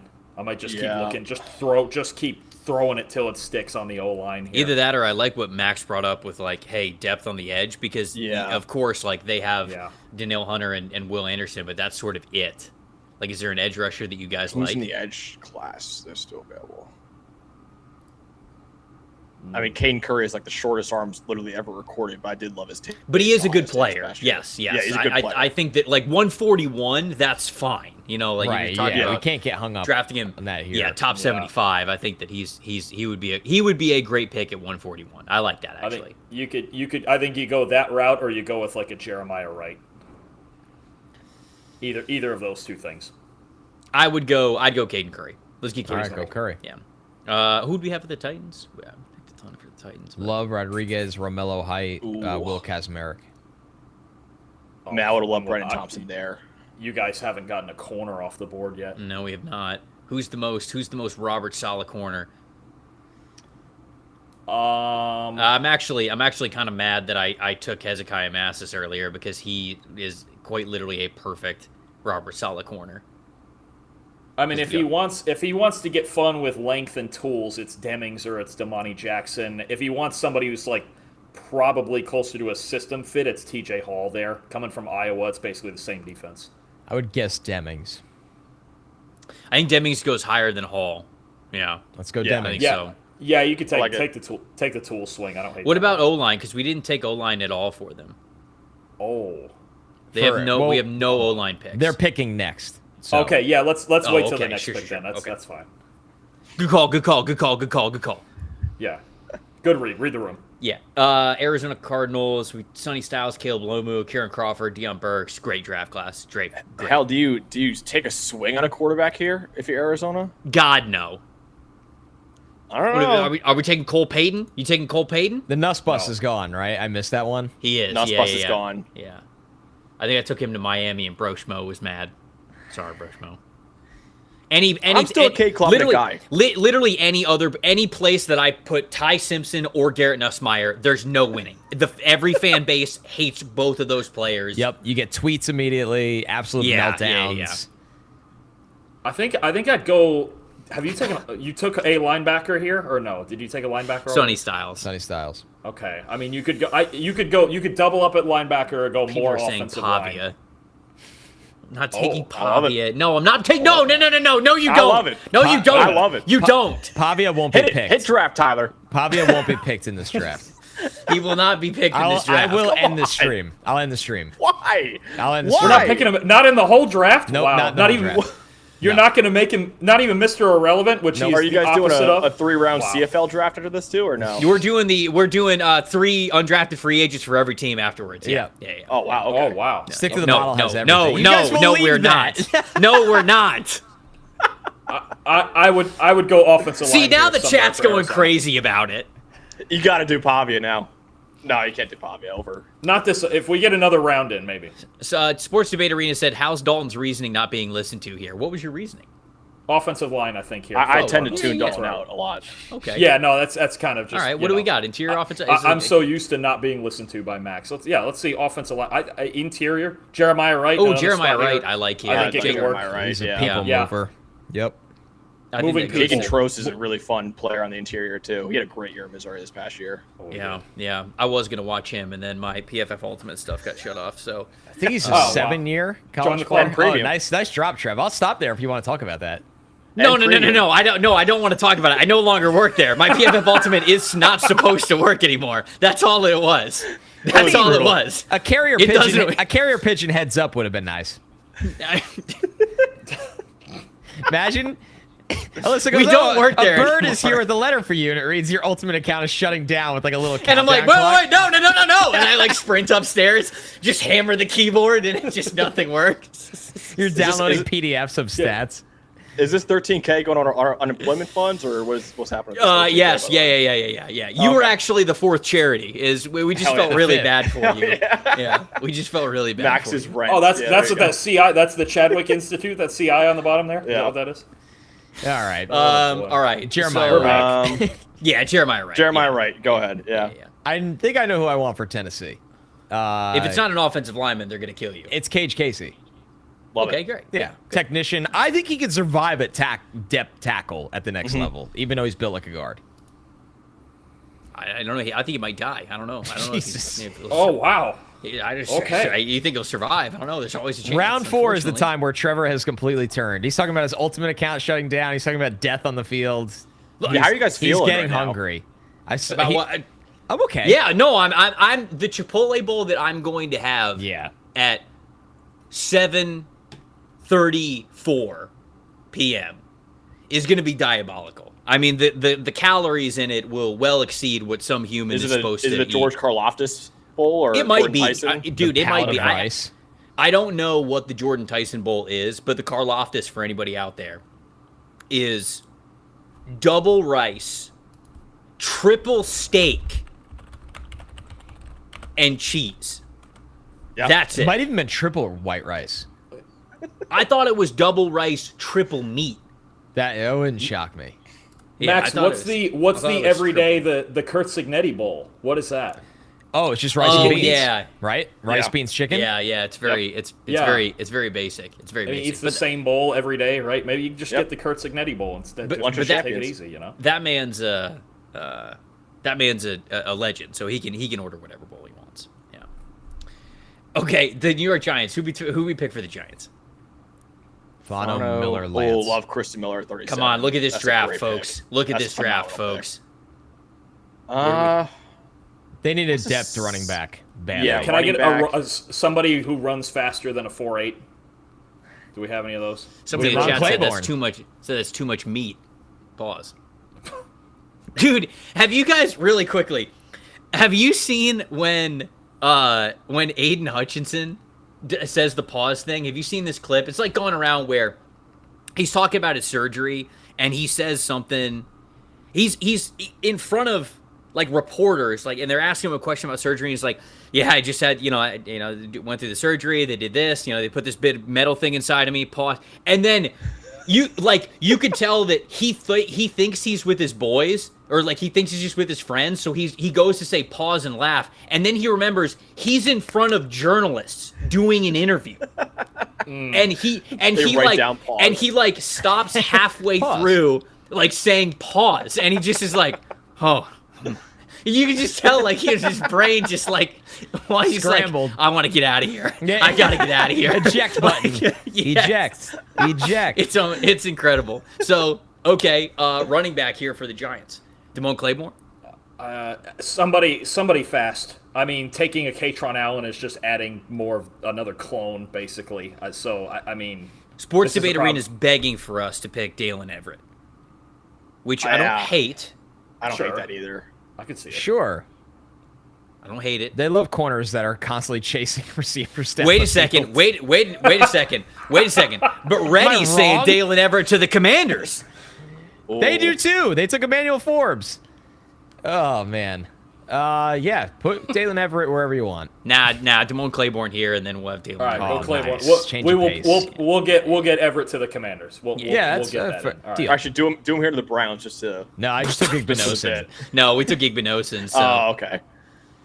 All right, so we got Monroe Freeling, Denzel Boston, AJ Halsey, Connor Lew, Igbinosun. Honestly, tight end. Let's look at tight ends. All right. Because. Yep. This is a spot where definitely need tight ends. Yep. Jack this is a spot where Endries. Yeah. There's some blockers I like too, but I think this is a good Endries spot to just get somebody more traditional with Fannin. Okay. Yeah. Dalen Everett to the Commanders. Dalen Everett to the Commanders. It's a lock. The elusive Dalen Everett pick. Yeah, they kind of need that. Chiefs. The Chiefs had a very interesting swing draft. tackle. Swing tackle. Yeah. Austin Barber. Austin Barber's still on the board. Emil Wagner. I mean, I would take Austin Barber. Yeah, done. I don't love how he plays against power, but I mean, we're talking about pick 148. Once again, we're not doing the can you? Yeah, exactly. Yeah, at this point of the draft, you can't analyze guys who are picked at 150 as if they're like second rounders. I would take another receiver here, honestly. Yeah, I could do that. Yeah. LT Overton's still on the board. I'm trying to see where you would land here. I don't love that group of receivers, though, you just showed there. No, it's not. It's not the best. It's not the best. I mean, maybe. Unless we just go more interior O-line depth. Could. Yeah, because where are they at now? Like, do you just take another guard just to have another one in the building? I mean, because they just need everything, man. Right. I would take O-line. I would get an O-lineman off the board here. Because we gave him the center, right? Who do we give him? Yeah. I think Connor. Yeah. Yeah, I'd give them... Because kind of like Rajari Adams. Didn't Burton play guard before this year? Trost is a guard, I think. Yeah, I don't he's think a guard. tackle. He's a guard at the next level for sure. I'd go Keegan Trost. Okay. All right, we'll take him. Fine with that. Saints. I like this Saints draft, man. Wow, three A&M players to New Orleans. Oh yeah, I didn't even notice that. Wow. I think I would look at centers here. I know they signed Fortner, but he's kind of a band-aid. Then I would take Burton here for them. As yeah, that's I think that's he'd be reasonable. next up for me. Okay, let's do that. Miami, crap ton of picks. I mean, yeah, there's no point of even going through there's like 90 picks. I mean, Nussmeier almost got Connor killed, apparently.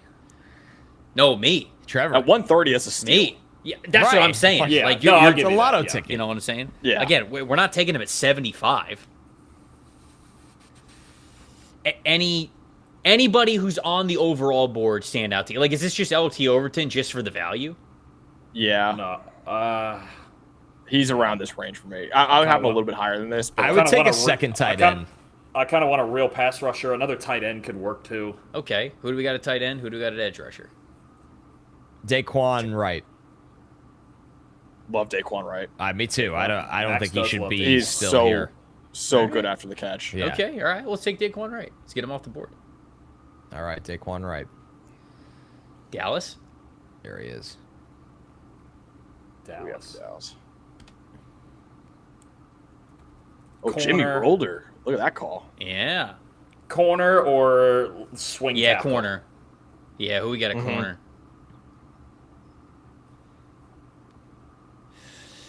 Thad Dixon. I think he's talented, man.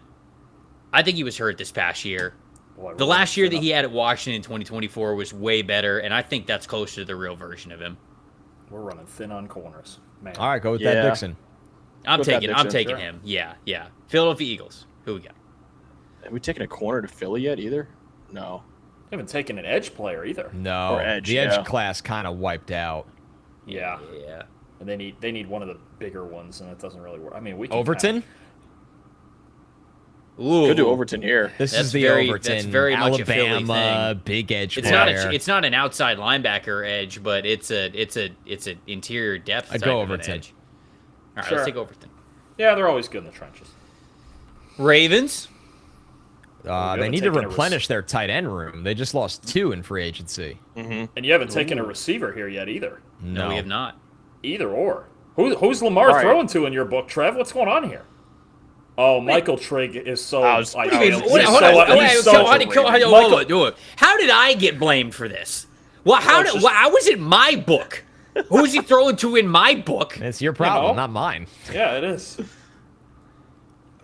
All right, Michael Trigg is very Isaiah Likely coded. Yeah, that's a Raven. Yeah, he kind of is. Yeah, that is true. It is, man. So is Marlon Klein is very Raven coded. Same concept of taking Charlie Kohler. Michigan man too. I don't like him that much. Mentor loves him. No, okay. I think he's a nice blocker. I'm not big on. I think there's better blockers. I think, like, I know he's a little smaller. I think Nowakowski could play a combo. Nowakowski is actually him and Carson Ryan are my 2 highest rated tight ends left. Okay. I do love even for a couple other just pure blockers. Like, I don't mind Kitzelman from Tennessee. I don't mind Arkin from Illinois. But I think I could wait on. I'm not a huge fan of Klein. I don't think too much of him. And I think Andrews can still fill the traditional stuff. I might lean in on more of a likely replacement with Trigg, and then maybe take another tight end later. I'll give you guys a take. I think there's a better chance Trigg doesn't get drafted. Oh. Yeah, I think that's true. Yeah. Well, the problem it's just such the tweener thing. It would have to be a team like this that has just this exact Isaiah Likely role for him. Hey, really quick, can we redo the last pick? Yeah. The chat is yelling at us that Green Bay actually has this selection, so let's trade the pick and give it to the Packers, because I just checked on Tankathon, and they do indeed have this pick. Good catch. So, because this is the Wicks trade. It's probably just not updated yet. Huh? Oh, that's good catch. Because it was two day 3 picks. So yes. Yeah, you could just force the trade. I think, or unless we gotta for a 20. Yeah, give him a 2027 first rounder for it. Yeah, it makes sense. It makes sense. Wait, what did we just do? What just happened? The chef is slow cooking. It's okay. No, it's all right. A simmer? It's all right. Yeah. We're simmering. We'll just... is it the other way around, maybe? Oh, boy, you're going to get to... Oh, okay. Yeah. Okay. There we go. Okay. All right. Packers. All right, so we're just taking LT Overton anyway? Well done, chef. Well done. I don't hit LT either in this defense. I don't know who we took already. What do you have already? Let's see. Because I don't think we've done LT actually makes sense. But we drafted Benny. Oh, we drafted Rayshon Benny. Okay. Yeah. Oh, your guy, Max. I do love Rayshon. Yeah, Rayshon Benny's awesome. Rayshon Benny is awesome. Any corners? Oh, we got Avian Terrell already. We do have Terrell, but I mean, if you want like a longer corner, I think that there's guys who are there. Linebackers. Like Damani Jackson. Who we got? Oh yeah, Damani Jackson. Damani Jackson is definitely a bigger corner that would be in play. Size here. and speed. Yeah. Yeah. Yes. Tight end. Are we in on Luke Musgrave? No. Tight end's an option. Joe Royer. Royer. Honestly, another team where I think Nowakowski makes sense. Oh, really? Yeah. Didn't Nowakowski test like pretty well? Yeah, he's just kind of weird because he's only 6'1". Like he's probably for Indiana. 6'2", 250, 4'6". Dude, yeah, he's got a combo. It's going to be a combo like H-back fullback type thing with him. Definitely. Somebody make the pick. Yeah. Royer or Nowakowski? Royer. Done. Yeah. Okay. Yeah. There you go. Ravens. Nowakowski. I'm serious. Actually, no. Wait. No, that might be real because Ricard is gone. No, it's true. Did they sign another fullback? Yeah, you could do this. Fullbacks, Tyler. Either him or the other guy, just Michigan connection. Yeah, that's it. Yeah, that's it right there. Do it. With Minter. I'm in on that. Ugh. Oh, Nowakowski. All right. Better, but I get it. I get it. You're right. No fullbacks left. That's terrible. Can I see who the Bucs? Riley Nowakowski. Yeah. Bucs need a fullback, clearly. What do the Bucs need at this point? What tight ends do we have available? Riley Nowakowski. I don't hate your Carson Ryan call out, man. Ryan, I don't know why he didn't get a combine invite. It's perplexing. Yeah, he's so good at BYU. He's better than most of the tight ends that got the combine invite after the top, 5 to 8. Yeah. I'm gonna take. Dalton, your guys here, Koziol. I do like Koziol is still here, but he just, can't block. He can't block. He tries and he just can't. Yeah. Is there a linebacker left who can cover? Because Trotter doesn't solve that at all. Elarm Zords, I think would be a steal here. There you go. I mean, yeah, I guess we could take Heineke. him. Sure. Yeah, let's take him. Let's take the Alarm Zorb. Indy. Who'd they take? They need a linebacker? I think they need a linebacker, don't they? Yeah, they need a linebacker. Red Murdoch, the forced fumble king.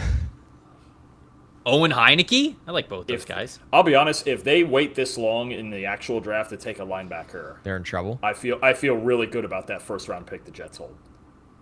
Yeah. All right, let's take Red Murdoch. All right, Red Murdoch there. Do you guys have Justin Jefferson thoughts? Because I thought he was the best of this group. No, I disagree. I'm not in. Really? I thought he was better than Lawson. I think he's too. No, I think he's too at speed all. and finesse. I don't think he can see. But that's like the whole class. After the first 5, they're all 225 pounds, all of them. Right. I think Lawson's a lot better. I don't think Jefferson can see. Really? I just thought Lawson was a smaller linebacker that played slow. where I was he does play a little slow, like he's got a more limited range, but Jefferson, you're just taking physical tools. I don't like his vision. I don't think he can see. Like I wouldn't even, maybe the very end of the draft, like obviously you're drafting athleticism and traits here, but I'm not a fan. Yeah, I think you're gonna be surprised when he goes. You're not gonna be happy. But as long as it's not to us, that's fine. All right, Lions. What do we got? What do we got for the Lions? Oh, Ian Otchwart, 17. Wow. Yeah. Trevor's words were, they're better than who? Proctor? Yeah, he's better than Proctor. It's better than Proctor. Was your quote when you took him? What's the running back class? I don't hate like a Katron as like a Montgomery replacement. That's perfect, Max. Oh yeah, that works. Perfect. They have Pacheco, but he has looked bad for 2 years. That's true. He has not looked great. Katron's I don't mind. Yeah. I like Katron here. Yeah. Fat man. Yeah. Let's get the fat man. Double Carolina. Double McPounding. Yeah. Pounders. Back-to-back pounders. Pause. No pause. Pause. No pause. Okay. Wait, did we already we didn't already get a center for them, right? Ooh, no. No, we did not. No, I think a long-term center. Golban's underrated. I like Brailsford too. Golban is underrated. Good call. Golban or Coogan. Golban had a great year at Michigan State this year. Yeah. I just don't think they would take someone as small as Brailsford. No. They had like the biggest center in the league last year. Which is hilarious considering everyone else in Alabama's O-line is like 380 pounds. Meanwhile, you have Brailsford in the middle of it. Yeah, that was a, Washington transfer special. Right? Yeah. Yep. Yes. I had to think about that for a second, but yeah. I'll let you guys pick the center that we want here. Well, we got back-to-back picks. I like Golban more than... Take them both. Done. Take Golban. Okay. Oh, you're not taking... Okay, I thought you were going to take them both. Okay. That'd be great. Who's the other one? Camp competition. Just back-to-back center picks and see who wins. I love it. Yeah, I'm in on that. Not bad. Did they pick corner? Did we give them corner yet or no? I can't remember. No, we did not. No. Oh, yeah, we did. We got McCoy. I forgot. No, they need a running back badly. Brooks has always been hurt. Oh, Emmett Johnson. How out are we on Emmett Johnson? I actually out on Emmett Johnson. So, no, I mean not at 159. No. So yeah, I'm saying I would take him here. Yes. I'm in on Johnson in the right fit, and I think this is one of the right fits. They'll throw him the ball. Yeah. I'd go Emmett Johnson. I'd like Johnson. Emmett Johnson to them. Yeah, that's a good call. And then LT Overton still gets to end up with the Philadelphia Eagles. Look at that. Look at that. The Wriggler Yeah, but is this actually their pick?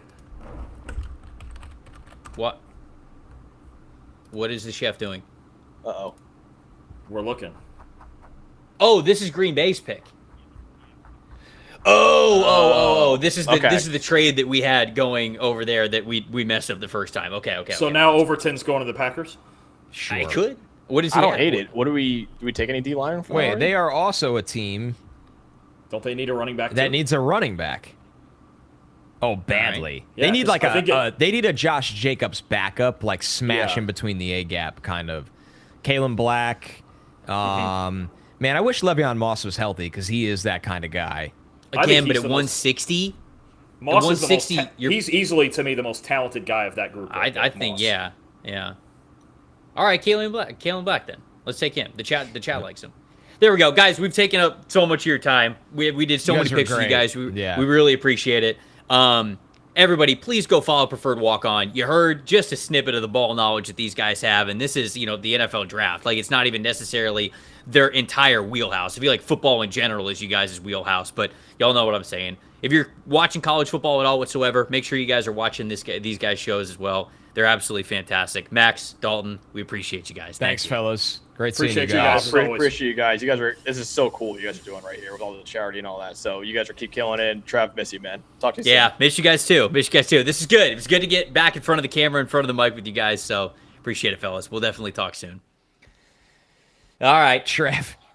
Yes. Scott Barrett had to address the situation. Oh, did he really? The mentions were just too much. Okay, what did he say? He said, if someone sends out an offer that's massively lopsided in their favor, should you A, take this as a personal insult, B, assume this is a proxy way of saying, hey, I'm into this guy. Can you counter and help me make this offer more fair? Carbon copy, Matthew Berry and his army. and the Army has not stopped. I'm sending the link out to our next guest, who's going to join us here in a second. All right, let's keep it rolling. All right, go ahead. We have a really good thing going. Steelers at 161. Let's see what they got. I know we've been all over the place with this class. Blake Miller, Ty Simpson, Antonio Williams, Caleb Proctor, Billy Schrouth, Jaden Kennedy, who's a very underrated corner. Is there a safety, a depth safety available in this? Yeah, that actually made it to this point of the draft. It is. Yeah. Michael Taff. Yeah. Michael yeah, Taff. Lewis Moore. Let's go Michael Taff. Okay. All right. Baltimore Ravens. Let's see. Who did they pick? Who didn't they pick? That's a great. That's very true.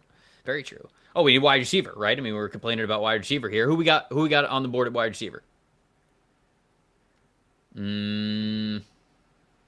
I like CJ Daniel. CJ Daniel. He makes a lot of tough plays. I know. Because he doesn't run away from a ton of people. Yeah. But there's times where he makes some insane catches. He's got phenomenal hands, man. Yep. Yeah, go with that. He does. He's got phenomenal hands. All right. Minnesota. Vikings. We still haven't taken a running back for them. We have to here. Let's see what that board looks like. Yeah, got to take a running back. Seth McGowan's my guy. Let's go with Seth McGowan. Because honestly, Seth McGowan, Jaden Ott, Le'Veon Moss, either of those three. No, McGowan. I also like that McGowan, they had him run that angle route a lot. I wonder if they can kind of incorporate that into Minnesota's offense too. Okay, all right. Let's go McGowan. Jags. So we got a couple of picks for the Jags here coming up. Really, I feel like it's the best player available stuff for them. I like potentially interior offensive line. Can I see interior offensive line? The chat is yelling us to let the chef pick. We are going to let the chef pick. The chef is going to pick. After our next guest, we will let the chef get in on a lot of the fun. And I know that you guys are only saying that because you wanted to pick Pavia and he's going to pick Pavia. But, we will. And then I end the stream and I take all the money and run away. You all made me do this. I think Alex Harkey is an interesting choice for Jacksonville because he played offensive tackle for Oregon, but I think probably because of lack of length, he's probably more of an interior player, but he's really an ass kicker. Like, this is somebody who I think plays with a ton of power. He can play guard for you. He has that versatility. Man, and Connor just Connor's camera now got booted again. All right, well, I'm going to text him really quickly here. You got booted again. Let's take Alex Harkey here. I think that he's a good choice for Oregon. Buffalo. Okay, let's see. Buffalo. Who'd we take for them? Okay, we take Albert Regis, Keyshawn Elliott, Malachi Lawrence. I like all of those picks. Let's see. What's next for them, though? Actually, let me make sure that my internet or that my camera isn't going to go anywhere. There we go. Could use a guard, honestly. Let's go Bo Stevens. Let's go Bo Stevens there, the guard from Iowa. I like that. That's a good pick, I think. Jacksonville. What's best player available for Jacksonville?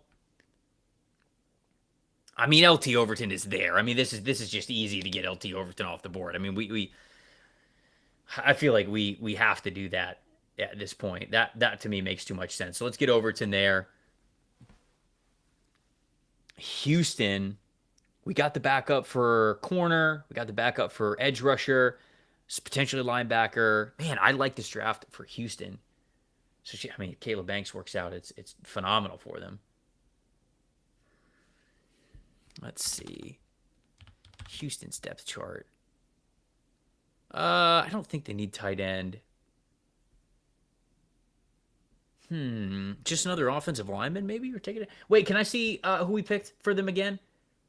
Because I might just take Isaiah World. Yeah, I'm just going to take Isaiah World. Just take the chance on it. I mean, he is gifted and he is athletic. I didn't love him as a top 100 pick when we were talking about him like that, but certainly sitting here at 167, like I could totally see him being the pick there.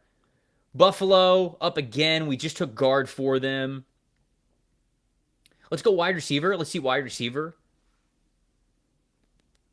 Ooh, Kevin Kollmann's interesting. Kendrick Law also interesting for Buffalo because they have Khalil Shakir, they have DJ Moore, they got Josh Palmer now, they have Keon Coleman.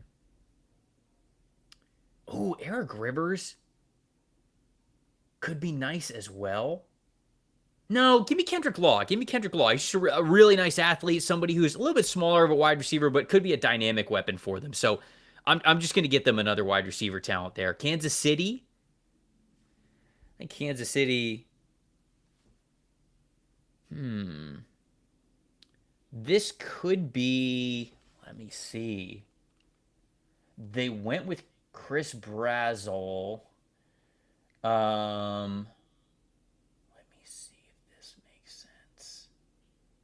Oh, well, okay, hold on. Our guest is here, so we're gonna bring them on here in a second because Connor's down, internet is down for the count, and he's having to reset it. So, with that being the case, we are welcoming our esteemed guest, the one and only Mina Kimes, here to the show. Great friend of the program, Mina. How are you doing? Hello, I'm good. How are you guys? We are in the middle of the fifth. Oh, wait, really quickly. Do you have headphones that you can put in? Oh, let's see if I can get these to actually work. Sorry, I'm on my computer, so. Okay. I will give you a second for those because I feel like I hear a little bit of an echo. I think this will work. Yeah, I got it. This works? Yes.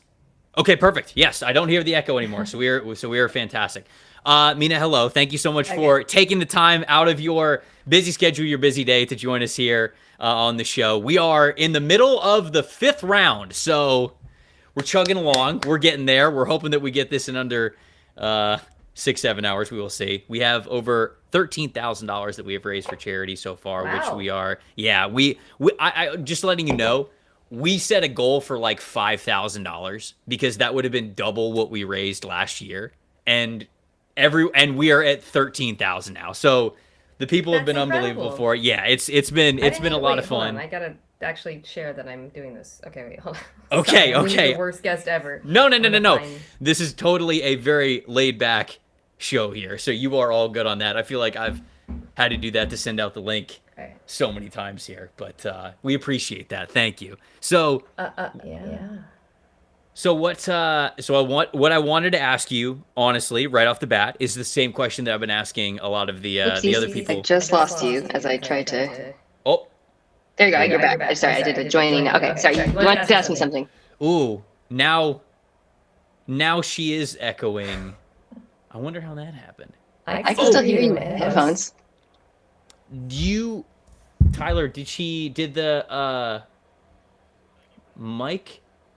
Okay. Yeah. That's okay. Hold on one second. Okay. All right. We're gonna get that worked out because I want to hear about Mina's favorite prospects. I want to hear all about Mina's favorite prospects, and I want to do so without the echoing. Sorry. I know people in the chat are yelling us for the echo.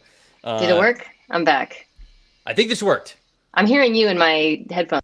These headphones I never use. So. Okay. This is perfect. We're all good. Okay. I'm back.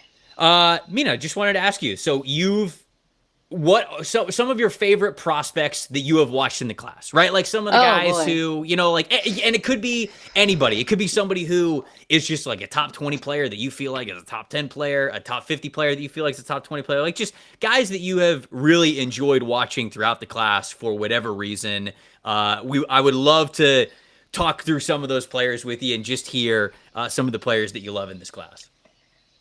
So I just taped on my show, Mina Kimes Show featuring Lenny. Go check it out. There you go. Love the plug. A defense pod, because we come out twice a week. On Mondays, I do this war room concept. Trevor's been a guest, by the way, great guest on the show. And the second pod of the week, last week we did offense. The week before that we did quarterbacks. We did defense. And a player that I was late to, but that I watched just in time, because we really focus on first rounders and maybe some that will fall into the second, was Chris Johnson, the corner out of San Diego State, who I feel like everybody, the second they actually watch him, falls in love with him. But you just don't happen to watch San Diego State naturally, especially like this draft. You end up watching a lot of the same games, same teams against each other, and this was really the knock on him, is he didn't face a lot of like high level competition, and that would be the one concern I do have. I don't think they've played many ranked teams, but boy, the tape is really, really nice, and I think I'm a Seattle Seahawks fan, and I would be thrilled if they grabbed him, frankly, with pick 32, because I do think he has what it takes to play in the NFL, to start in the NFL. Just super clean is the kind of the word I would use to describe his tape. It's just so clean. I was kind of shocked by how technically refined he was. Oh yeah. You're right. Yes. Man, zone. The ability to. He was so sticky in man cover when they did play man. All three levels. He's pesky in a great way without getting too grabby. He's not like the historical Seahawks size prototype, but they have moved away from that to some degree, and I don't think Mike McDonald cares as much, considering his avatar on the field is Devin Witherspoon. So right. I love him, and by the end, I think I had him at 3 behind McCoy, who I also love, by the way. Right. But I do think he should be a first rounder. I think that for a team that runs a lot of like off coverage zone stuff, I could absolutely see the case for him being the third best corner in this class. Like, he is so smart. He's so instinctual. He has great ball skills. And what I love about him too is he will defend the run. And like, that is a paramount importance when you're talking about, especially a game where teams are trying to get speed to the outside all the time. And they're trying to say, like, if your corners cannot tackle, we're going to run at you all the time. There's just so many teams that have the athletic offensive linemen to be able to do that now.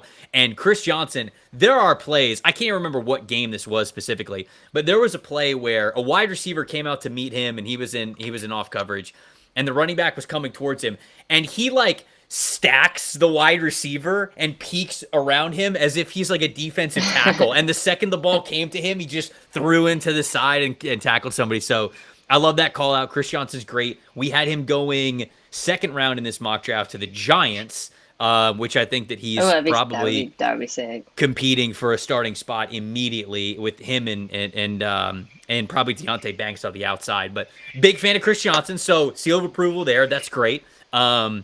Who, like anybody else in the class? You were saying you were mentioning you were going through defensive players, but who else we got?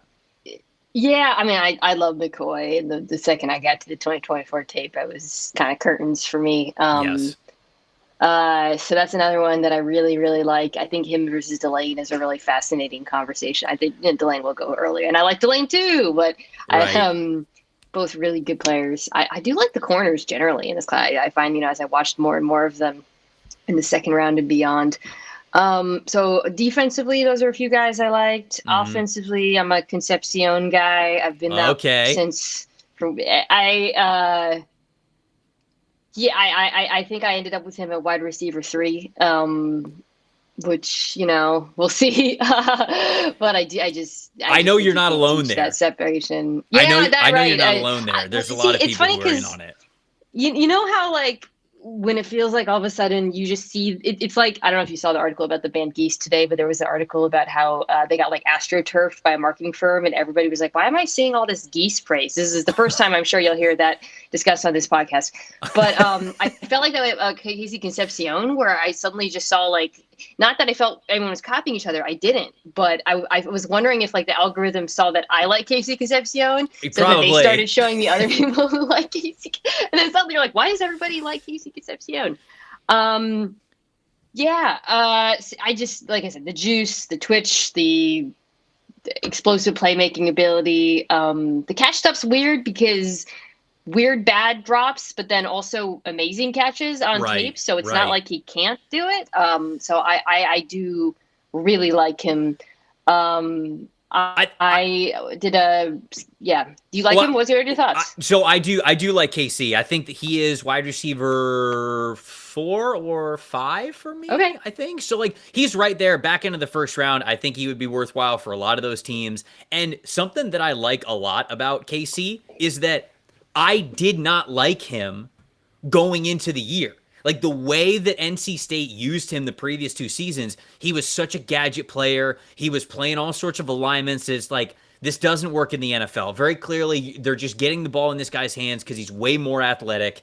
And I'm just like, that's just not translatable to the NFL. But at Texas A&M, they actually had him run routes. And he got better as the year went on. They'd use him as a Z. They'd use him as a slot. Sure, he's great after the catch, but he developed so much more as a deep threat wide receiver as well. So, Connor, we were just talking about Casey Concepcion. Yeah. Hey, there he is. How's it going? Good. I got zapped from our never-ending stream for a couple minutes, but we're back and better than ever. And Trev, I come back to Trev on a deep run on Casey Concepcion. Yeah, we were getting the thesis statement out. I was just asking Mina about some of her favorite players in the class. She mentioned Chris Johnson from the corner, San Diego State, as one of them, and then Concepcion was another one. Question for Mina, because this is something I've struggled with. Chris Johnson passes the eye test, the tape test. Feels like he's barely ever challenged. The testing test. How do you go through that? It feels like he didn't see a lot of great competition at wide receivers. That's what we're talking about. Yeah, right. But he's really good. And it's not like he looked lost at the Senior Bowl or anything. Where that, you know what I mean? It's such a tricky one. Of this guy was not challenged a lot this year. Yeah, I know the things that I find the hardest to assess in the draft. Well, number one is injury stuff, right? I mean, I mentioned a lot of, unfortunately, a lot of the players I like the best do have injuries in this draft, which I think is a good reflection of the draft class, right? The second I posted I posted a picture of Nicole Kidman, the movie theater meme, when I watched Caleb Banks versus LSU in 2024. I had to take a walk after watching that. I got up and I went for a walk around my house and I sat back down and immediately everyone was like, his foot is so busted. What are you doing? I got a million texts about it. You can't. And I'm like, I get it. I understand. But the best 10, the best 10 Caleb Banks plays over the last 2 years are the Chiefs are drafting. He looks like Chris Jones. Yeah, I mean the Chiefs are drafting him at 9 if his foot is fully healthy. With all the positive and negative, but it's going to be interesting to see where he goes. Connor had him going to the Texans at the back end of the first round in this mock that we did. Which I think would be a great spot with him and D'Amico Ryans. It's just, does a man who weighs 330 pounds and have foot injuries, does that get more? It was early. Yeah, it was on the early side for sure. But the fit's great. The Texans are such a weird one, though, right? I've had trouble picking for them every year. That might be the one team, because they don't have a lot of needs. And then the need they do have, interior offensive line, doesn't align with the draft. So, and I don't love that the linebackers after Styles. So, if I really liked a linebacker, that'd be a good spot, but I don't love them. So it's a tough spot. To actually answer your question about, so I was saying that the first thing I don't like is injuries. The second one is trying to weigh competition. Right. And I think there's some positions where traits are so much easier. I actually think I don't need to see a wide receiver go against elite corners to know how I feel about a receiver. But I do need to see a corner go against elite wide receivers to really. And that's the only ding I really have on Johnson. Because I was just saying to Trevor, the tape is so clean. But it's not with Jermon McCoy, I can say I watched him versus Ryan Williams in 2024, and I know what it looks like. And shut his ass down completely. Such a great game. Yes. It is one of my favorite tapes of the entire draft season. So, anyways, I don't know, but I think it's good enough. So, for me, if that's why it's too rich to take him top 20. But once you get out of there, and then when you consider this draft, I'm like, you know what? It's probably good enough for you to start to feel good about his range. I think that's that's sort of a good segue to a question that I kind of love asking everybody when it comes to this draft, and that is the positions that are less premium are the ones that it feels like a lot of people have in their top 10s, right? So Sonny Styles, which you kind of talked about and mentioned a little bit there. Jeremiah Love, obviously a running back. God, I say running back as if he's like someone who's to be shunned, but a running back, and then Caleb Downs, right? There's a lot of people who have Caleb Downs as top 3 or top their number 1 overall player in the class. Where are you kind of on this conversation of those 3 players? If you were to be doing a board, do you think they'd be in your top 10 overall as players? Would you consider them as top 10 players in this class? What do you think on those players who are just of non-premium positions in this draft class? Yeah, I mean, they would all be in my top 10. I think Downs is the one that I'm a little lower on in consensus. Okay. Or maybe not consensus, but like, I said this to Dominique. I think I had the hype was so intense before I watched him, and then when I watched him, it was like a bad. If I had maybe watched him before hearing anything, I might have had a reverse process. But sure. I do this the size and athleticism just isn't there for me to really put him, even though he's obviously like a football IQ insane and will be great in the NFL. And but as far as positional value, I think Oh no, I'm back. Yeah, okay. You're good. You're good. Big running back was about to get to me. I think there's I am done battling with Titans fans about Jeremiah Light. I don't know if you guys saw. I got into it. I don't know. I had really? time on my hands one morning. As in they want love and you don't, or the other way around? They want love. Yeah. Oh, Yeah, Titans fans seem to clearly want. And look, we on this I don't think that team is in shape in the right place to do that. Yes. I just don't. We just talked about this recently where Connor and I were kind of like, hey, we don't know if this is going to happen, but why is no one talking about O-line for the Titans? Like, I've said this on this show. The only player on their O-line who I could tell you is playing the same position a year or 2 years from now is Peter Skoronski at left guard. That's it. Dan Moore Jr.'s contract is going to be done. J.C. Latham might be an interior player, and their center and their guard are new starters this year. I do love Jeremiah Love, but I think the point that you're bringing up about the Titans is a worthy point to bring up. Are they at the place where they could take a running back? The dream for the Titans is to trade down and then get a lineman and a receiver, or maybe if there's an edge that's still there. But that's easier. It's easy to trade down, and it's not always an option, particularly when you're picking a 4. You'd have to have a team who wants to jump the Giants 4 Glover Styles, so I don't know. But to actually go back to your question, I just think it means you have to consider more things. You have to consider, because with those positions, the non-premium positions, you're not getting the opportunity cost of potentially not reaping the benefits of the rookie contract. So that's the place you have to start from. And then the second question is, what place is our roster in where we can do this, right? Like, part of the reason why I like Styles to the Giants is because they don't need pass rush. They need run defense. They have too much pass rush, arguably, but the run defense sucks.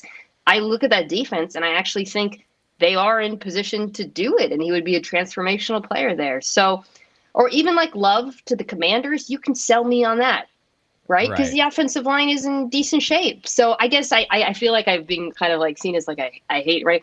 It's more just like I feel like you have to actually look at the team and the state of things, and particularly with the running back position, you got to look at the offensive line, or we get Genty 2.0. I agree. It's not 100%. Crazy. Yeah. It's the product of a weird draft, right, Mina? Where like we'd love to just sit here and not even to use Jamar Chase because it feels too easy. Say Malik Neighbors was in this draft. You'd be like, Malik Neighbors should be Cam Ward's #1 wide receiver for the next 8 years. But we don't even have that. And there's things to like. I like Jordan Tyson a lot, but it goes back to our health conversation at the top. There's questions. Carnell Tate wasn't the #1 on his own college team. He's gonna be a good player. He's gonna be a really good player. Is he gonna be the guy you funnel your entire pass game through? So that's what's made the Titans at 4 such a polarizing conversation in a draft where the best offensive player plays running back. Yeah, it's a tricky one. There's not an obvious receiver. There's not an obvious. I would say if Arvell Reese was somehow there, though, call it in. That's what I would do. And I've seen a lot of mocks shaking out that way. I still don't think the Jets are going to pass on him. We did that in this exercise. Like, I don't know. I just don't think the Jets. Show me your draft. Okay, all right, yeah. So this is what we had here. Mendoza obviously goes #1. Surprise, surprise. There's definitely a weirder one that we've done though. It was. Had Styles go to the Styles. Wow. For full transparency, I would love to trade down if I was the Cardinals. Like, that is priority #1. But it's just, are you going to get what you want to trade down from #3? Because it feels like the teams that would trade up to #3 are probably outside of the top 10. Right? It's probably like Dallas sitting there at #12. Is Los Angeles looking to aggressive again to hit the gas pedal for a Super Bowl, right? And then if you're the Cardinals, do you want to go all the way out of the top 10? I don't know. So I love Styles. He's a top 5 player for me, and I think the Cardinals have a major need at linebacker. So I just went with Styles there at number 3. But yeah, this is the top 10. Shout out any of the pairings and things that catch your eye here. I wonder if the Chiefs would be a potential trade-up team. Everyone's looking at the Cowboys because they got the 2 firsts, but the Chiefs do as well. You're not dropping down as – I don't know if the Chiefs should do that, but I'm just throwing them out there. Team that probably feels a little bit of pressure to get an impact player from the jump. You got Mawanoa dropping. Wow, 3rd offensive lineman. That's interesting. That actually happened in my last mock, too. It was kind of surprising. He started dropping. Whoa, Thieneman at 12. Rich. Wait, hold on. You're killing me. Hold on. You're killing me, Mina. Delane's the weirdest at 15. one in this. Wow. Yeah. Kansas City, I would not take. I would take Delane. Okay, for Kansas City, you would. Yeah, okay. A million Chiefs fans are screaming, "We can get a quarterback in the 5th round. He's gonna be a Pro Bowl." Is Ioane Baltimore the most mocked? Yeah. Most chalky. I think it's a sneaky Sadiq spot, though. Baltimore. I think. Yeah. I won't be surprised if they take Sadiq at 14, which would be his early range. All right. Lemon to the Eagles. That's interesting. Boston to the Browns. These are some spicy picks. Malachi Lawrence, Proctor, and you did Banks, right? And then okay, so you had Sadiq dropping all the way to that would be shocking. Yeah, I think he's not going to make it down there. I'm so torn on Sadiq. Mina, I don't know how you feel about him just overall as a player. It feels like he's going in the top 20 in this draft.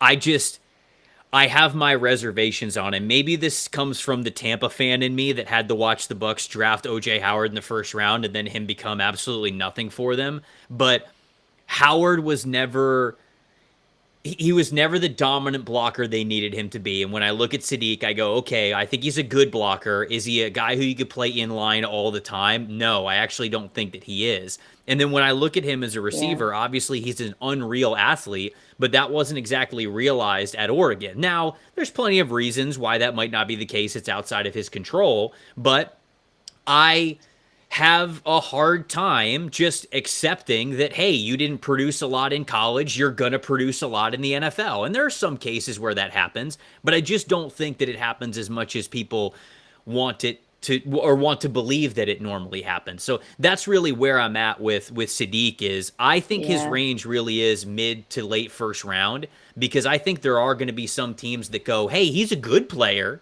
I don't know if he's an elite player. I think that might be more common than we believe. I would be surprised if he gets past Philadelphia. Personally, just reading the tea leaves. Could be wrong. Just things I've heard.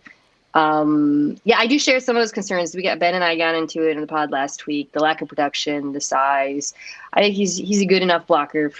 I think there's just like good enough as a threshold for a blocker. There's a few guys who meet that. There are not that many dominant blockers outside of the Stanford guy. So right, the right offense is kind of going to be the key. But yeah, if I was Philadelphia, it would make sense. But you have to also weigh into whether or not they're doing the A.J. Brown thing, and they're going to have to plan for the future at that position. Right. I agree. People are mad that you guys haven't drafted. I'm sorry. I feel like I'm slowing you up.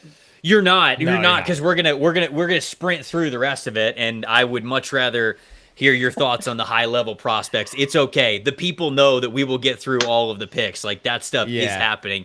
I was gonna ask you about, like, are there specific player team fits? Like, you talked about Sadiq, going to the Philadelphia Eagles, or like you mentioned, like, oh man, Ioane, he feels like he's like in every single Ravens mock draft. Are there like player team fits that when you watch this guy, you just go, like you mentioned this with Delane as well, like Delane potentially to the Chiefs and Spagnuolo's defense? Like, are there players that you've sort of thought about that you would love them in certain spots? Yeah, definitely. I mean, I wanted to take it in Washington, but I've heard very little smoke in that regard, but I just thought that was a perfect fit pairing with Terry, the skill set. It is. Daniels, it's perfect. But that doesn't seem like that's going to happen. Well, to be fair, we had Matthew Berry on back in the wee hours of like noon 30 when we started this, and Barry's a Commanders guy, and he said, like, I think they might be leaning receiver more than people believe. So if Carnell Tate's still on the board at 7, it sounds like it could happen already. Yeah. I saw you had Lomu going to the Cardinals. I liked him as a Niner potentially. Okay. I like his upside. I like the way he moves at his size. Me too. He's young, but just as like a zone blocking tackle, I feel like he would be a good fit there developmentally too. It makes sense for their timeline. You wanted to Baltimore is the easy one. I don't know if it's too rich actually you might, I think had him going earlier, but Caden McDonald for the Bears would be one that I like. I know that's perfect. A pretty popular pick, but such a desperate area of need for them and such an immediate, obvious solution. So that would be one that I like. I mentioned I like Styles on the Giants. I really do. And Chris Johnson on the Seahawks. That would be a fun pick as well. So those are a few guys off the top of my head where I'd be happy if it shook out that way. And then Jadarian Price, I don't think that the Texans should take him in the first round. Yeah, I'm with you. Would be a really nice addition to that running back room. I am with you. Difference maker at running back. They just have a bunch of guys right now, and Price in his own running game would be. He'd give them a big play threat for sure. I could give you one of the best kick returners the day he steps into the NFL too.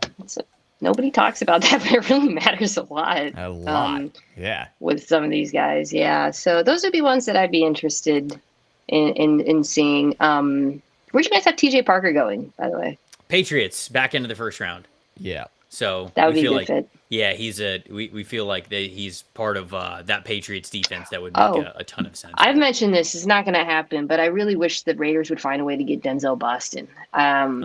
They'd have to trade up to do it, and every Raiders fan's like, we're not going to do it, and maybe they won't. I do think they know they need that type of receiver though, and I just think he's such a perfect fit for Mendoza's skill set. Mina, I really like your fan voices.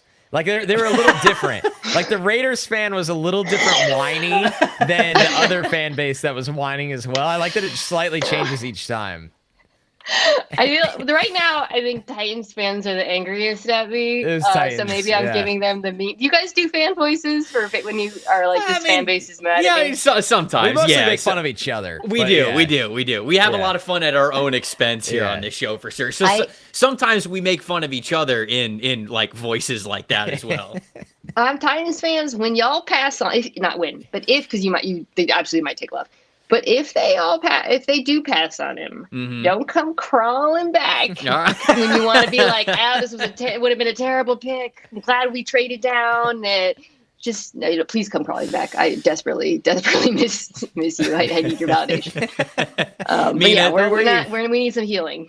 Mina, this is the last question that we'll ask you. 2 of the charities that we are partnering with here on the stream today are animal rescue charities, and so somebody in the chat said an animal charity content tie-in. Which prospect reminds Mina the most of Lenny here in this draft class? For anybody that doesn't know, it is of course the Mina Kimes show featuring Lenny with her dog. And so I've got to know just what is the prospect that, we got whether it's measurables, whether it's tenacity, whether it's personality. Big standards to live up to. Who reminds you the most of Lenny in this class? Somebody keeps asking about Pavia. That's not the answer. They might be the same size. So Lenny is gritty and feisty and plays bigger than his size and maybe a little too feisty to the point of annoying. It's Mekhi Lemon. I'm going Keontae Scott. Nice. Love it. Nice. I want to put together an all dog team of the prospects who have the most dog in them.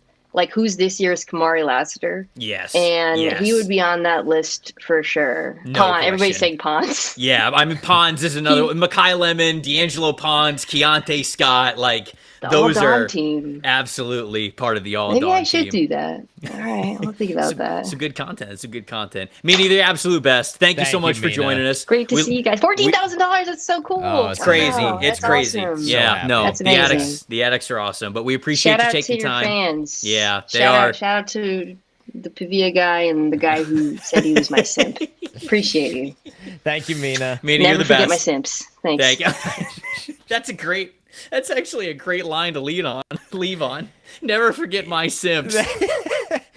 You know what That's making the trailer. I'm going to say that to Alyssa later. Oh, God. Good luck. If she says anything about somebody who comments on a thing, I'm just going to be like, yeah, you can never forget your simps. You know, you know what I really like about Mina is that this is the second time we've had her on the show. Yeah. And she is such a different personality off of because television is just like there's not a lot of time and you're dressed up and it's like, dude, people do this and this. Yeah. And then you get in this format where it's laid back and we're just BSing, and she's genuinely hilarious and fearless in saying things like that. No, she is. She's awesome. And people also forget, like, doing both podcasting and TV. Like, you know, not that I want to pump up your ego a lot more, but it's so different. It's such a different art. Like with TV, there's not like, I mean, we'll get to a break in, I don't know, 3-4 minutes. Someone's in your ear like, commercial screaming. in 10 seconds. Yes, Get off the air. And you're like, you gotta go. You know, you're fired. Like, yeah, that's fired. That's how it is sometimes in TV. And the people that are the best at it, you know, Mina's one of them. You are also one of them. You handle it with a lot of great grace. So let's get back to the mock. We gotta power through, baby. Where are we at? What do we got? Like 80 more picks, I think. Where are we at? We're 60. Yeah. So I think there's two. We got 90 more picks. 90 more picks to go. That's nothing.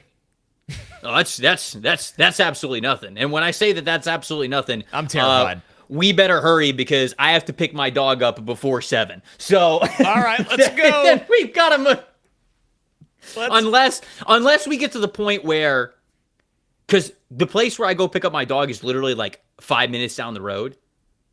We have one more guest that we could get on that I might be able to just like have you and him tag team it, because this is also somebody who I'll just say watches a lot of prospects. So let's see the damage you and I could do. I think you and I could do serious work in the next 45 minutes. All right, let's do it. Do it, folks. The Kansas City Chiefs. Where are we at here? Austin Barber, good pick actually. Okay, so no, they took Sadiq. They did take Sadiq. Do they need a running back? Everybody always needs a running back. Yeah, they probably need a running back. Okay, let's go to running back really quick. Wait. Le'Veon Moss. Let's go Le'Veon Moss. I like that pick there. Yep. All right, the Broncos, they have a small class. Stowers, Parker, Darrell Jackson Jr.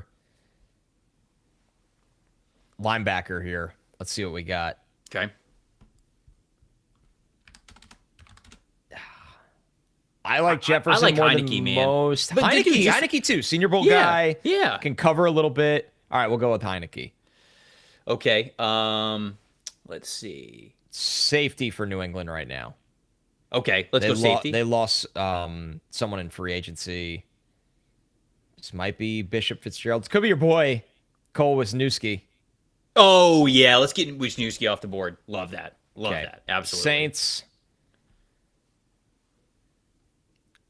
This would be back to tight end. I think for me, a more wide tight end, right? Okay. Yeah. I can see that. What are our options here? Klein. I mean, Marlon Klein's a good option. Your boy, Nowakowski. Let's go Klein, because he's developmental and can... I agree. Yeah. I agree. Who do we take for back-to-back Baltimore? Ravens? Let's see. Okay, we did go... we didn't have them take tight end. Like, could this be a Koziel spot? Oh, actually, Trigg is still on the board, isn't he? Yeah, you mentioned, though, that Trigg, he's going to get... He'll go in this draft, but it's going to be interesting. Yeah, they actually do really need tight end. Yeah, let's go Michael Trigg here. Let's take Trigg as one of these picks. And then... edge rusher? Did we do edge rusher for them? Yeah, let's go edge rusher. I like edge. Okay. Let's go into edge. George Gums? Yeah, Gumby. I like that. He's a fascinating developmental guy because he switched to edge rusher late in his career. Yes. Okay, we have the Las Vegas Raiders up here at 175. The chat is yelling at us because we said that the chef would make a pick after Mina, and Mina is, in fact, gone, and this is after Mina. So the chef, You get to make a pick here at 175. Is there a player that you want to pick here for us? Yes. Look, I'm a man of the people at the end of the day. Oh, no. Mm-hmm. And you can never double down hard enough on the quarterback position. It's the most important position in sports. And if you're going to get a good backup, you might as well get the second best quarterback in the draft, who is available, by the way, at this position. So we are going to give the people what they want. I am the people. And we're going to get Diego Pavia off the board. There it is. There it is, there folks. It is. There it you is. Made the most of 175. this opportunity. There it is. 175. You wanted this. You got what you asked for. You asked for this. You got what you asked for. I hope you're all happy. Kansas City, up again here.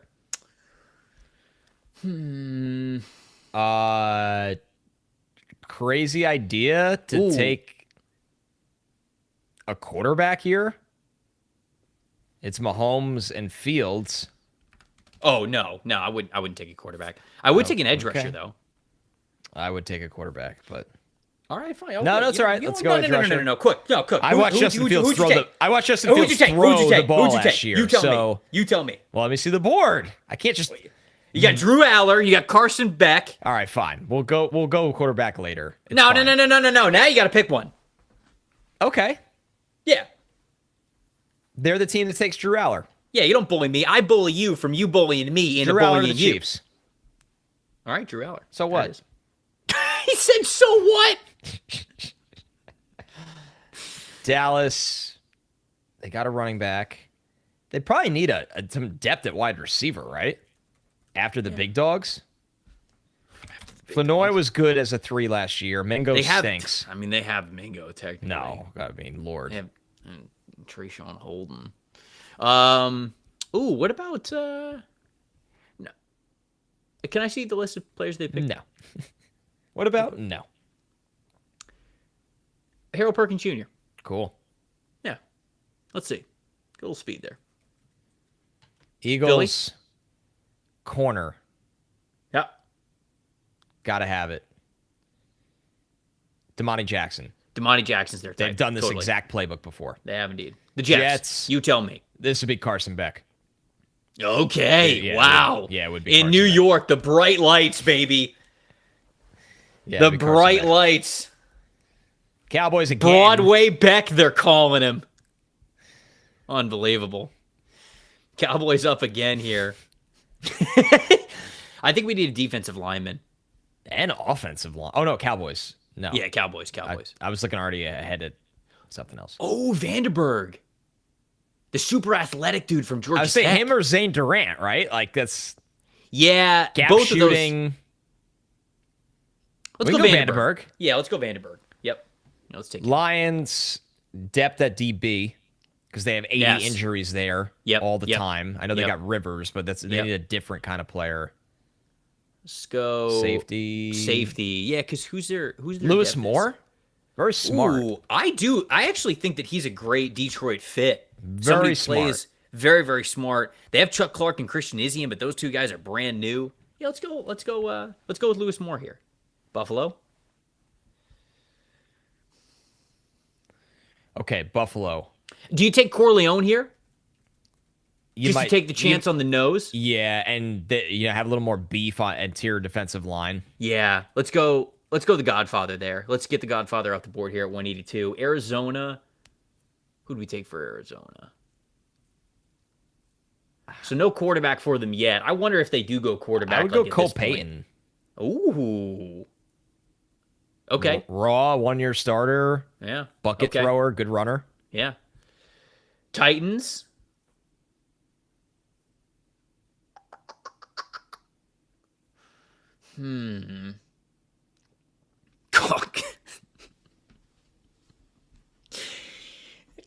Tyler Connor's internet is so bad today.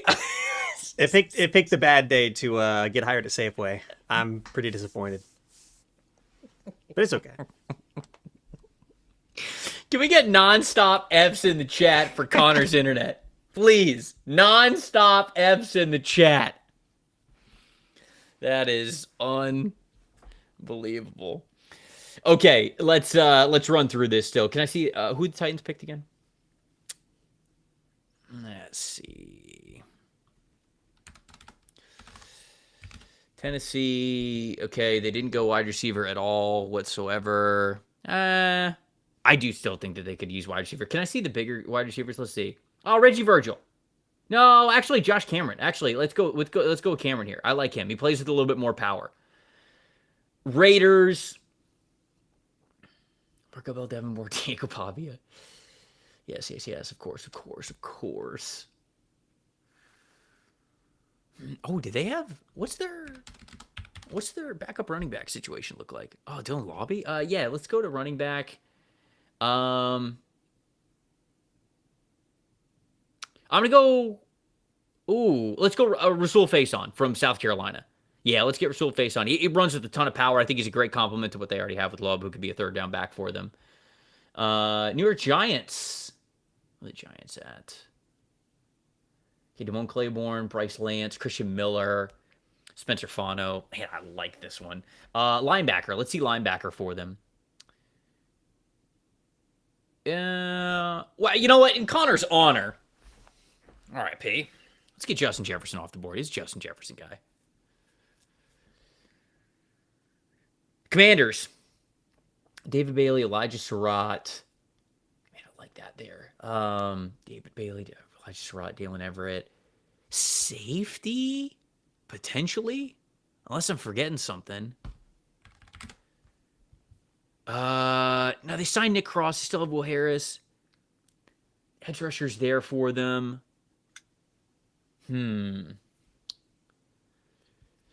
He's back, folks. We're mobile. Have we gone mobile? I've had enough of big tucks. Yeah, we're going mobile. You hear me all right? I can hear you fine. Can you see the mock draft sim, though? I see everything. Okay, all right. Yeah. Beautiful. Oh, boy, we're getting a Gracie appearance, too. Well, let's see the pup. Gotta see the pup. Guys. Oh, you want to see her? All right, let's see her. Yeah. Bark it. We're powering through. Oh, you wanna say hello to the chat? Come here, get over here. Oh, the big face. There she is. There she is. There she is. The Easter Rooney. You want to make a mock draft pick, Stinky? Yeah. What do we got? Who do you want for the Commanders, Gracie? Who are we getting for the Commanders here? Gracie, give us a Commanders pick right now. You know what? I like. I do like Bishop Fitzgerald. Let's go Bishop Fitzgerald for this team. He could be the free safety. I think that's a good pick for them there. Yeah, we got a lot of W's in the chat here for Gracie. This is the last pick here for the Seattle Seahawks, picking at 188. What happened to your internet? Is it just in and out? Big Tux is officially attacking me. Damn, you hate to see that. Yeah, you really. Let's see if it's back. It looks like, all right, I'll rejoin on my desktop. Okay. All right. Corner. Let's go corner here for the Seattle Seahawks.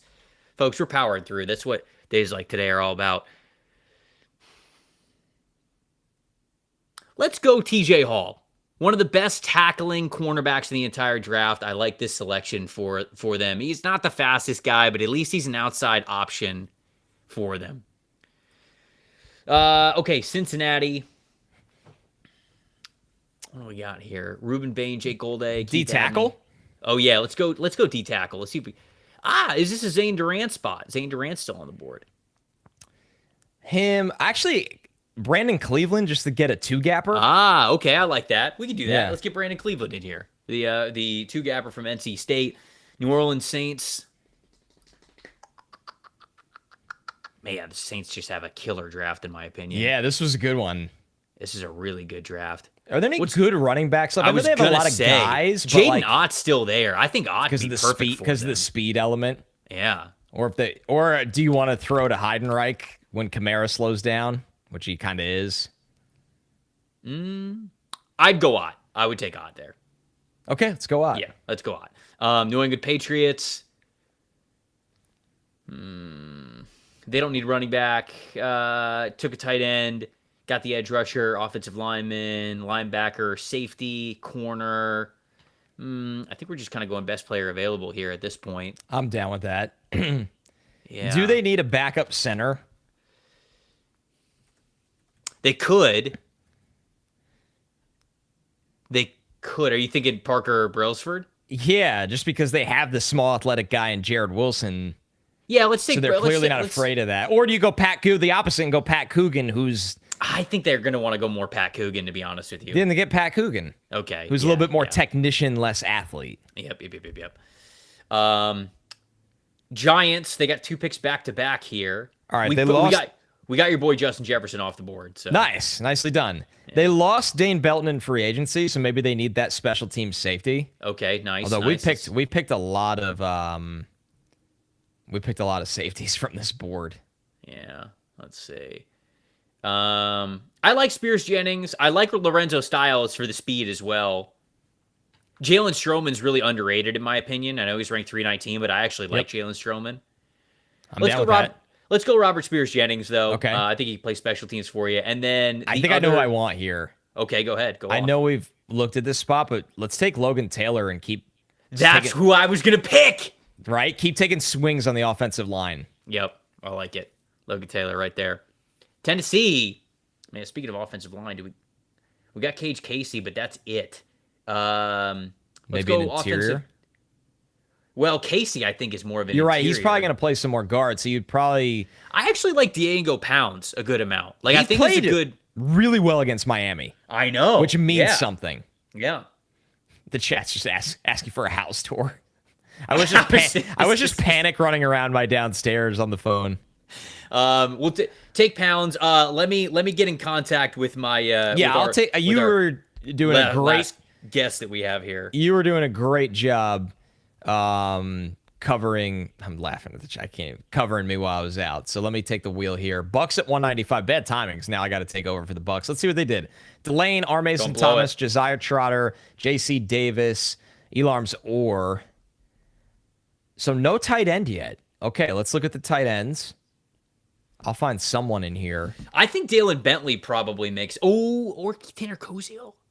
One of those two guys. Koziel's all pass catcher, so you tell me. Or do we go Kitzelman for the blocking? So Kitzelman and Nowakowski are your blockers. I kind of like Nowakowski. Nowakowski's a player. Yeah, let's take him. Yeah, because he could do the H-back and fullback stuff, too. Peter said NFLSC Cribs. Done. Summer content. All right, Vikings. Caden McDonald, Peter Woods, Bud Clark, Jake Slaughter, Seth McGowan. Oh, wide receiver depth for this team? Yeah, they lost Naylor in free agency. Yeah. Ooh, your boy Cyrus Allen? My boy Cyrus Allen? Our boy. Let's do it. All right, let's take Cyrus Allen here. A route running salesman, storyteller, phenom. The best of Cyrus Allen looks real good. Now, you don't see it as much as I wish you saw it, but the best of it. Look at that three-cone. I'm a three-cone sucker. Yeah, he can move, man. He can create that separation. Philly, let's see. Man, we went with a lot of the staples here for Philly. I think Heidenreich. You think? Heidenreich. For Philly? Yeah. Their backup is Bigsby, who's just all between the tackles running. But they also have Will Shipley, who's always hurt. Oh, okay. Hurt. All right. We'll take Heidenreich. He could play fullback for you. He could do a lot of different stuff for you. New England. Back on the clock here. Let's see. All right. Best player available, honestly. Yep, just BPA. Old school BPA. Zane Durant. At least he's an attacking style of defensive lineman. Yeah. Let's take Zane because he's a really good athlete. He just hasn't exactly honed in on how to take a ton of that explosiveness into pass rushing. But I do like him in this attacking style front. Cincinnati Bengals. Let's see. Okay, we went with defensive line. We got Brandon Cleveland as a 2-gapper. We got an interior offensive lineman. Wide receiver for this team. It's not crazy. Remember, like they really wanted. Yeah, I mean, Yosivas is let's look at wide receiver. Mitch Tinsley, and then all due respect to Mitch Tinsley, who I think is good. What do you think of Kevin Kollmann? I actually think that's exactly kind of what they would think about. Yeah, Kevin Kollmann because of his separation skills. Yeah, let's do it. Let's go Kevin Kollmann because he's a really, really good route runner, somebody who can separate consistently. Oh, man, actually, I just saw his name there, Xavier Thomas. You know what? We're going to get him off the board soon anyways. Carolina. Let's see who's Carolina picked. This is Carolina's last selection. So Jermon McCoy, Chris Bell, Chris McClellan, Genesis Smith. They've got a center. They got the next running back. Can I see that again, Tyler? I'm just thinking about their depth chart. Can I see edge rushers? Oh wait, did we do linebacker at all for them? I'm an idiot. We didn't do linebacker at all for them. Wow. Yeah, let's go linebacker. Aiden Fisher or Zaven Story probably at this point. Do you have a feeling one way or the other? Fisher. Either guy that you like? Fisher? Okay, let's go Aiden Fisher there. Yeah. Yeah, somebody's yelling at us in the chat that Genesis Smith did not go to ASU. We do realize that. We will make sure that we relay that. I promise. I promise. The actual NFL draft won't make that mistake. Don't worry. They will not make that mistake. Okay, so Green Bay here at 201. We went back up tight end. We went back up running back. We got the defensive lineman. Linebacker again? I like Tyron Hopper for them. I really do. Okay. What's their wide receiver room like? Well, they traded and let half of it walk. So it is Christian Watson, Matthew Golden, Jaden Reed. Let me see wide receiver. And then that's it, because it's Sky Moore and Bo Melton after. Brother, give me Tyron Montgomery. I was just going to say Tyron Montgomery. Give me Iguodala. Fate of the world at stake. I need 1-3. Give me Tyron Montgomery. Give me Iguodala. Give me Iguodala. That's one of the all-timers. No, it is. It's unbelievable. New England Patriots again. Okay, this is where I'm going to get Xavier Thomas off the board. Okay. Let's take Xavier Thomas. I think he is a underrated wide receiver in this class. I think he is somebody who can play special teams for you, but I think he could surprise you getting into the mix of wide receiver as well. I mean, the guy had he returned 60 punts in college for an average of 10 yards. He's returned 3 kicks and punts for touchdowns, 4.28 speed. Mm-hmm. Yeah. Jacksonville. Overton, Harkley, Ephesians Price. Man, this is an interesting draft here that I think could be very high ceiling for the Jags. Ooh, running back. Ah, yes. Definitely running back. It would be like a Roman Hemby. Jamari Taylor is fine too. Yeah, I like Jamari Taylor. Let's go Taylor. Yeah. Chargers? I feel like they're another team that could take a running back. You think? No. They've got Vidal and they just traded for Keaton Mitchell. And they signed Mitchell and they have Hampton. Yeah. I don't like Vidal, but I get it. Good thing Marcus Whitman's not on the show. He walked through the screen. So Marcus will hate every top player in the draft, but he'll die for Kamani Vidal. Do I have this right? Yes. Okay. Yes, I just want to make sure I had it right. Correct. Wait, can I see it again, Tyler? Is this the developmental wide receiver pick, Jeff Caldwell? No, I actually kind of think it's more of just take another O-lineman pick. Okay. Or who's left at DT? Can I see defensive tackle or edge rusher? Much. Or actually defensive tackle or guard. Those are the two positions that I want there. Well, Reed Adams would actually be kind of interesting in that mold. He would be. He'd be a high ceiling developmental guy because he's got all the tools. I don't think Cooper's athletic enough to play in their scheme. No. Carmona would actually be super interesting in their scheme. Could be. I'll give you Carmona or Reed Adams. Let's go Carmona. Okay, let's do Carmona. He's got a little edge to him, too. Yeah, guard from Arkansas. Oh, Arkansas. Yeah, he's a little bit further down. Yep, Fernando Carmona Jr. right there. Nope, right in the middle. There you go. We've reached that point. We have 205 for Detroit. Receiver? Could be, yeah. Hey, here's a sneaky one. Okay. Quarterback. It's just Goff and Teddy. No one else on the roster. Interesting. A little Cade Klubnik? A little Joey Aguilar? Joey Aguilar is that pocket passing. Sawyer Robertson? Let's go. I'd go Aguilar. Okay. All right. Let's take Joey Aguilar. Joey Aguilar. A little bit down there, Chef. He's at the bottom. Yep. Cleveland, how many interior offensive linemen did we have them take? 2, I thought. If you count Trost as a guard instead of a tackle. Because I like the idea of like Micah Morris here in more of a downhill run game. You know, Jaden Roberts as well from Alabama.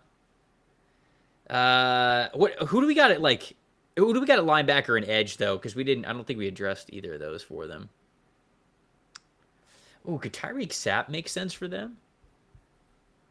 Maybe. Let's see. They have Myles Garrett. They have Alex Wright. Yeah, let's go Tyreek Sapp because he's a really good run defender. I don't know how much of a pass rusher he's ever going to be for you, but he's at least a really good run defender. He's a really strong player on the line of scrimmage, and I think they need that. Rams.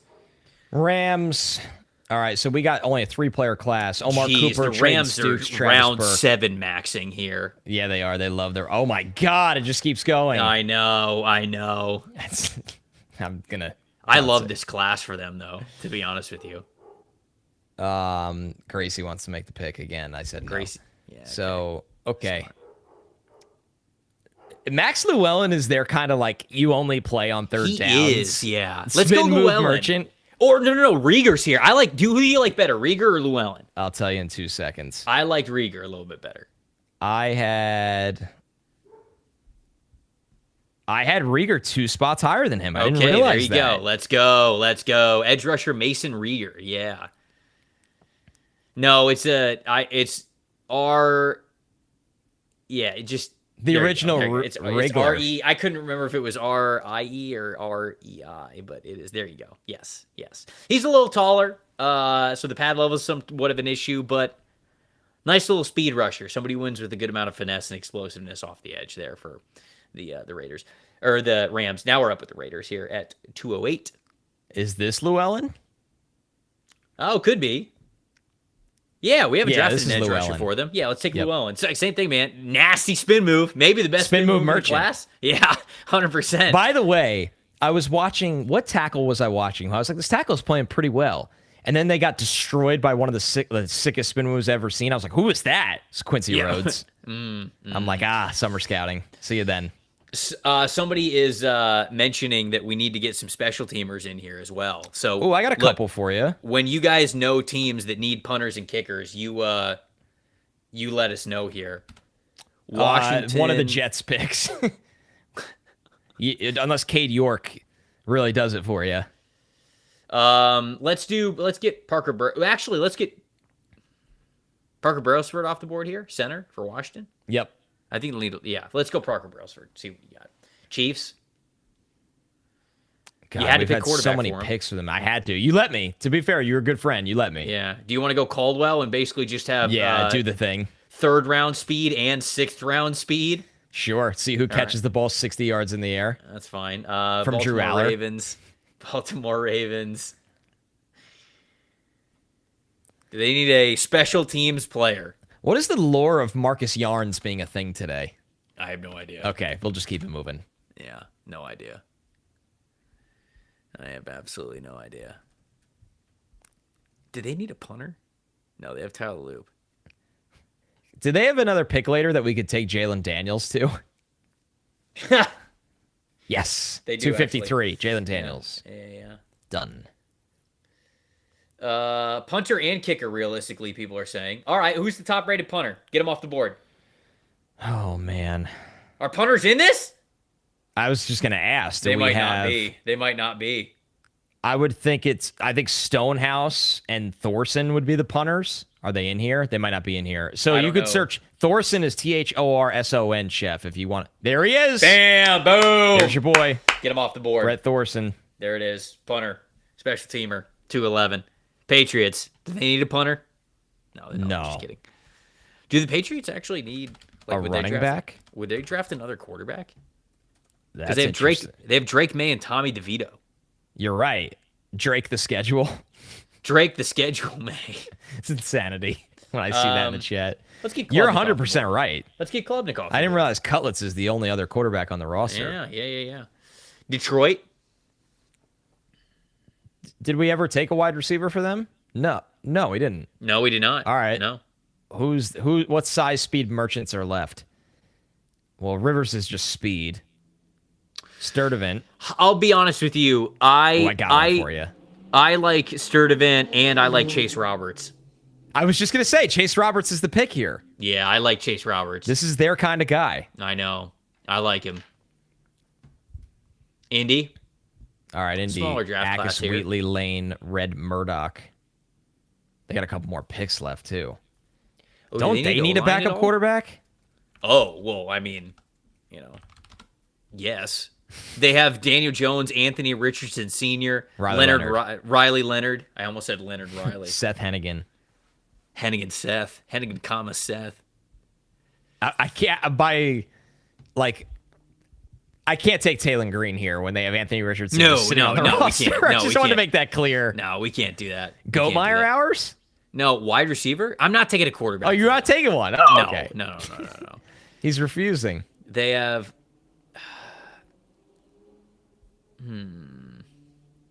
Ooh, wait, did we take a linebacker for them? Red Murdoch. So what about safety? Let's see safety. A lot of people want Weejian as a returner. All right, fine. Don't care. It's fine. Yeah, he got you a viral clip at the Shrine Bowl. I'll never forget. Yeah, he did. W-E-T, Chef. I know it's a tricky one. Yeah. There he is. There it is. There it is. Falcons. Oh, let's go D-line. Give me something on the D-line. You've been trying. You've been trying all day for this. I've been trying all day. I actually really like Devin Easter from Minnesota. Senior Bowl, right? For what he is, I think he flashed a good amount, and he's a good attacking player, at least from what I saw in Mobile. So let's go Devin Easter, from Minnesota there. Pittsburgh, Steelers. What do we got here? What do you got? I mean, this is just literally any pick. Somebody's saying Stonehouse to Pittsburgh. Punter. People are saying punter. Done. Really? Jack Stonehouse, Syracuse. Jack Stonehouse it is. There it is. I'm running out of punter takes, by the way, after those two. Yeah, chat, we're just trusting you. We're just trusting you here. All right, we got 40 more picks here. Oh, my God. How? All right, Cardinals. We're actually making good time. We're making good time for me to make sure that I could pick up my dog and eat the most diabolical Chipotle bowl of all time. Dude, I just had Kristen do the order. When you said it, I was like, I have to eat Chipotle tonight. Damn. Yeah. Okay, so kind of weird because they have a lot of guys, but with James Conner kind of breaking down and them not liking Trey Benson when he's hurt, I could see a fourth running back here. Who do we got at running back who's left? Is it Desmond Reed hours?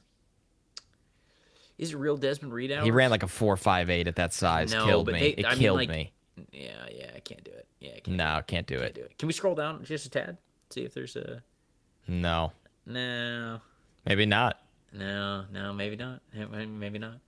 Corner? Can I see who they pick? Yeah, actually, corner depth, maybe, I think, for Arizona. Let's see. Yeah, they got Murphy Bunting.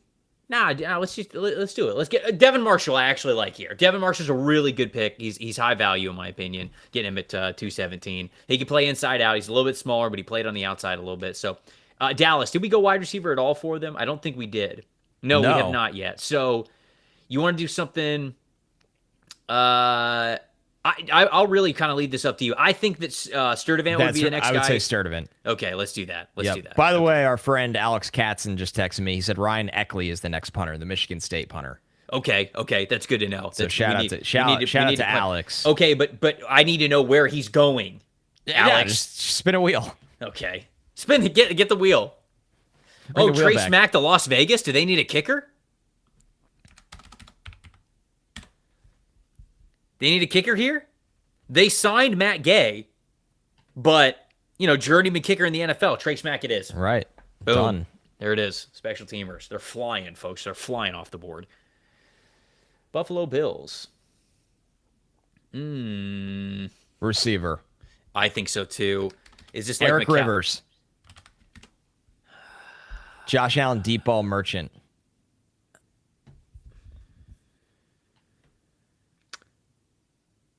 Yeah, all right. Cool. I'm good Cool. with it. Yep. Him or McAllister? Now, I'd rather get Rivers. I'd rather Rivers. speed. Yeah. Bengals. So Zune's a center for them.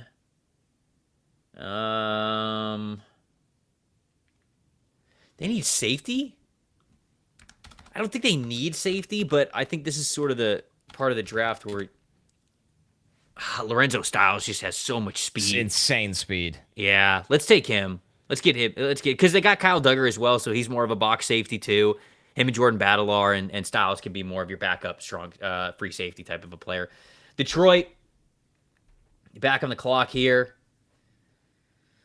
Lose more. Okay, they got one more pick. All right, let's just see who's the most Detroit type of a player. Oh, I got one. Go ahead. Caden Barnett, the guard from Wyoming. Great.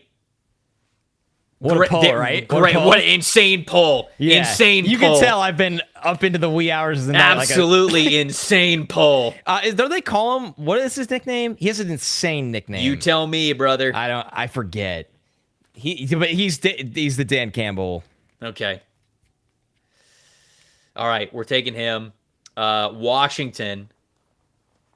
So give me Anthony Lucas here. Give me Anthony Lucas. Yeah, he should have been off the board, I feel like, a while ago, but he's the top player who's left on the board. Pittsburgh. We just took the punter. They have three more picks. Seventh round merchants. Yeah, honestly. Dalen Bentley. They just go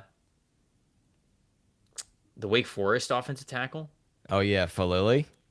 Yeah, is that how you say his name? I think so. I don't know how to say his last name. I will know by the draft when he gets picked. Yeah, I like the idea of that. Because I think he can play inside out for you. He can play guard for you, too. Let's take him. Okay. Tennessee. Oh, nice. I missed the Josh Cameron pick. I love that pick. Yep. I think they maybe need to get a little bit stronger in their front. So like a defensive tackle or like a heavier defensive end. Good point. Mikhail Kamara's like that weird tweener. Ooh, I kind of like Kamara, though. Kamara's a good player. He plays with some power. Yeah, let's get Kamara. Yeah, I like him. The Bengals.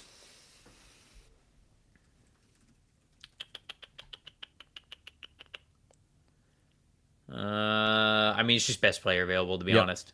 Yeah, what do we got here?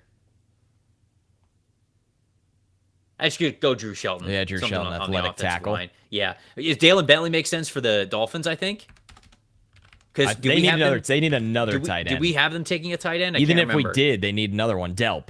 Okay, but yeah, their tight end roster is terrible. Oh, they also took Daquan White right now. I forgot. I kept spamming tight end picks. Okay, fair enough.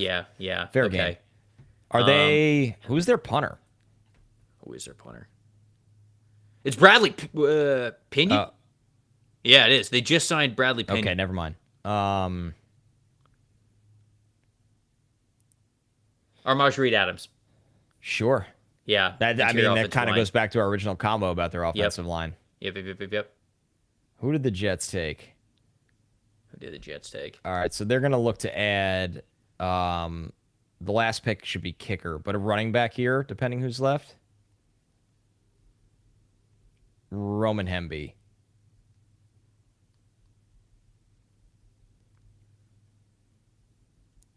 Bucks at 229. It's their last pick of the draft.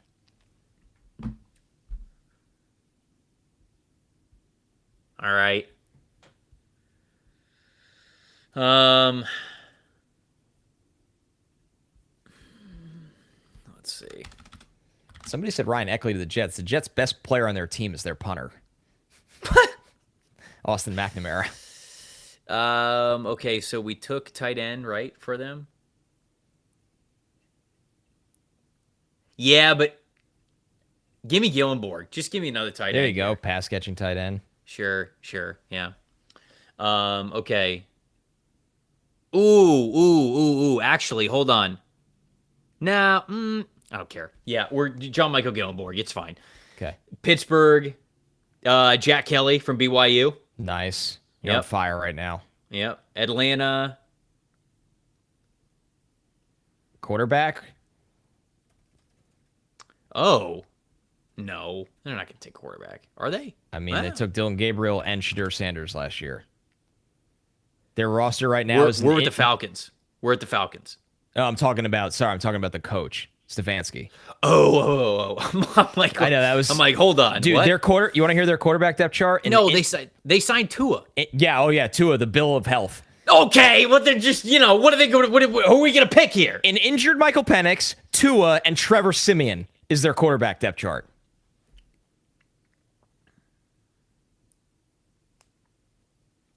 Goatmeyer, Taylor Green. Yeah, Goatmeyer. Goatmeyer. Yeah, Goatmeyer it is.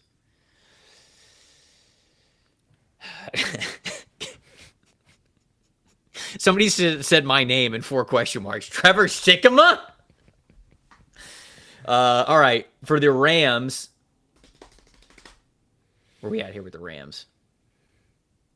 We're again best player available. That's truly all that matters for the Rams. There's no point in really looking at their depth chart. Dalen Bentley, the 4th tight end of their roster.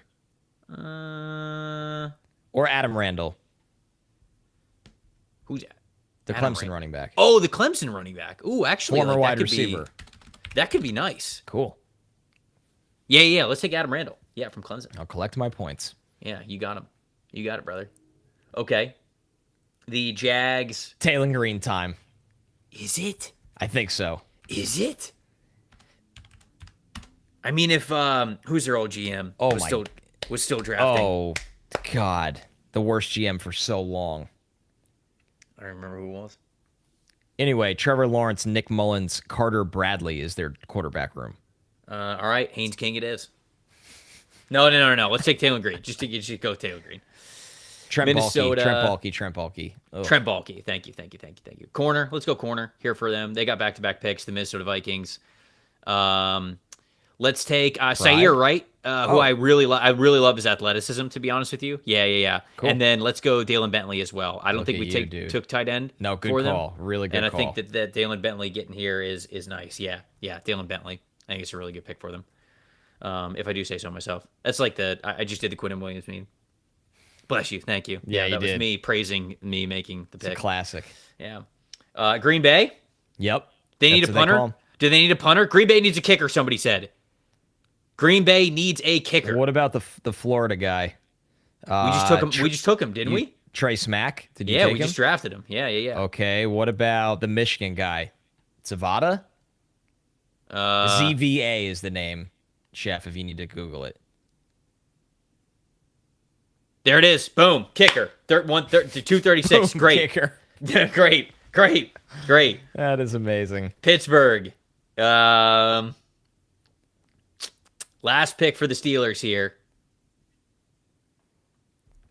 Let's see. I have a special teams pick. Let's just see. Okay, who you got? Emmanuel Henderson, the receiver. Okay. He does a really good job on coverage, I think. All right. Henderson? Yeah, Henderson. Emmanuel. You need to type that name in. I doubt that thing is close to... Oh, okay, there he is! He made 4 tackles on the punt team this year. Wow, look at you. I'm in a bad place. Look at you. Let's go Annis Cooper, the offensive lineman for Miami Good here for call. the No Dolphins. moving costs. No moving costs. Interior offensive lineman. Or just Cooper. Yeah, Cooper. Yeah, there he is. Yeah, he'll be at the top. Oh, DJ Campbell's got to get drafted. Former 5-star. He's an okay guard for Texas. Maybe not here, but at some point. Okay. All right. The Bears now have 2 of the next 3 picks. Yep.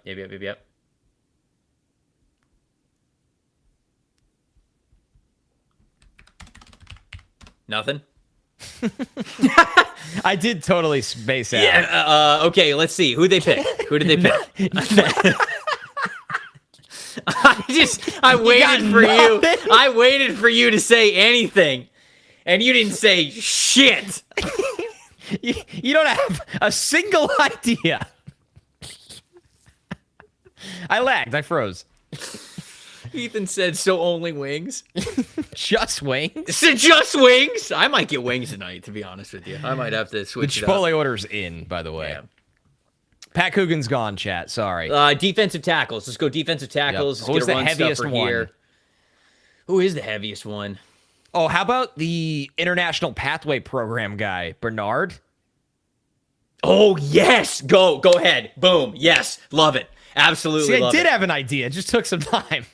Jacksonville. Actually, let's go with James Thompson Jr. right there from Illinois. I really liked him at the Shrine Bowl. He's all the way at the bottom there. I think he showed some flashes at the Shrine Bowl. I was actually a big fan of his. Did we take offensive tackle at all for Chicago? I thought we took did. Bowery. We took Bowery. Okay.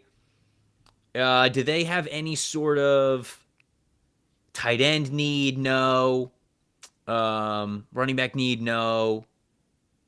Edge rusher. Let's look at edge rusher again. Let's just go edge rusher.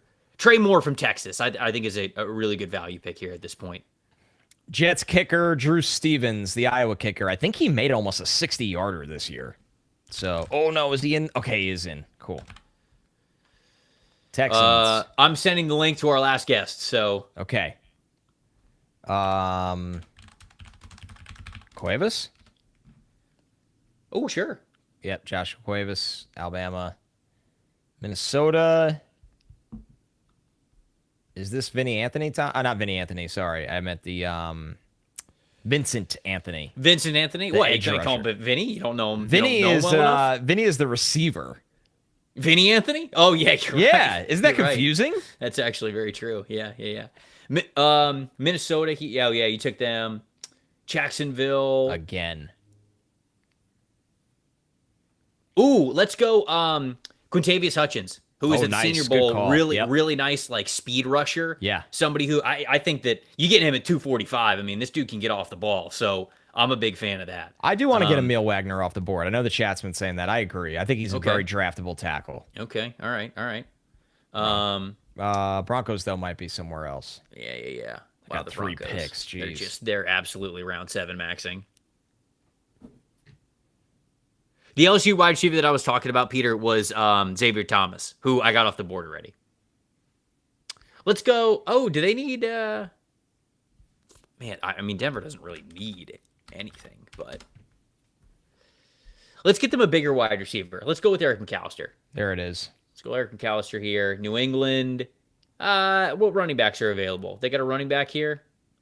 You draft these guys, good special teamers. Oh, Robert Henry Jr. was awesome at the Shrine Bowl at practices. Let's do that. Yeah, I like him there. Cleveland. Which wide receivers did we give for Cleveland? So Denzel Boston. Can I get another big receiver in here? Yeah. Can I get Kobe Young from Georgia? There you go. Dude, I forgot about him in this draft. Yeah, I think he's really underrated just because of how hurt that he has been. Yep. So I think we should go. I think we should go with him. Colts. Let's take him. Yep, Colts. I mean, he didn't want to go quarterback. Yep. Is there a corner out there that can help them? What do you got? I don't know. I don't know what we're down to. It's not pretty. Okay. Might be like Toriano Pride, Josh Motenhours. Jordan, we can't hear you. You're backstage, so the people can't hear you yet. We're gonna get you here on in a second. Are we taking a corner here? Yeah. Okay. All right. Let's take a corner. Let's go with Pride. Oh, no. Let's go. You like someone here a lot? I wouldn't say a lot, but hey, if you like Pride, that's fine. I don't care. Yeah. All right. That's fine. Let's get to Lana Pride.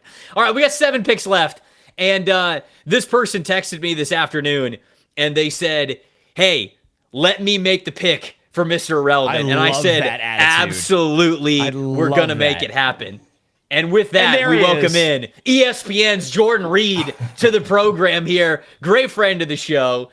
Jordan, it has been a TDN reunion, I feel like, here on this show. Yeah. The only one that we didn't get on this year was Solak, but that's because we got him on last year, and we're trying to make the best highlight reel we can over the last 2 years. But dude, how are you doing, my friend? You just dropped like your top 400 or 500? What did you just drop recently? Yeah, top 500. Perfect. Man. Finally got through 500 prospects this year. My goodness. Biggest number I've ever had. So yeah, it's happy to get that out. That life is different. Hey, man. He's in the 500 club.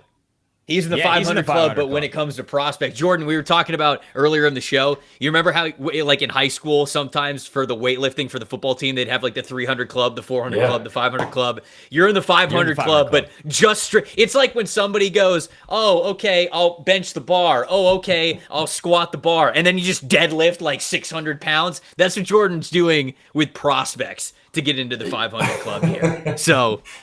Jordan, you've watched. What club were you in for the bench press in high school, Trevor? You want to know what Trevor said today? He goes, am I in the 300 club? I'm a Trevor. Today you were in the 500 club. Be serious.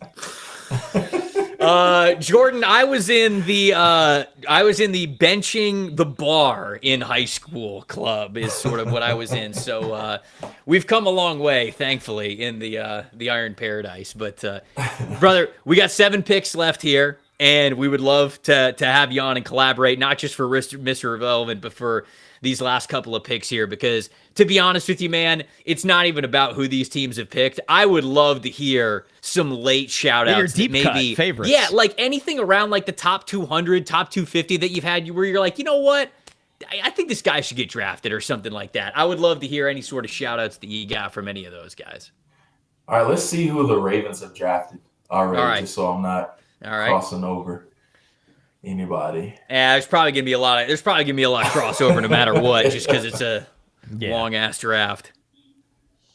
Yeah. I mean, they can go corner again. So do you have, this is one of my late round favorites. His name is Caleb Offord. He's a corner from Kennesaw State. Let's see it. Oh, we got to have Let's this. see if he's on there. Do we have him on here? Oh man. How do you spell his name? Offord is the last name. Offord. Man, we don't have him. Oh, we stumped the mock That's draft actually you machine, did, man. which is incredible That's the because first one of the day. because this thing goes deep. So you really do. You really did find somebody that you absolutely love. How about Karan Prunty, who's from Wake Forest? Prunty is the last name. There he is. There it is. There we got that Beautiful. one. We got that one. There we go. Love it. Yeah, he's one of my favorites. He started his career actually at Kansas. Excuse me, and then he transitioned to North Carolina A&T. He was an All-American there, and Wake Forest. He's a good player, man. He's one of my favorite. If you're looking for like a late round corner that I think has a chance, whether it's on special teams and then eventually carving out a role, whether it's as a third or a fourth corner on the roster, bottom of the depth chart type of guy. Prunty's I'm a big fan of him, man. All right, double Rams here. I'm excited to see. Let's take a look because they've had a lot of picks. Well, actually, not really. Only 5 so far. Cooper, Stukes, Burke, Mason Rieger, and Adam Randall. Let's see. I'm trying to. Have they taken a linebacker? Rams need a linebacker. They do, and actually 7th round actually makes sense for them to pick a linebacker. Yeah. We always try to pick a linebacker for them, and they're always like, they'll never take one early, but it's 251, so I think that we got time. Yeah. So you guys know I travel out on the road. Excuse me, all year my voice keeps going out for whatever reason. But I travel on the road during the fall, and I love seeing all these players in person. One player that I'll never forget, and I'm going to slot him right here, is Eric Gentry. Yeah. Okay, there we go. From USC. Yeah. He is the weirdest body type that I've ever seen in my life. It's like a basketball player. 6'6", yeah, 220 pounds. But when you see him move, man, it's just he looks like Skeletor out there with how skinny he is and how well he moves. I'm interested to see if he does end up getting drafted. Just because he's a huge project. Just because he has to gain a ton of weight. Right. You don't really know where to play him, just because he's not going to be able to withstand. Whether he plays outside linebacker, safety, or whatever you want him to play. So I'm interested to see if somebody is willing to take on him, just because I think he's a really interesting project. Yeah. Peter in the chat's asking how tall is he? He is 6'7" of a prospect, and I know why you're asking that, Peter, because of course 6'7". Honestly, Jordan, so you took entry there. We could honestly take like Xavier Sorey as well, like because like Gentry's kind of like a who knows what exactly he plays type of a player. So let's take Sorey in the back-to-back here for the Rams, and then you already kind of saw the Ravens when you picked Prunty for them. Who else is a gem that you kind of like that's a little bit later you love? I love this. I love having you on for this specifically. This is awesome. Let's go to receiver. Okay. Just because everybody loves to take shots on late round receivers. Oh, Malik Benson's I would say Malik Benson's sitting there. Oh, there's a lot of names up here that should be drafted. Yep. There's only so many spots. Oh, right. I know, man. It's tough. Let's go with Malik Benson. Okay. Nice. I like that. He'd be my next one. He's a good player. I could see him going like in the 5th or the 6th round without question. Same. I think he's had a really good pre-draft process as well. And he seems like a Ravens type of player as well. He's going to live on special teams and he can carve out a role there. Yep. Look, we got 4 picks left, and Jordan, I would love for you to sort of like spearhead again, just like the players that you think are in this range, because I think it's awesome getting to pick your brain and preview a little bit of that top 500 that you put out that everybody should read. Yeah, the Colts always take a random late round offensive lineman, and then they end up being Pro Bowl like players. So let's see what offensive lineman that they have left. Let's go interior O-line. Let's go offensive tackle. DJ Campbell's still here. Yeah, former 5-star. We got some players that are still here for sure. Yeah, man. Let's go with Michael Morris. Okay. He's a player. I was really impressed with him. Me too, Jordan.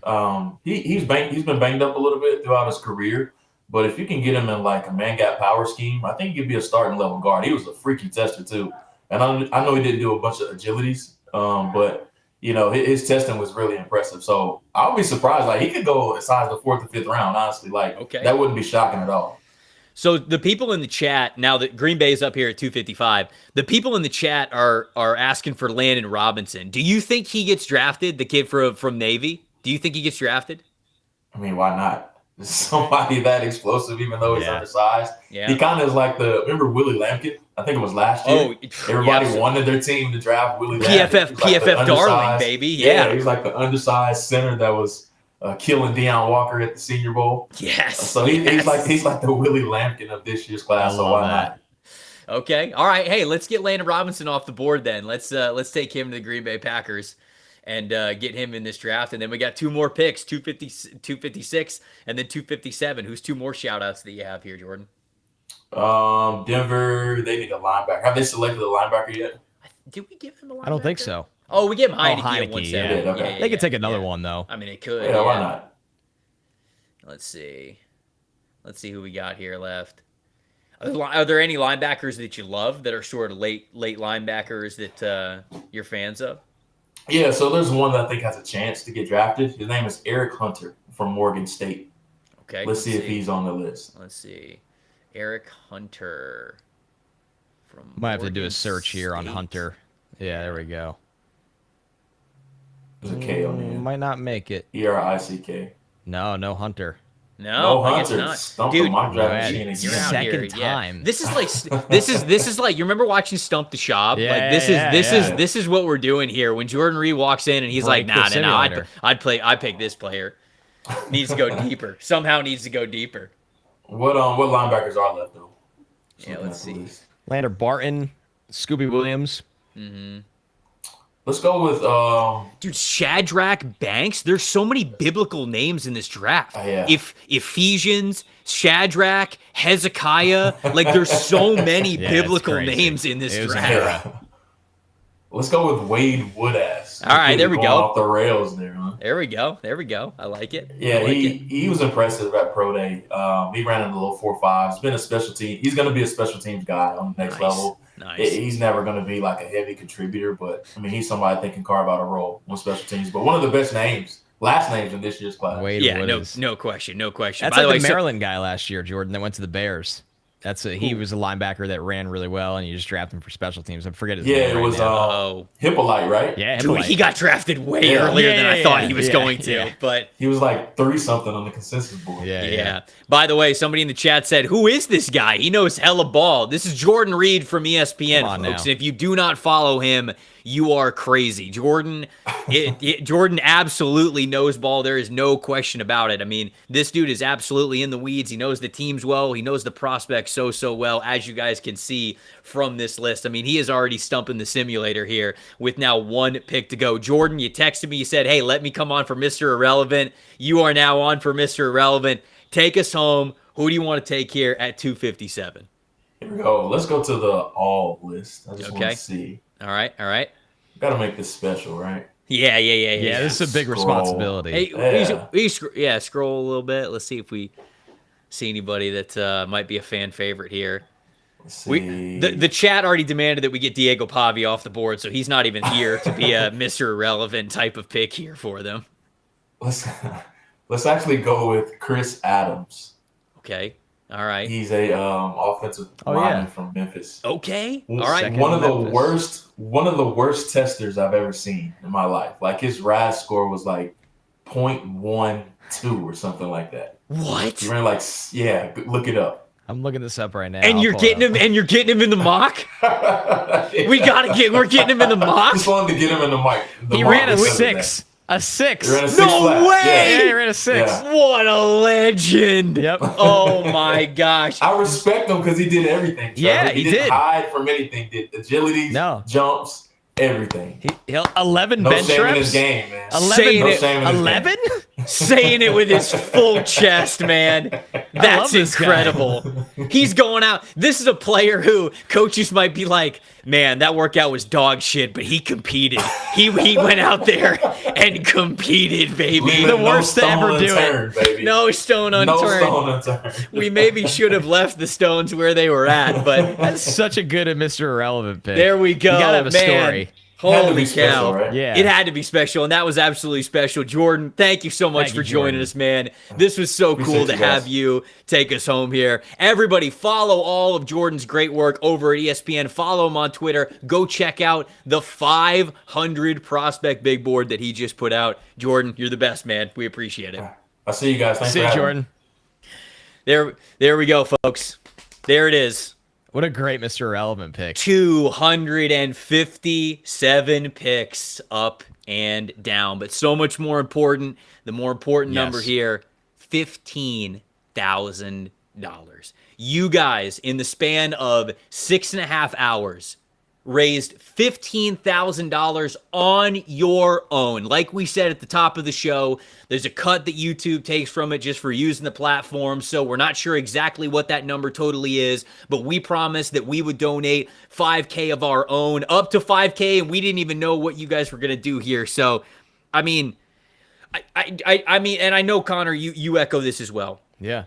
Every single time that there is an opportunity for you guys to show up in such a cool way for the community, whether it is being there for one another, whether it's creating really cool things in the Discord, whether it's supporting the things that we do here on this show, the chef behind the scenes, or something like this, the charity mock draft stream, y'all are unbelievable, and you show up and you represent truly what is the best of us every single time.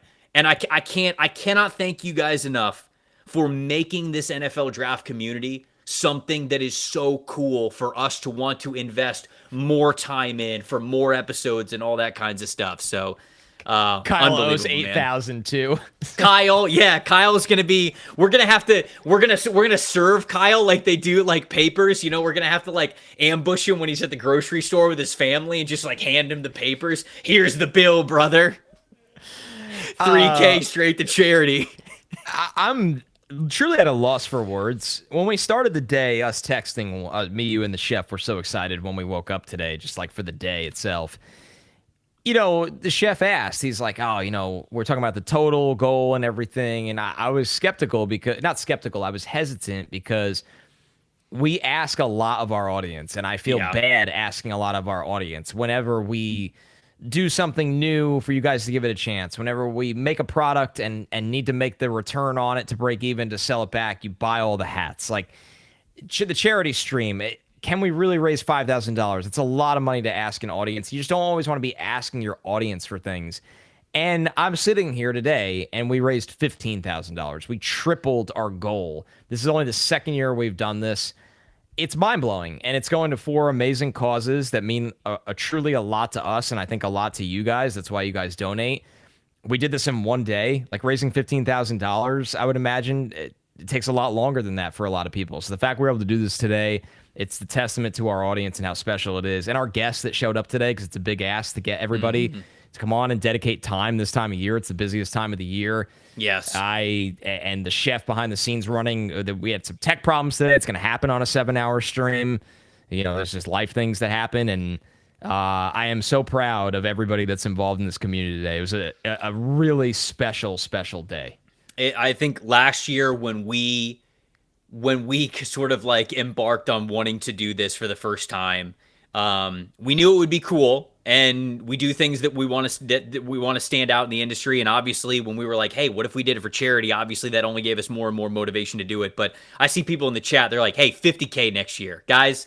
I mean, y'all are what takes all of this to the moon. And I mean, I would love for it to be 50K next year. We will see what ends up happening next year. We did it bigger and better this year. We're going to do it bigger and better the year after as well. Shout out to everybody, like Connor mentioned, who joined the show. It was so cool to get different perspectives from everybody and really help us make 6.5 hours go by extremely quickly. We know that you guys know that we love you.